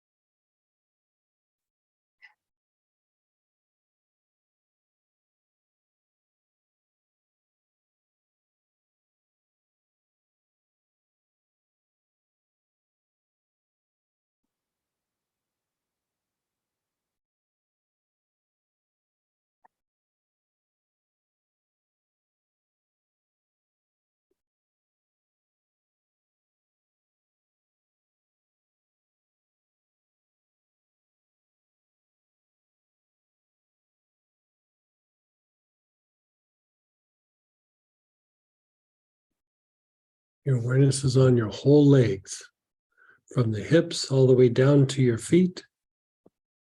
You're taking long, slow, deep breaths.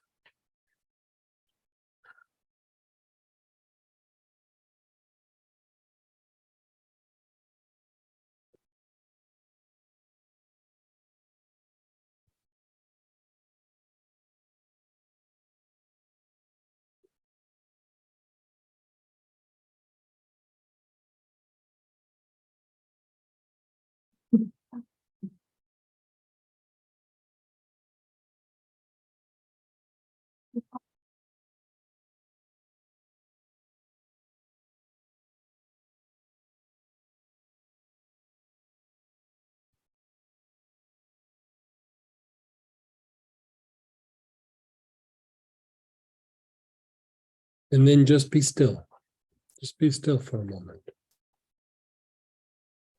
Feels kind of nice, huh?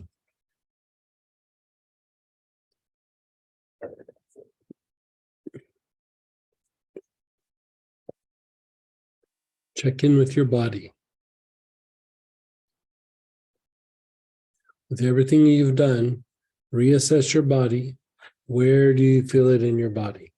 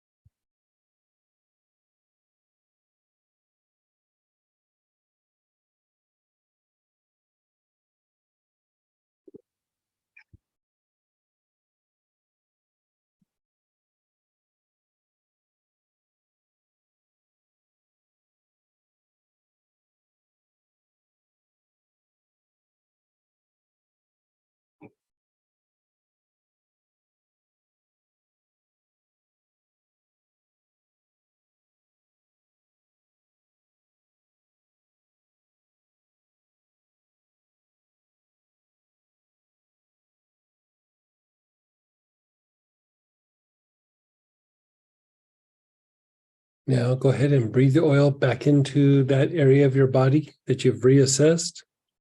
Long, slow, deep breaths.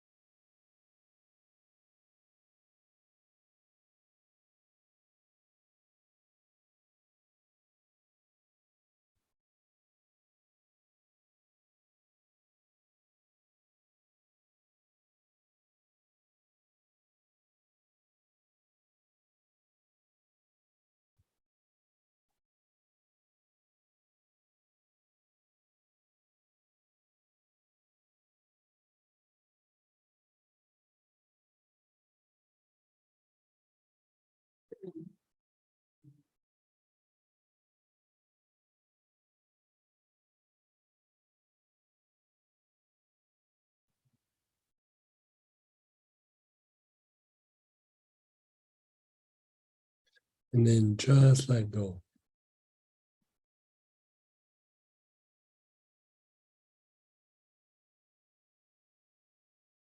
Just be still. Keep your eyes closed. Just let the shift kind of happen. We're just letting it happen. Let it incubate.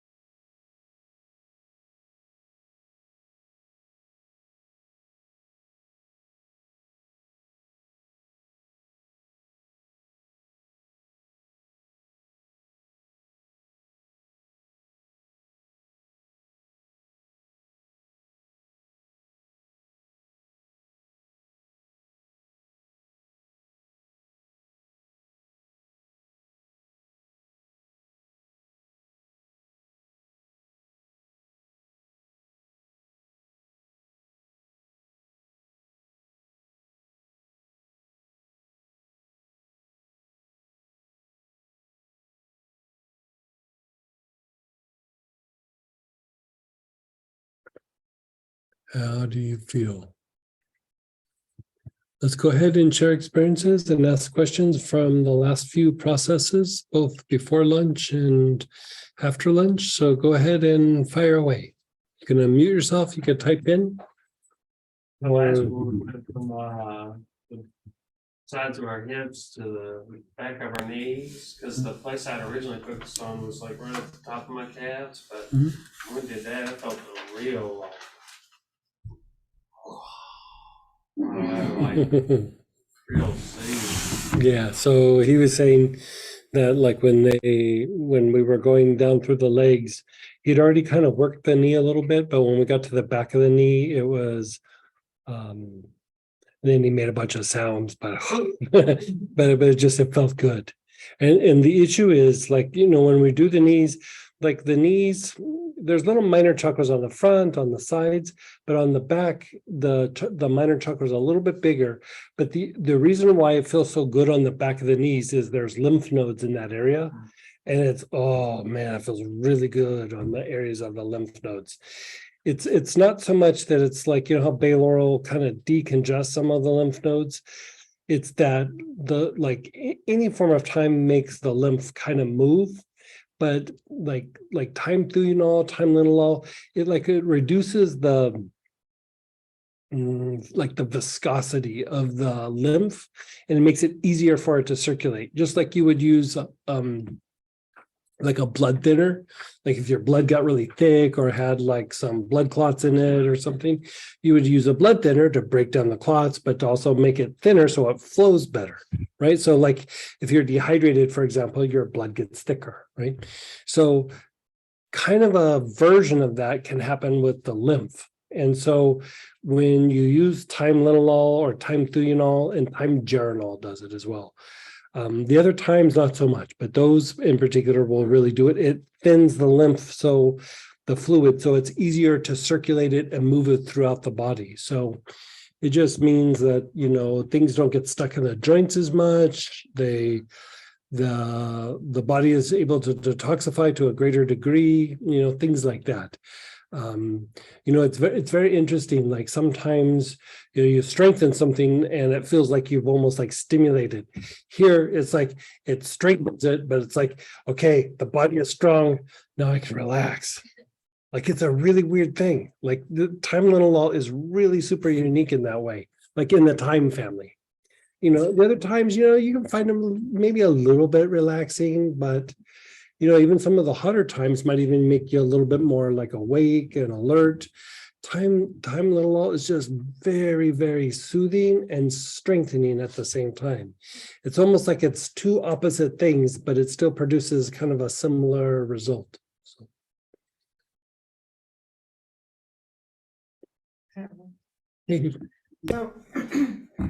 So I think I've had this a lot in my life. This number 7. Mhm.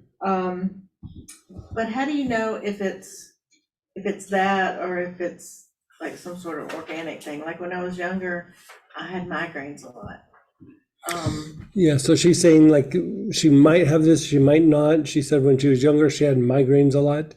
It still probably falls into the vein of this. Like it's hard to say, but bottom line is you start treating it, and if it starts to diminish, then it's the mechanism. Like some of these, like it's hard to go like, okay, I'm going to diagnose this, so I'm going to treat it. Sometimes you just treat and you go, if I reacted, I probably had it. Like, you know what I mean? Like if it got better, I've diminished it. But if it didn't change anything, you're still better and stronger for it, but it might be that there's some other issue. Well, I started thinking about before I go anywhere, if I travel or anything, my abdomen just goes in lockdown mode. Like, no, you're not going to do it. I'm not going to process anything. Right. So I wondered if that was part of it too. Like you're going into battle, and it did feel like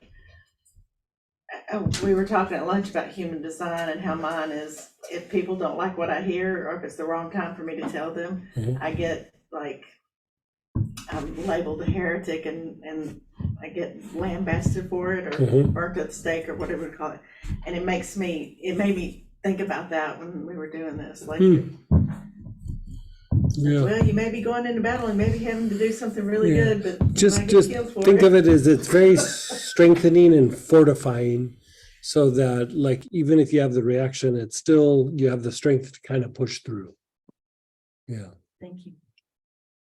Anybody else? I feel like I'm ready for a nap. Yeah, it's nappy nap time.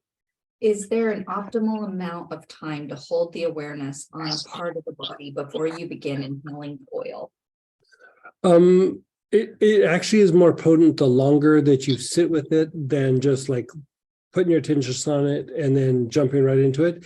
Like if you sit with it actually for a few minutes, it's actually more potent, because part of what you're doing is, yes, you're putting awareness on part of the body, but you're also retraining the mind.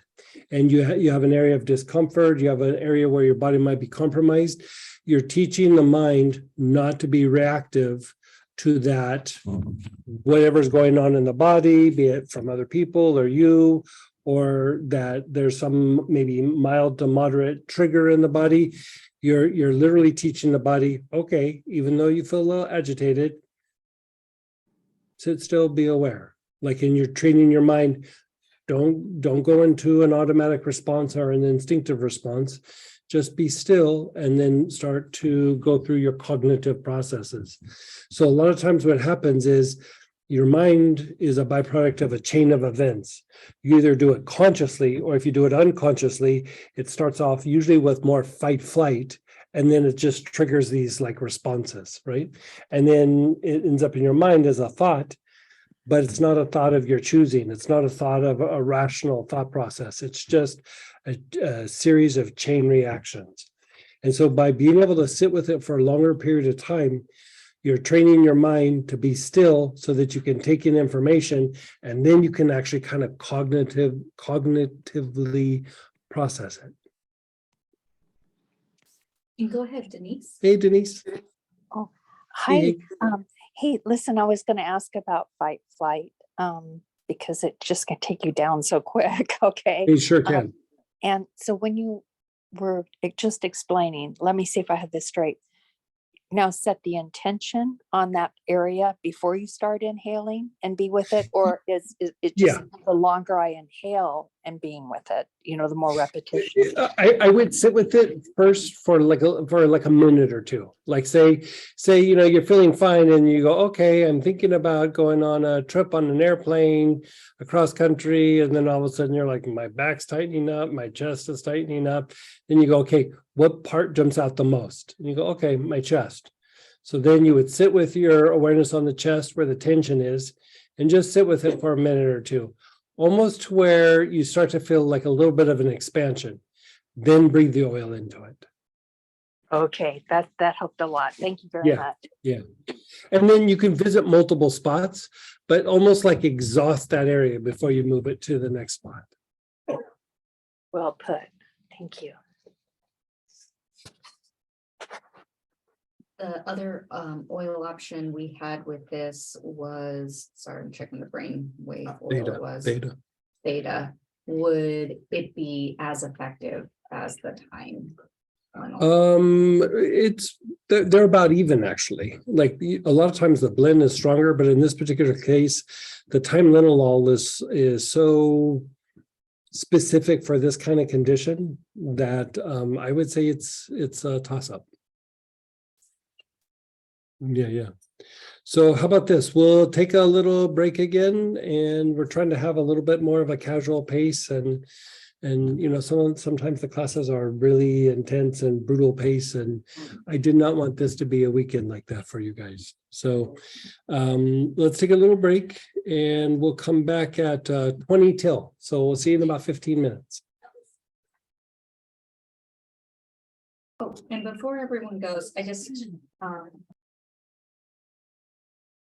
Hey, everybody, we're going to come back. We're going to do another one before we call it a day, and we'll do a little bit of a deep dive. And so, you know, like on the break we were talking, I was talking with one of the students, and she was asking about the earlier protocol for anxiety. And the thing is there's lots of different kinds of anxiety. So a lot of times we just talk about anxiety as, okay, there's anxiety. There's a lot of different ways to treat it. Here we're breaking it down, and we're kind of looking at potentials. And so sometimes it's hard to figure out what kind of anxiety it might be, for one. And two, there could be multiple causes for the anxiety. So you start treating it with some of these different protocols, and you see what you respond to. Like sometimes you can figure out, oh, it's because of this, let's treat that. A lot of times it's a little bit more elusive. And so you treat, and in the treatment is a way to evaluate to see what's actually going on. You know, you might do the treatment for the anxiety that we did earlier, and it's like, yeah, it's relaxing, but that was about it. And then you do the next one, and you're like, oh man, that one rocked my world. Like that is the one. So then you can look at the cause of the anxiety. So here we're looking at anxiety, but associated with kind of a pessimistic like viewpoint where everything's negative, everything's bad. You know, even if you look up like pessimism in the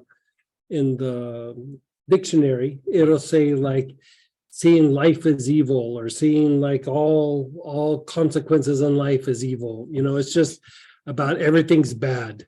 You know, I used to have this joke in therapy where, you know, you have the people who think you look at a glass of water that's half full, and some people say it's half full. Some say it's half empty, and a pessimist will say the glass is really dirty. Like, you know, it's just like it's a filthy glass. I don't want to touch that glass, and the water's probably not very good quality. Like, it's not even addressing the thing at hand. It starts criticizing like any and every little detail of the situation, right? So it's the quality of the water. It's the cup isn't the right size. It's dirty. It's just whatever it is. That's kind of a pessimistic point of view, right? And so there's some people where you just see them and you're like, everything they talk about it, they're pessimistic, right? But we tend to have like maybe a little area where we can be pessimistic, or we're not pessimistic in a lot of the other areas in our life. Like we're doing fine, and then somebody mentions this particular name of somebody, and you're like, whoa, I don't know about that guy. I haven't heard a lot of good things about them. You know, it's usually based on some past experience, but you know, it is what it is. So with that, again, a lot of times the anxiety is because that viewpoint is being challenged. Now, I said the same thing about the earlier form of anxiety, but it was a different viewpoint. So a lot of times anxiety is the thought process is being challenged, or there is an old lingering like memory or situation that is still unresolved, right? So the last one, we kind of addressed the viewpoint that was associated with that. Here, we're going to address anxiety associated with pessimism. Now, like here, we're using Clary Sage. The benefit about using Clary Sage for this, Clary Sage is also really good for just stress. Like if you look at like what oils are good for just stress relief, clary sage falls in there. So even if this kind of feels good to you, it might just be that it was stress that was accumulated and not necessarily that you're a pessimist, right? It could just be like, you're not a pessimist, you're just a stressed out, person. It happens, right? So with that, you have a couple of choices. Theta from last time, Opothol Yohola's balm, which has been in a few classes like Metatron and a couple of the other ones.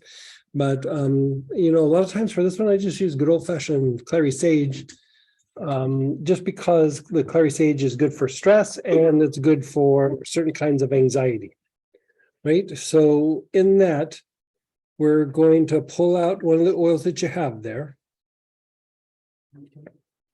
And everybody's good with Oh, and Opothol Yohola's balm. Yeah. So we're going to use clary sage though. So we don't have to say it. Right.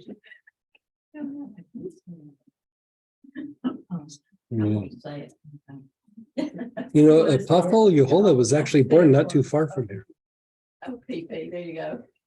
Really? Mhm. Yeah, he was born down by Montgomery. Yeah. 200 years ago. Yep. Yeah, we used to date. Last name in Alabama. Oh.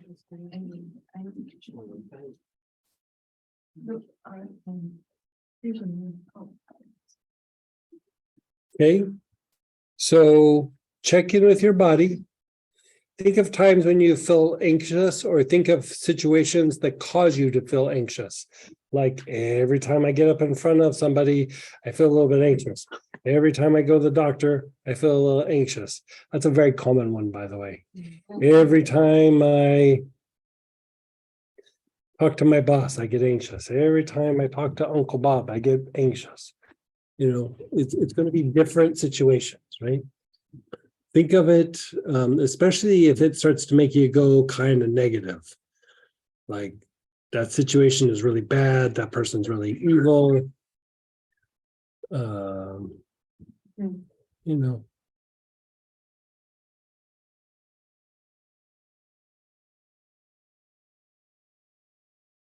Okay.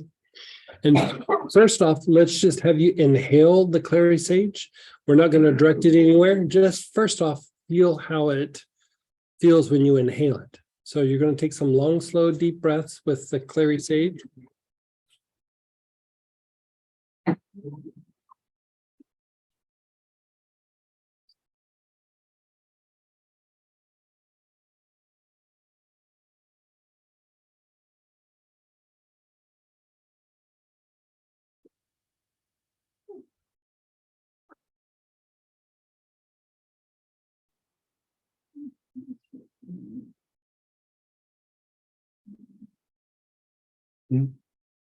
It feels familiar, smells familiar.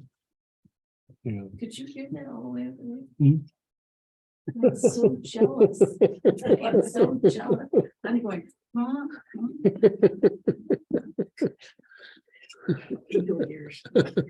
My 10-year-old granddaughter can do that too. Okay, and then just let go. Then just let go.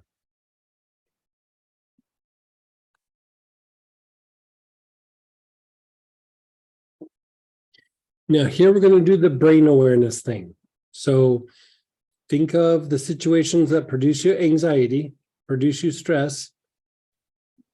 Think about them for a moment and then check in with your brain. Where do you feel it in your brain? Sit with it for a minute or two. If you're not sure, search for a little bit. And then if you can't find an area, then just sit with the whole brain itself.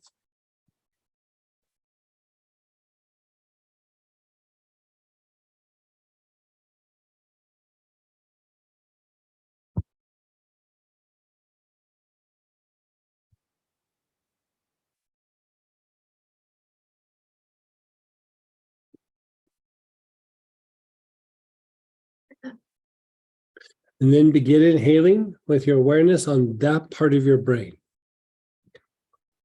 Oh, yeah. Yeah.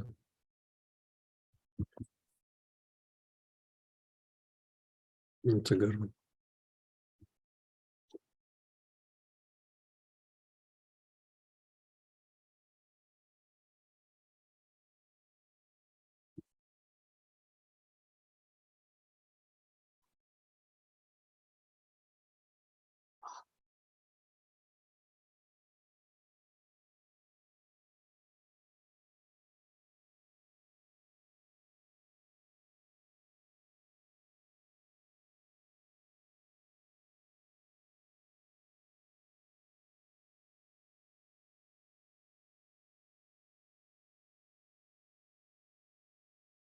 And then do your whole brain.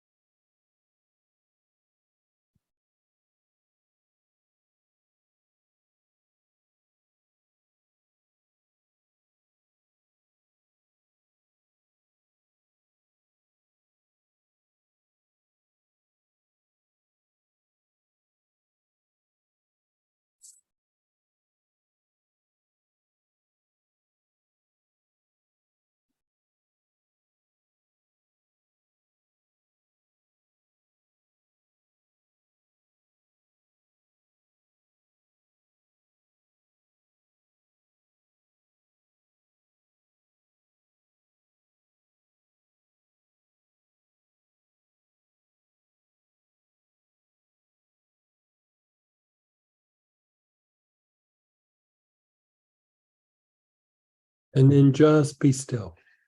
Just be still.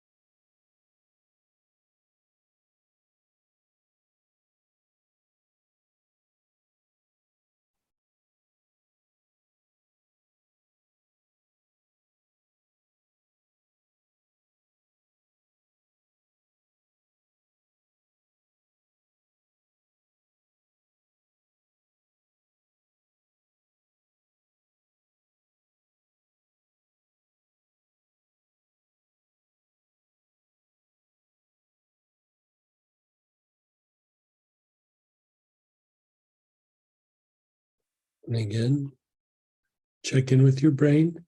Where do you feel it in your brain? Your awareness is on that spot in your brain.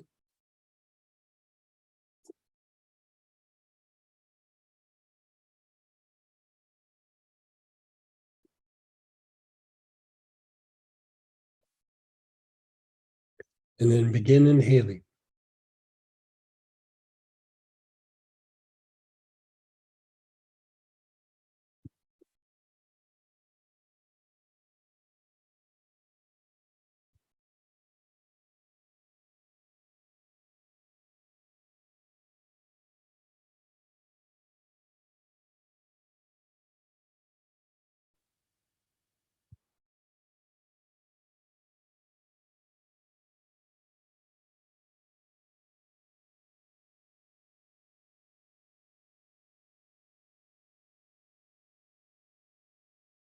Begin inhaling.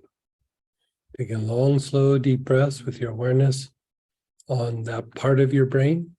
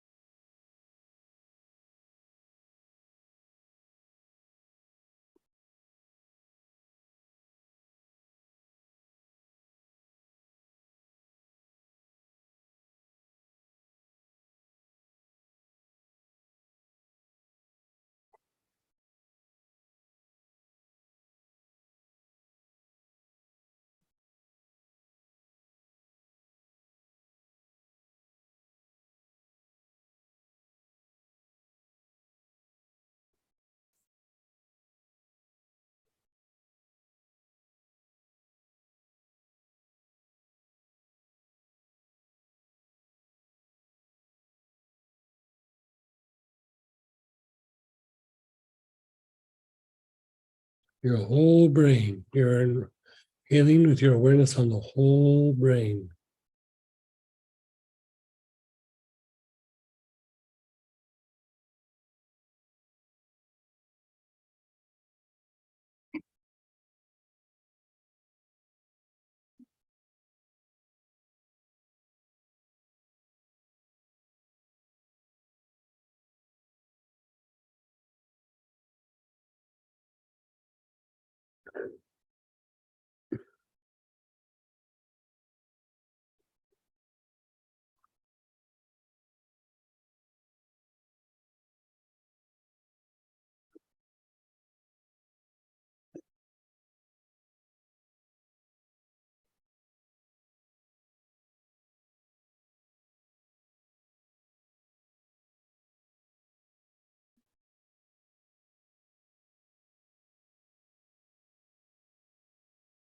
And then just let go. Just let go.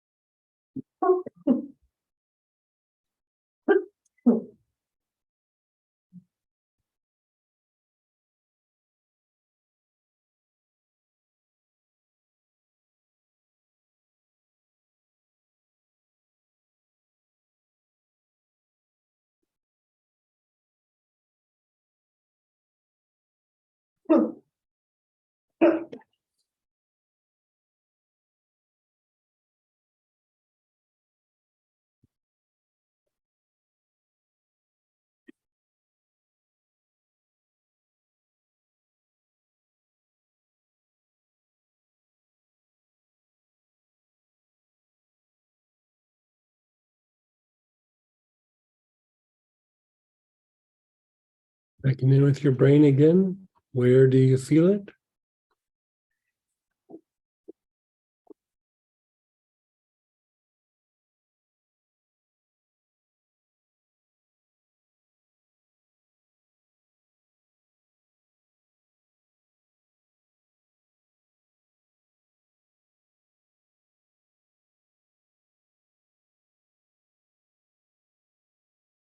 And then begin inhaling.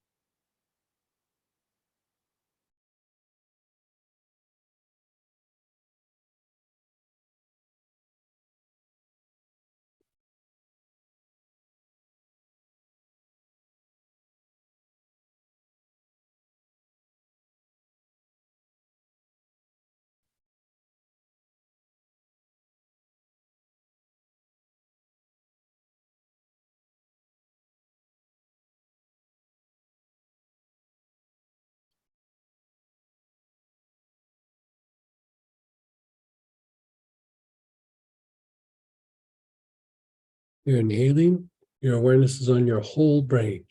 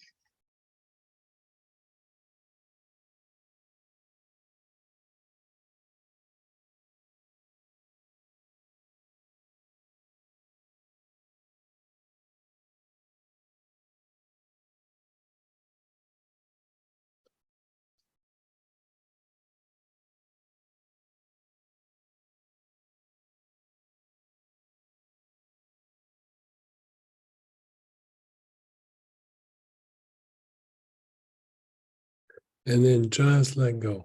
Let go of everything. We're going to do a little variation on the brain awareness. Begin inhaling. Your awareness is just on the front third of your brain. The front third.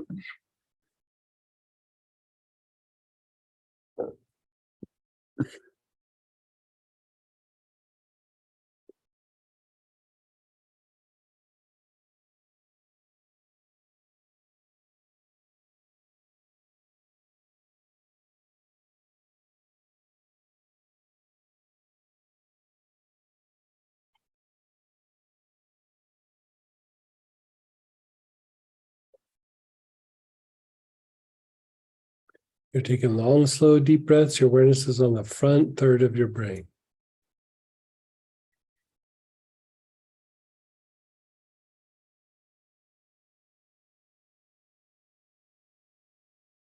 Now move your awareness to the middle third, not the front side, not the back side, but that middle aspect, side to side.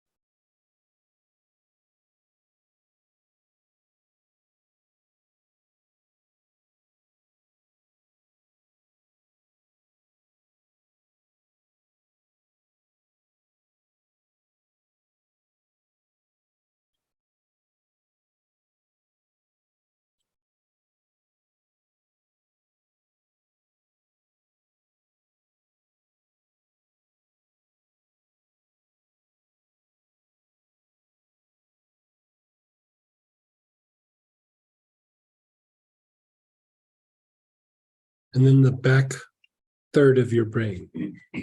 Awareness is on the back third.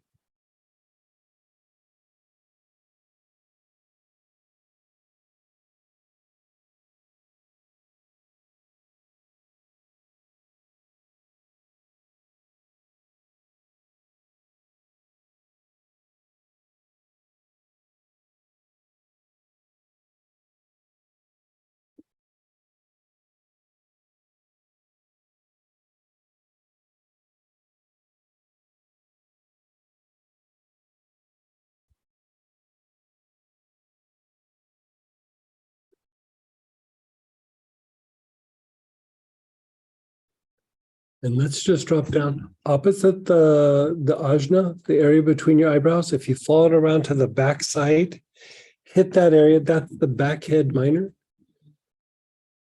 That helps to reduce stress, and it does some certain things to the nervous system. Put your awareness on that spot and take some long, slow, deep breaths.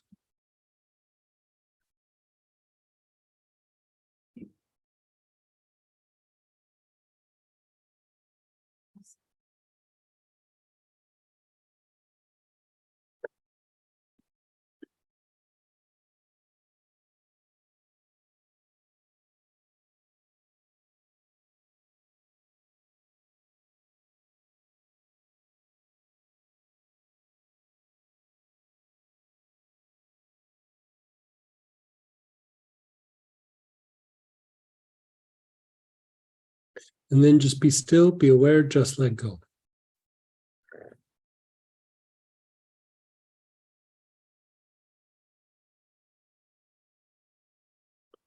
Just let it incubate. Let it shift.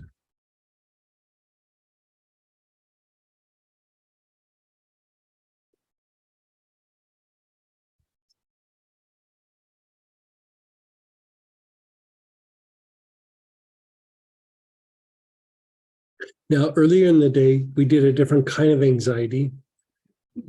Let's maybe put them together. Like if you're not sure which anxiety is, and there's other kinds of anxiety as well, but let's put these two together and just see what happens.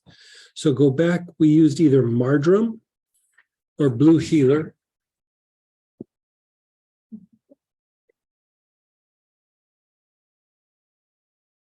So whatever it was that you used before, you can go ahead and pull it out.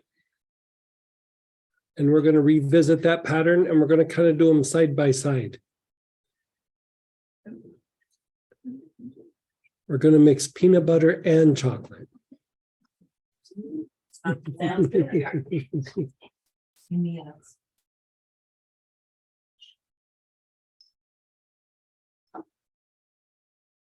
Okay, so when you have your oil that you used earlier in the day, the marjoram or the blue healer, begin inhaling. Your awareness is on the front solar plexus.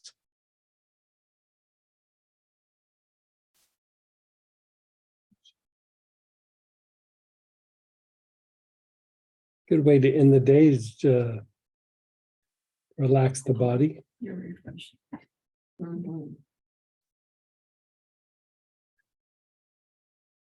Taking long, slow, deep breaths. The awareness is on the front solar plexus.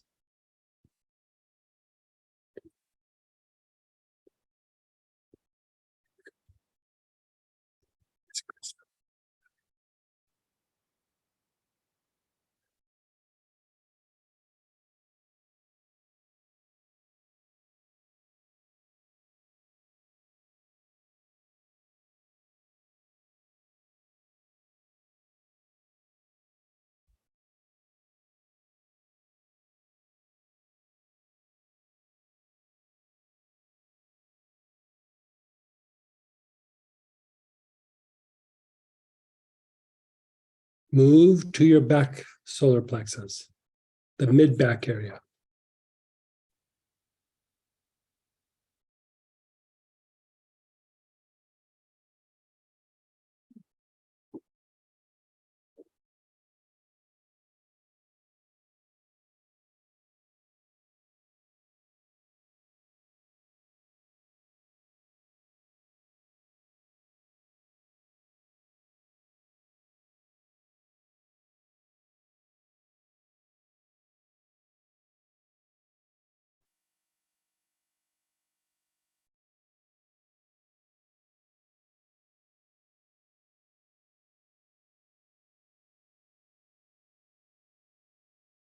Awareness is on the back solar plexus.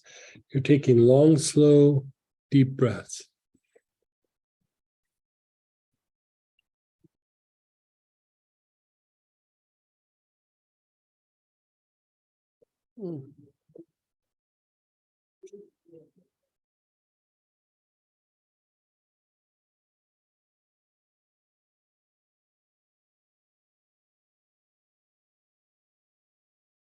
Move your awareness to the Mingmen, the backside of the navel.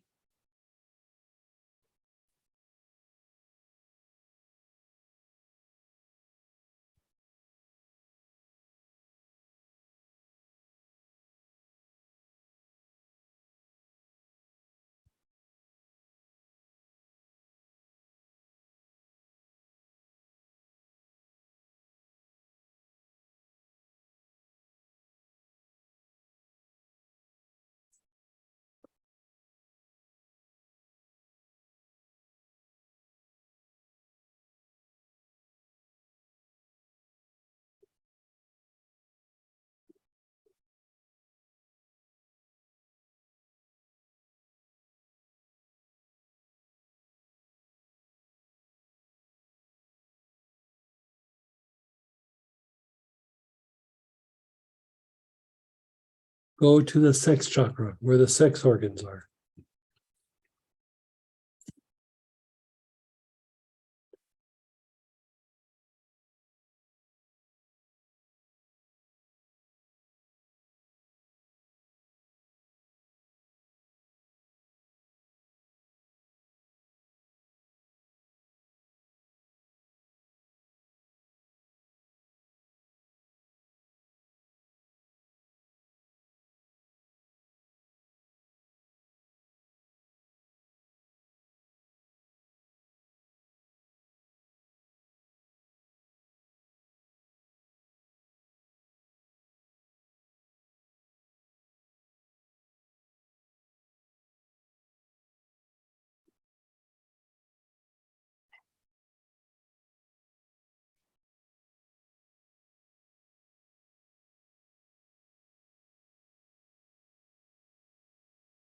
And then do the sex chakra and the Ming Men at the same time. The sex organs and the low back opposite the navel at the same time.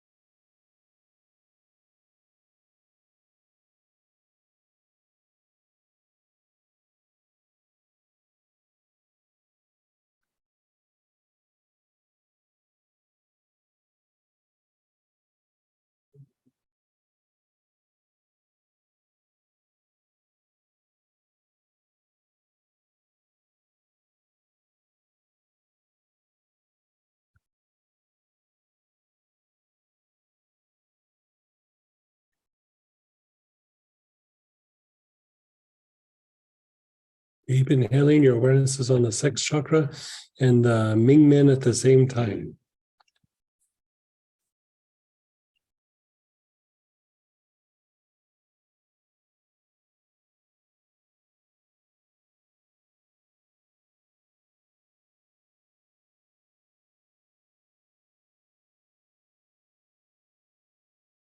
And then just be still, be aware. You can put it down, keep your eyes closed, just let it incubate. Let your body, your mind, let it shift.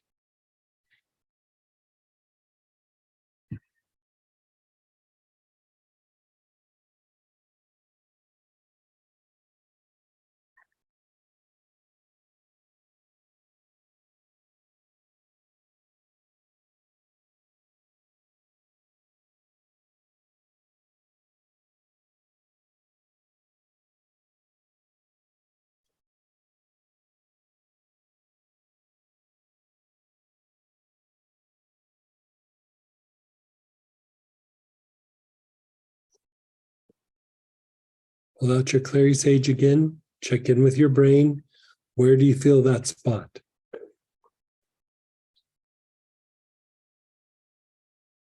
Wherever it is, begin inhaling in on that spot in your brain. Yeah, Clary Sage. Mm.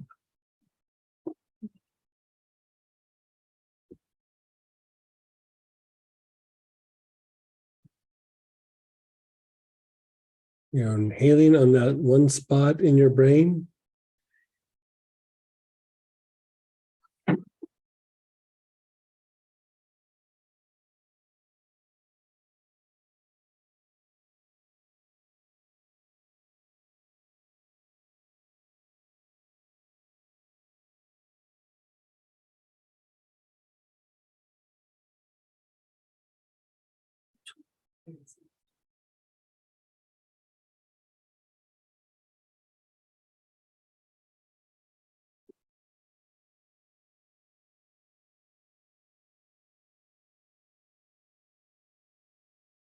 You're taking long, slow, deep breaths into that one area in your brain.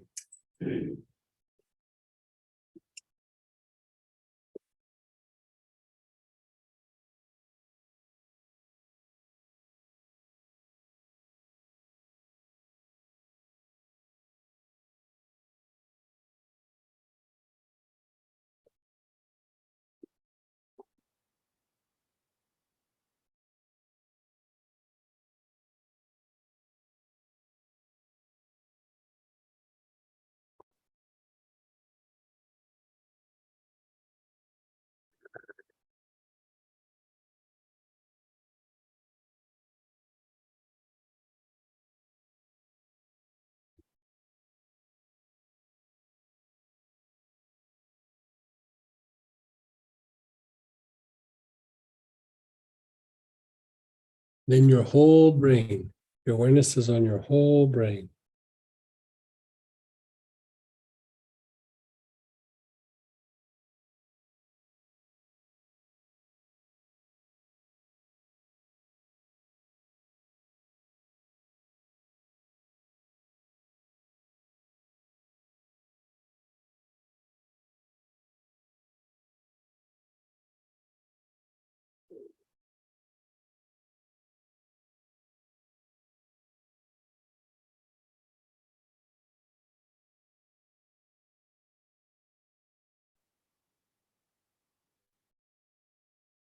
Okay, be still, be aware, just let it go.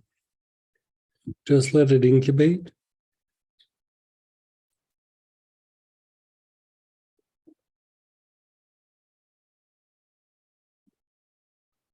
Just let it settle in.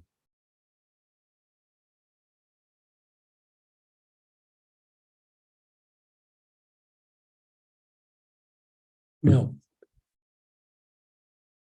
I would say, like, look at which one relaxed you more. Was it the work with the clary sage on the brain? Was it the marjoram or blue healer on the pattern with the solar plexus, sex chakra, Ming Men? Or was it the combination of the two?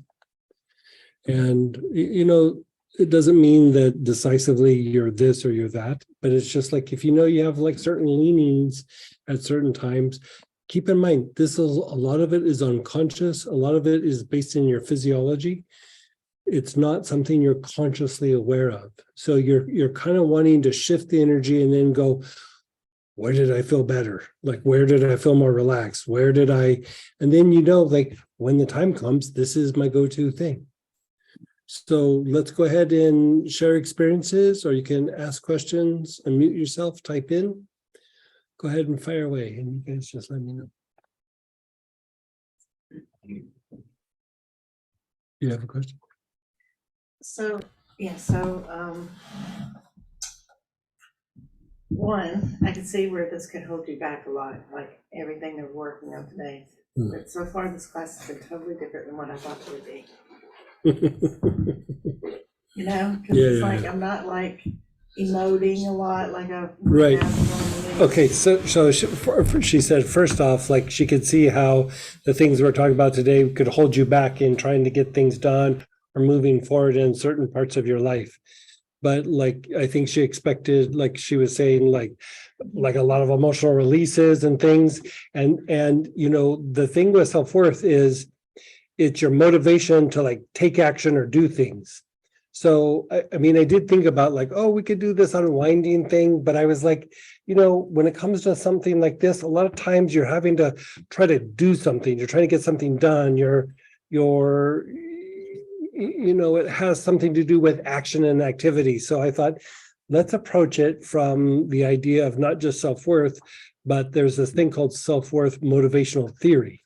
Right. And it's just like how we make decisions and how we behave when we need to perform, basically is what it comes down to. And so instead of doing unwinding, I was like, this needs to be a series of just like little short hacks. Like, how can I make something happen different so that I can establish a new behavior or a new thing? There's a time and a place to go through and go, look at my emotions, look at my past, look at my trauma. There's a time and a place for that. But like sometimes when you're in the middle of trying to get something done, it's not the time to step back and go, I'm gonna look at all my traumas and what led to this. And there's a time and a place for that. In the middle of work, probably not the place. You know, you need to be able to hack through that behavior or that thought process and go, I need to change this as quickly as I can. You will still resolve some of the issue by going through and doing this, but it makes it, let me say it like this, like there's different ways to resolve something. Like say you have a trauma in your past. You go back, you revisit it, you look at how it impacted you, you release the trauma, you look at how it affected your energy body, you look how it makes decisions. But another way to resolve some of those traumas is, you know, you have the traumatic event, and then you have maybe a behavior that came out of it that happens again, and you know, you have a hard time breaking out of the pattern. One of the ways to resolve it is to be able to step out of it for a little bit and produce a result, have some success and go, look, I learned from all my mistakes. I got here and now I'm successful. I can look back and go, those were all my learning curve. Like that's all the stuff that I learned from. So it helped me to get where I'm at. But the goal is at some point I have to produce a result. I have to be able to take action. I have to move forward. I have to not be like stalled by every time something feels a little familiar to this. And in that success, it almost changes what happened, because when you're in the middle of it and those bad things are happening, it's horrible, right? But then when you get back to it and all of a sudden you start having a success, you look back at it and you go, yeah, it wasn't that bad. You know, it's because you're in a different place now, right? So sometimes it is literally about, there's a time just to change the place that you're at. And one's not necessarily better than the other. There's a time and a place for each one. And there's times where you go, I got to unwind this. This like really hurt my feelings back in the day. Doing these hacks is not going to solve the hurt feelings, right? But solving the hurt feelings doesn't always mean you're going to produce a result, right? You know what I mean? Okay, I feel better. I've totally forgiven the person. Still can't get anything done. But I feel better about myself when I can't get anything done, right? That's okay, but it's not always practical. And so, you know, for me, the second half of life was much better than the first. In the middle of the first, I was miserable. I was miserable like nobody's business. If you asked me, like, I would say I was super pessimistic. Like, what's the point of life? Life is bad. Life is like, I would literally say life is suffering. Right. And then as time went by, I started having successes. I was like, yeah, but all those difficulties is what's made me what I am now. And I feel good about it. I feel smart because I went through it, but I wouldn't want to do it again. And I wouldn't wish it on anybody. Right. I might jokingly go, but like it defined me. And so like, in a way, like I don't want to undo it, but I don't want to do it again. You know what I mean? And so like pushing forward and having some successes all of a sudden makes those bad things from the past kind of not that bad. Like you put it in perspective. You know, I was just having a conversation with a friend, and we were talking about some situation where we had to deal with like mutually we had to deal with like these difficult people in the situation. In the moment, it was kind of horrible. And, you know, she was asking me, it was just like last week, I think. She goes, how do you feel about that situation now? Like, how do you feel about those people? And I was like, I feel like they liberated me out of a situation that was not that great for me, that I wouldn't have done myself.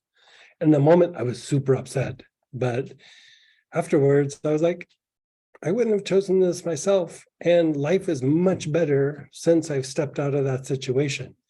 So now I can say, oh, they liberated me. But in the moment, they weren't so much liberators as they were a group of Uncle Bobs, you know, a total group of Uncle Bobs.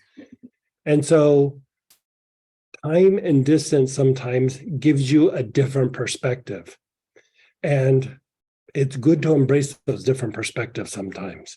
You know, that automatic thinking can be still you locked in the trauma of the event 10 years ago, 20 years ago, 30 years ago. You know, it could be still locking you into that behavior. So sometimes you just got to have these little hacks where you go, I got to break this behavior. I got to break this way of thinking. I got to break this way that I react in situations. And then it starts to change and you go, who would have guessed? Like I can step away from this and like it totally changes my perspective. That's brilliant. Yeah. You So said that it's not an either or. Like you can combine the two. Like even going back to where we did the two anxieties, you can combine the two. So you could still go back, unwind a bunch of trauma like we did last weekend, right? And you go, okay, I feel so much better, but I still can't get anything done. So now I still got to break the behavior that came out of the trauma. Right? Or it came out of that event or that pattern in my life. So what do I do? So this is a way to switch the behavior because it's your motivations. right? Your motivation might be to avoid situations because of pain. But at some point, the motivation can be like, I need to improve my life. I need to provide for my family. I need to do good at my job. I need to be responsible, you know, whatever it is. Like, and moving towards that, regardless of what happens in the past, still making those movements makes it easier to deal with things in the past. If that makes sense. It does. Did you say self-worth motivational theory? Yeah. Yeah. That's brilliant. Yeah. Oh, it's a psychological thing. Like, I didn't make that up. Like, it's a theory. God, what book did I get? It wasn't out of Jungian thing. I don't think it's Freudian. I think it's like Good self-worth. Not at all. Yeah. You gotta throw specs in there. yeah, I know. Right. It has to be a cigar or a banana or something. We're making Freud jokes, by the way. I can't remember where I got it. If you Google it, you probably can find something for it. Yeah, like if you Google it. Honestly, you could probably go to Wikipedia and it's probably on Wikipedia. I would imagine. So anyway, I mean, it's a standard old theory. Like, it's been around for ages. So It's Maslow's hierarchy of needs. Yes. Oh, it is? and there you Thank you. go. Yeah. And go ahead, Jenny. Hey, Miss Jenny, how are you? Hi, Greg. Hi, Sam. Hello, Birmingham. Right out of the gate, we started using Orange Healer. And I've been working a lot with Orange Healer from previous conversations and from the Mystical Foundation class. And it's helped a lot. But what I've only been using Orange Healer for was inhaling. But it's the Blue Healer body tonic that's really a game changer for me. Oh, good. Can you tell me, can I just start applying the different color healers as a body tonic while doing some of these practices? Yeah, totally. Yeah. Yeah. Yeah, you can do the green. I mean, all of them work as a body tonic. So Is she making her own? No, just I ordered it from Plant Prana. So But you then, can. okay, so is it just non-alcoholic witch hazel and then several drops? Yeah, I buy, so when I make it, I buy pure witch hazel, so it doesn't have anything in it. And then I mix it with vodka. Like, so I mix it about 50-50. So like a lot of witch hazels have other kinds of things in it, like, and they'll have a lot of like isopropyl alcohol sometimes. And I prefer not to use isopropyl like in the thing. So I buy like the pure witch hazel and then the vodka, and I mix it together because the vodka is so less drying and so less toxic on the body. No wonder it And feels then, good. yeah, and then usually in the body tonics, I usually add like multi-minerals, like, or like magnesium or lithium, something that's very soothing. Like lithium applied topically to the body is incredibly stress reducing. Like if you put it on your body, it'll knock you out a lot of times just by itself, Can you make all of them in a body tonic, please? Yeah. I think we have them all on the site or no? Which Just all the colored products. I could look. Yeah, we'll have it up and maybe by Monday. No, I'm If we- asking for the body tonic. You only have Blue Healer body tonic. Yeah, we can make all the colors. Okay, cool. Yeah. Thanks, Greg. You're so welcome. The one that we like, what's the one like at home? We're using mostly green and orange. Blue was my jam for a while, and then I started doing green, and orange feels so good as a body tonic. Because it's a lot like the Lovage body tonic. You know how you put it on and just feels so good because it's detoxing tissue. It's a lot like that. Like it's got a lot of lovage, but it's got parsley and juniper, and some eucalyptus globulus. And so it's kind of soothing, slightly pain relieving, but very, like if your body's achy, it takes that out, and it's really super decongesting. And so, if you have the tendency to be like stress or a lot of like interactions with other people at work, or if you're a healer and you're doing healings and you need a detox really quick, you can do the body tonic, or you can jump in a bath and it's good to go. Is the stress one specifically for the with the lovage, using the lovage? Orange healer would actually be a little bit better for the stress. Okay, yeah, I love orange Yeah. healer. And then Yeah, orange healer is pretty solid.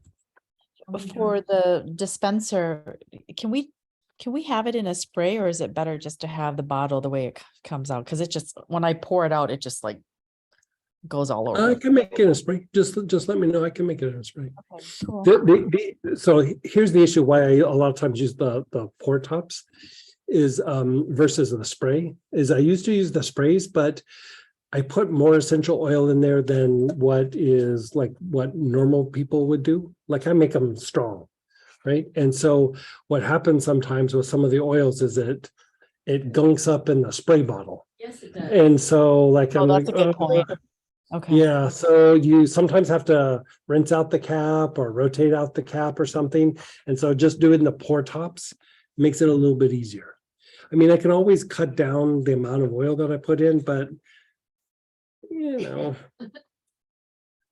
No, don't change a thing. why not be a little excessive when it comes to it? Like if you're gonna do it, might as well do it. Please don't change a Cool. thing. Thank you.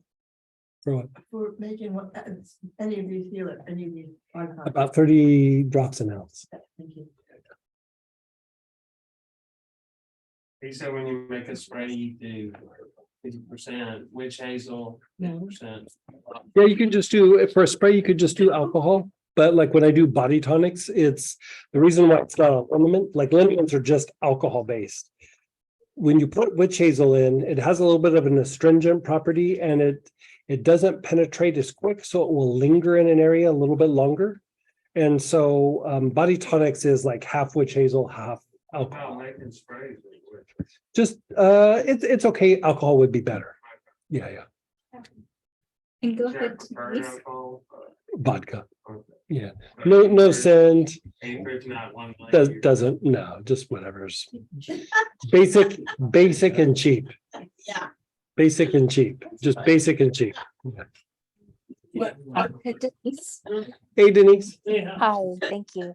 I have a couple of blisters from the dermatologist, was sort of unexpected. Can I use that helichrysum on it, or is Yes. it too soon, even though they're kind of weeping? Weeping, it's a blister. Where he burned me. Yeah. I would probably try a little bit on one of them and just see if it's okay. I would think that it's okay. Okay. That's what I would do. It's- If it doesn't go well, then try something like German chamomile or blue tansy, dark blue Okay. tansy. Okay, thank you. But I would go helichrysum first. That would be my first choice.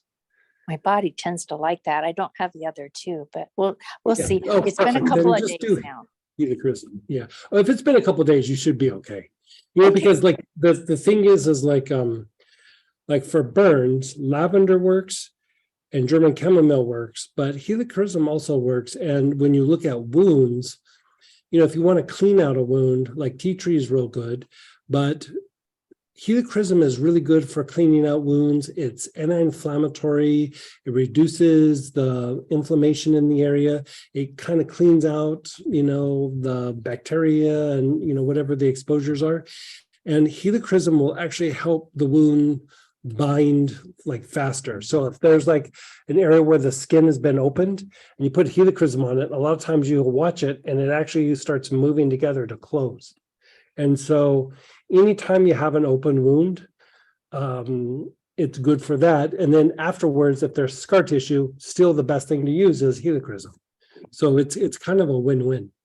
Thank you. That's great. I do have, thank you. Someone shared the theta on my brain, the theta oil on brain made me feel better. Yeah. Yeah. Someone else shared peanut butter and Nutella.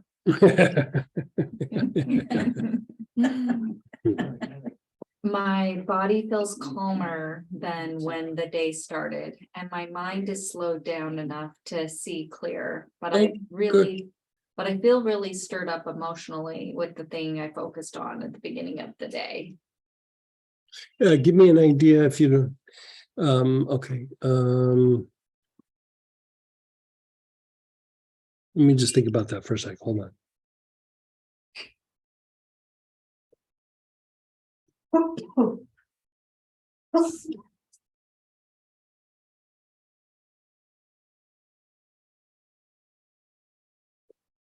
I would like, this is going to sound weird, but like it's almost like you're grieving something a little bit.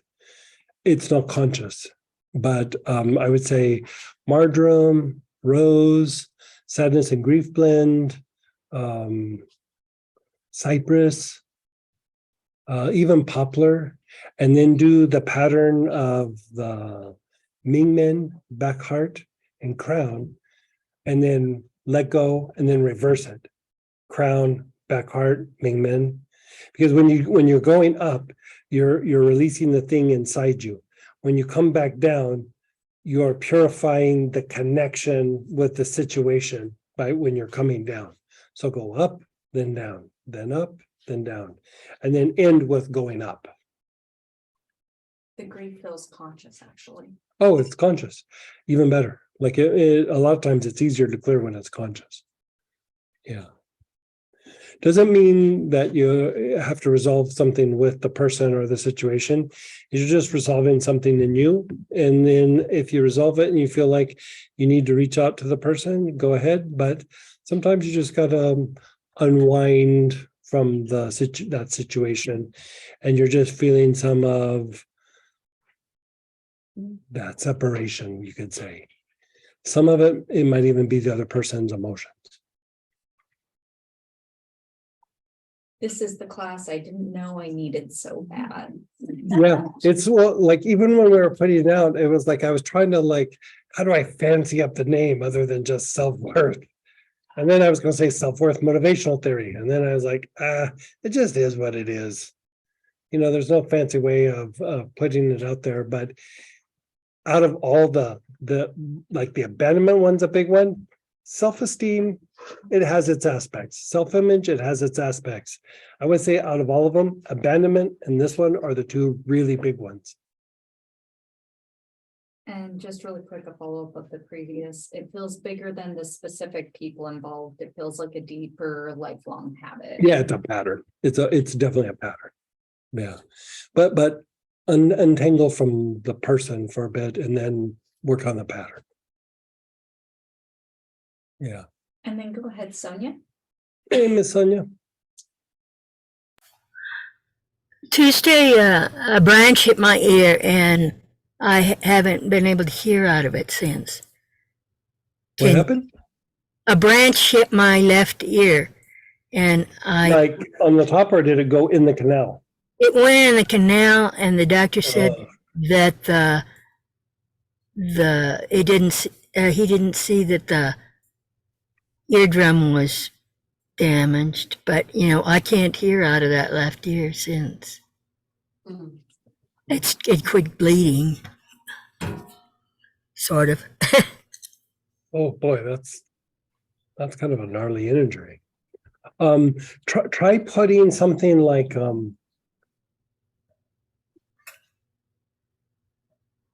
let me think this out for a second.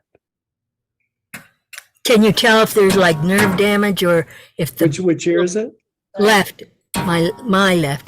The bones are misaligned or they got broken or something.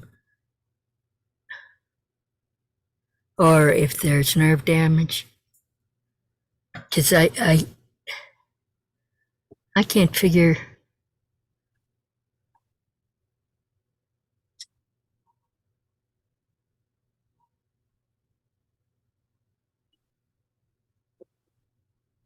I think there's a lot of inflammation in the ear. And I would say, let's do some things to reduce the inflammation. So any sort of internal anti-inflammatory, black cumin, German chamomile, some form of chamomile, something yarrow.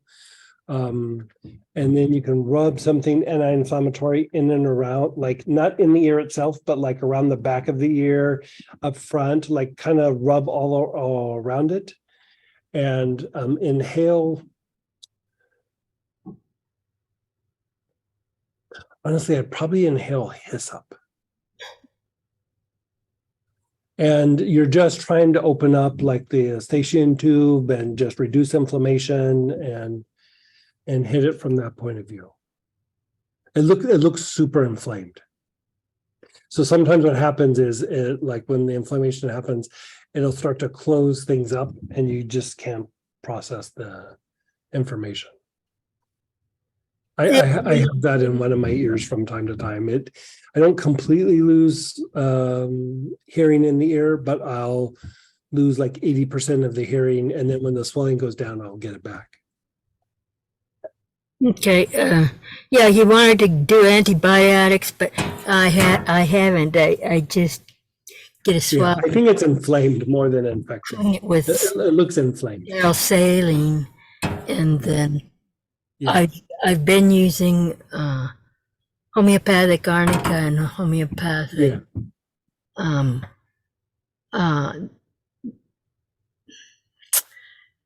it's for nerve damage, homeopathic St. John's wort. Hypericum. Right. So try some anti-inflammatories like black cumin or German chamomile internal. Okay. Yeah. Someone's wondering, could turmeric also? Yeah, turmeric could work. Yeah, sure. And anybody here? Yes. I have two close people who just lost close people with sadness and grief. Yeah. I mean, it's been a week, one's been 1 week. Yeah, sadness and grief, or like I said, marjoram, helichrysum, sadness and grief and ginger lily are usually my two go-to things for when somebody's passed or something. When there's been loss like that. For sadness and grief, either one. Sadness and grief for ginger lily. Yeah. Ginger lily. Hey, And Peter. how would they take it? Inhale it or put a little bit on the chest. Hey, Peter. What about when somebody buries their emotions with shopping or OCD buying, and then they're really not resolving an issue, but they do that to make themselves feel better somehow? Or what would that be? Yeah. Retail therapy. Therapy. Yeah, we're going to be addressing some of that tomorrow. So, yep.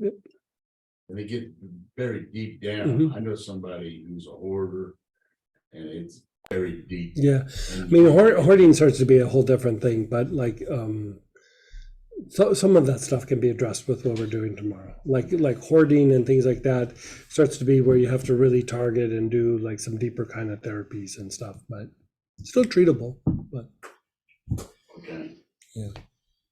And then go ahead, Brenda. Hey, Brenda, how are you? Yes, so throughout today, I've had off and on, really deep throat tightness or aching. It feels somewhat like spasming through all the different applications. And I'm just wondering if that will resolve on its own or I need to do something specific. Like, so your throat feels like it's tightening up? Or Yeah. you feel like you're coughing? Pardon? You're coughing, or it just feels like it's tightening up a bit? No, it's not coughing. It's tightening. And then it relaxes and then it tightens. I can't figure out what it doesn't seem connected to what I'm inhaling, smelling. And Were you working on like any particular issue that might like kind of be coming up, or something that's like a big thing that's unresolved? Well, often when we did the body focus, that's where it was tight. And I would use that focus. Mhm. Then it would soften, but then it comes back. Mhm. So like the reason that I ask is like sometimes like when, especially when somebody's like kind of pushing or being adversarial with us, a lot of times where we feel it is, you know, your body tries to protect itself in areas where it might be vulnerable, right? Like, so if somebody came up and like poked you with a stick, your body is like, you know, I don't want to have like a lot of damage or potentially something that's, you know, devastating. So what happens is your abdomen will tighten up to protect the organs and your throat tightens up to protect your throat. And so, you know, going through and doing some of these things from the past, it might be bringing up an issue that is tied to somebody like being aggressive, and you might not have even thought about it, but as you tap into some of these patterns, it might be bringing some of it up. And so did you have something where you were working on where you're conscious of like it was somebody that would like kind of come at you or be aggressive towards you or verbally abusive or, you know, violent or, you know, not physical violence, but just, you know, verbal or mental violence? You have anything like that that was potentially coming up with that? Yes, I mean, I've had experiences where there've been people and circumstances tried to keep me from speaking. Mhm. So that could be it's probably tied to something like this. So let's do this. You know, we could talk about oils and everything, but how about we just do like a little quick energetic thing, and we all can do it. So like tap your heart, tap your crown, hold your hands up like so, and then gently tilt your outer two fingers down and just see the person or see the situation. Your awareness is on your heart and your crown, and just start radiating like light towards that area. And we'll do it with a little prayer. Okay. Okay, so just hands up, visualize the situation. Actually, we'll do it with a little mantra. We'll just keep it real simple. So you can just silently go Om Mani Padme Hum Om Mani Padme Hum Om Mani Padme Hum. So Brenda, as we were doing this, like your energy field shifted a little bit. I could see there was a big old giant cord to your throat. So a cord is like an energetic connection between you and another person or a situation. So I'm going to cut that and let's just see what that feels like. Okay. Okay. Doesn't mean the blessing doesn't help, but as soon as we started doing that, like you have a big old thing going to your throat. So let's just see.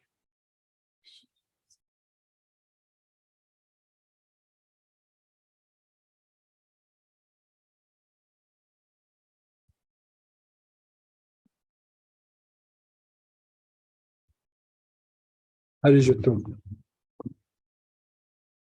There's an opening. Yeah, I think it's like you're flushing some energy out, but that connection was still there. So the fluctuation was energy going back and forth between you and that person. They're not conscious of it, but it's just like the energy bounces back and forth. And so it should kind of resolve itself. Okay, thank you. Yeah, but if it doesn't, bring it to our attention, okay? Okay. Okay. And on that note, you know, these classes might seem really chill and calm, but they also Can still bring stuff up. can bring stuff up. If things come up, please let us know. If you feel like letting us know, you can email us at Plant Prana Calendar. I'm writing it in here right now. plantpranacalendar@gmail.com. Thank you, Robert. And He's so quick. he's so fast. Him and Letty are so quick. So again, if something comes up, bring it to us at our attention, especially for any student, but new students. You just never know how the body's going to react to the start of this oil therapy. So Yeah, we're and super we happy can, you're here and we want you to be as comfortable as you can be. So and we can talk you through something or support you through something or, you know, add a little something, you know, whatever it is, like we'll help you with that. and So- go ahead, Denise. Hey, Denise. Let's get you unmuted. I'm sorry. Working with the oils and the protocols, which I am fairly new with the protocols, is it something you could do long distance, you know, for someone at some point or not? You kind of can, like, you know, sometimes, you know, you're not getting the chemistry in them, like from the plants themselves, but you are getting the energy to them. It depends on the condition sometimes. I mean, it doesn't hurt, but sometimes it's not always the most effective way to do it. I mean, sometimes it does work if it's more like emotional or mental or an energetic thing, but if it's like physiology, sometimes it takes a lot longer to do it that way. Yeah. Thank you. Thank you. Yeah, so welcome. And go ahead, Sonia. Do you have a kit with all the chakra remedies? You know, like What do you mean? I'm not sure. Like with the chakras themselves? yeah, like you have the heart chakra and the basic chakra. You know, I haven't put it together in a kit, but it's going to be in a couple of like the the 8 foundations of light or materializations of light. Oh, materializations of Metatron has several chakras in it, but you know, like for me, I'll do like heart and then back heart, and because the functions are slightly different, the blends are different. And so like I have them for front, back, you know, front and back solar plexus, you know, back throat, back head. I can make a kit for you. I can make a little tiny bottles or big bottles, whatever you'd like. But I hadn't put it together in a kit yet. We were actually kicking around the idea where we were going to do a class where it was just going to be the chakras, but honestly, I don't think I could do it in 2 days. And so we might do it over a period of time and then do a series of study groups. Yeah. Yeah, you could maybe do it in a couple of weekends. Yeah, that I was going to have to either break it up and do it in 2 weekends or, yeah. So we're still kicking that around. I just have to figure out how that would look. Are you going to do this year all the chakras again? Yeah. We might just give it a few months and then start over again, like just a little bit, you know, because we've done like 2 years of it in a row. So we thought we'd like pepper in a few other classes and then maybe get it started up again. Okay.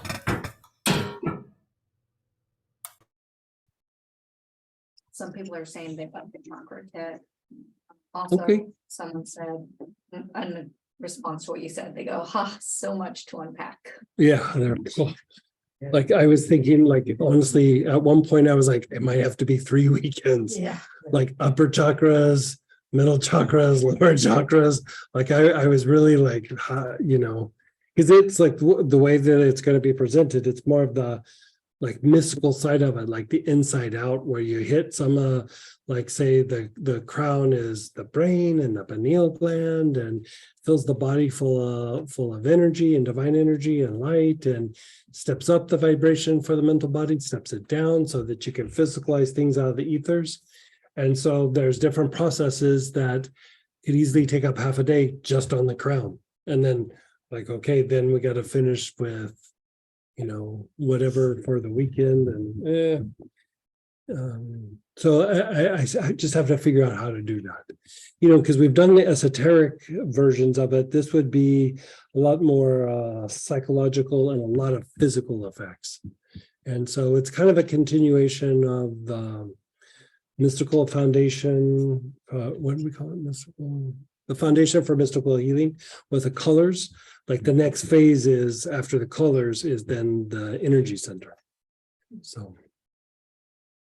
And then what would be a good oil recommendation for a salt bath tonight? If you're sporting orange healer, I would do orange healer, maybe a little marjoram. You could also do clary sage. All of those would be good solid choices and support the things that you're doing this weekend.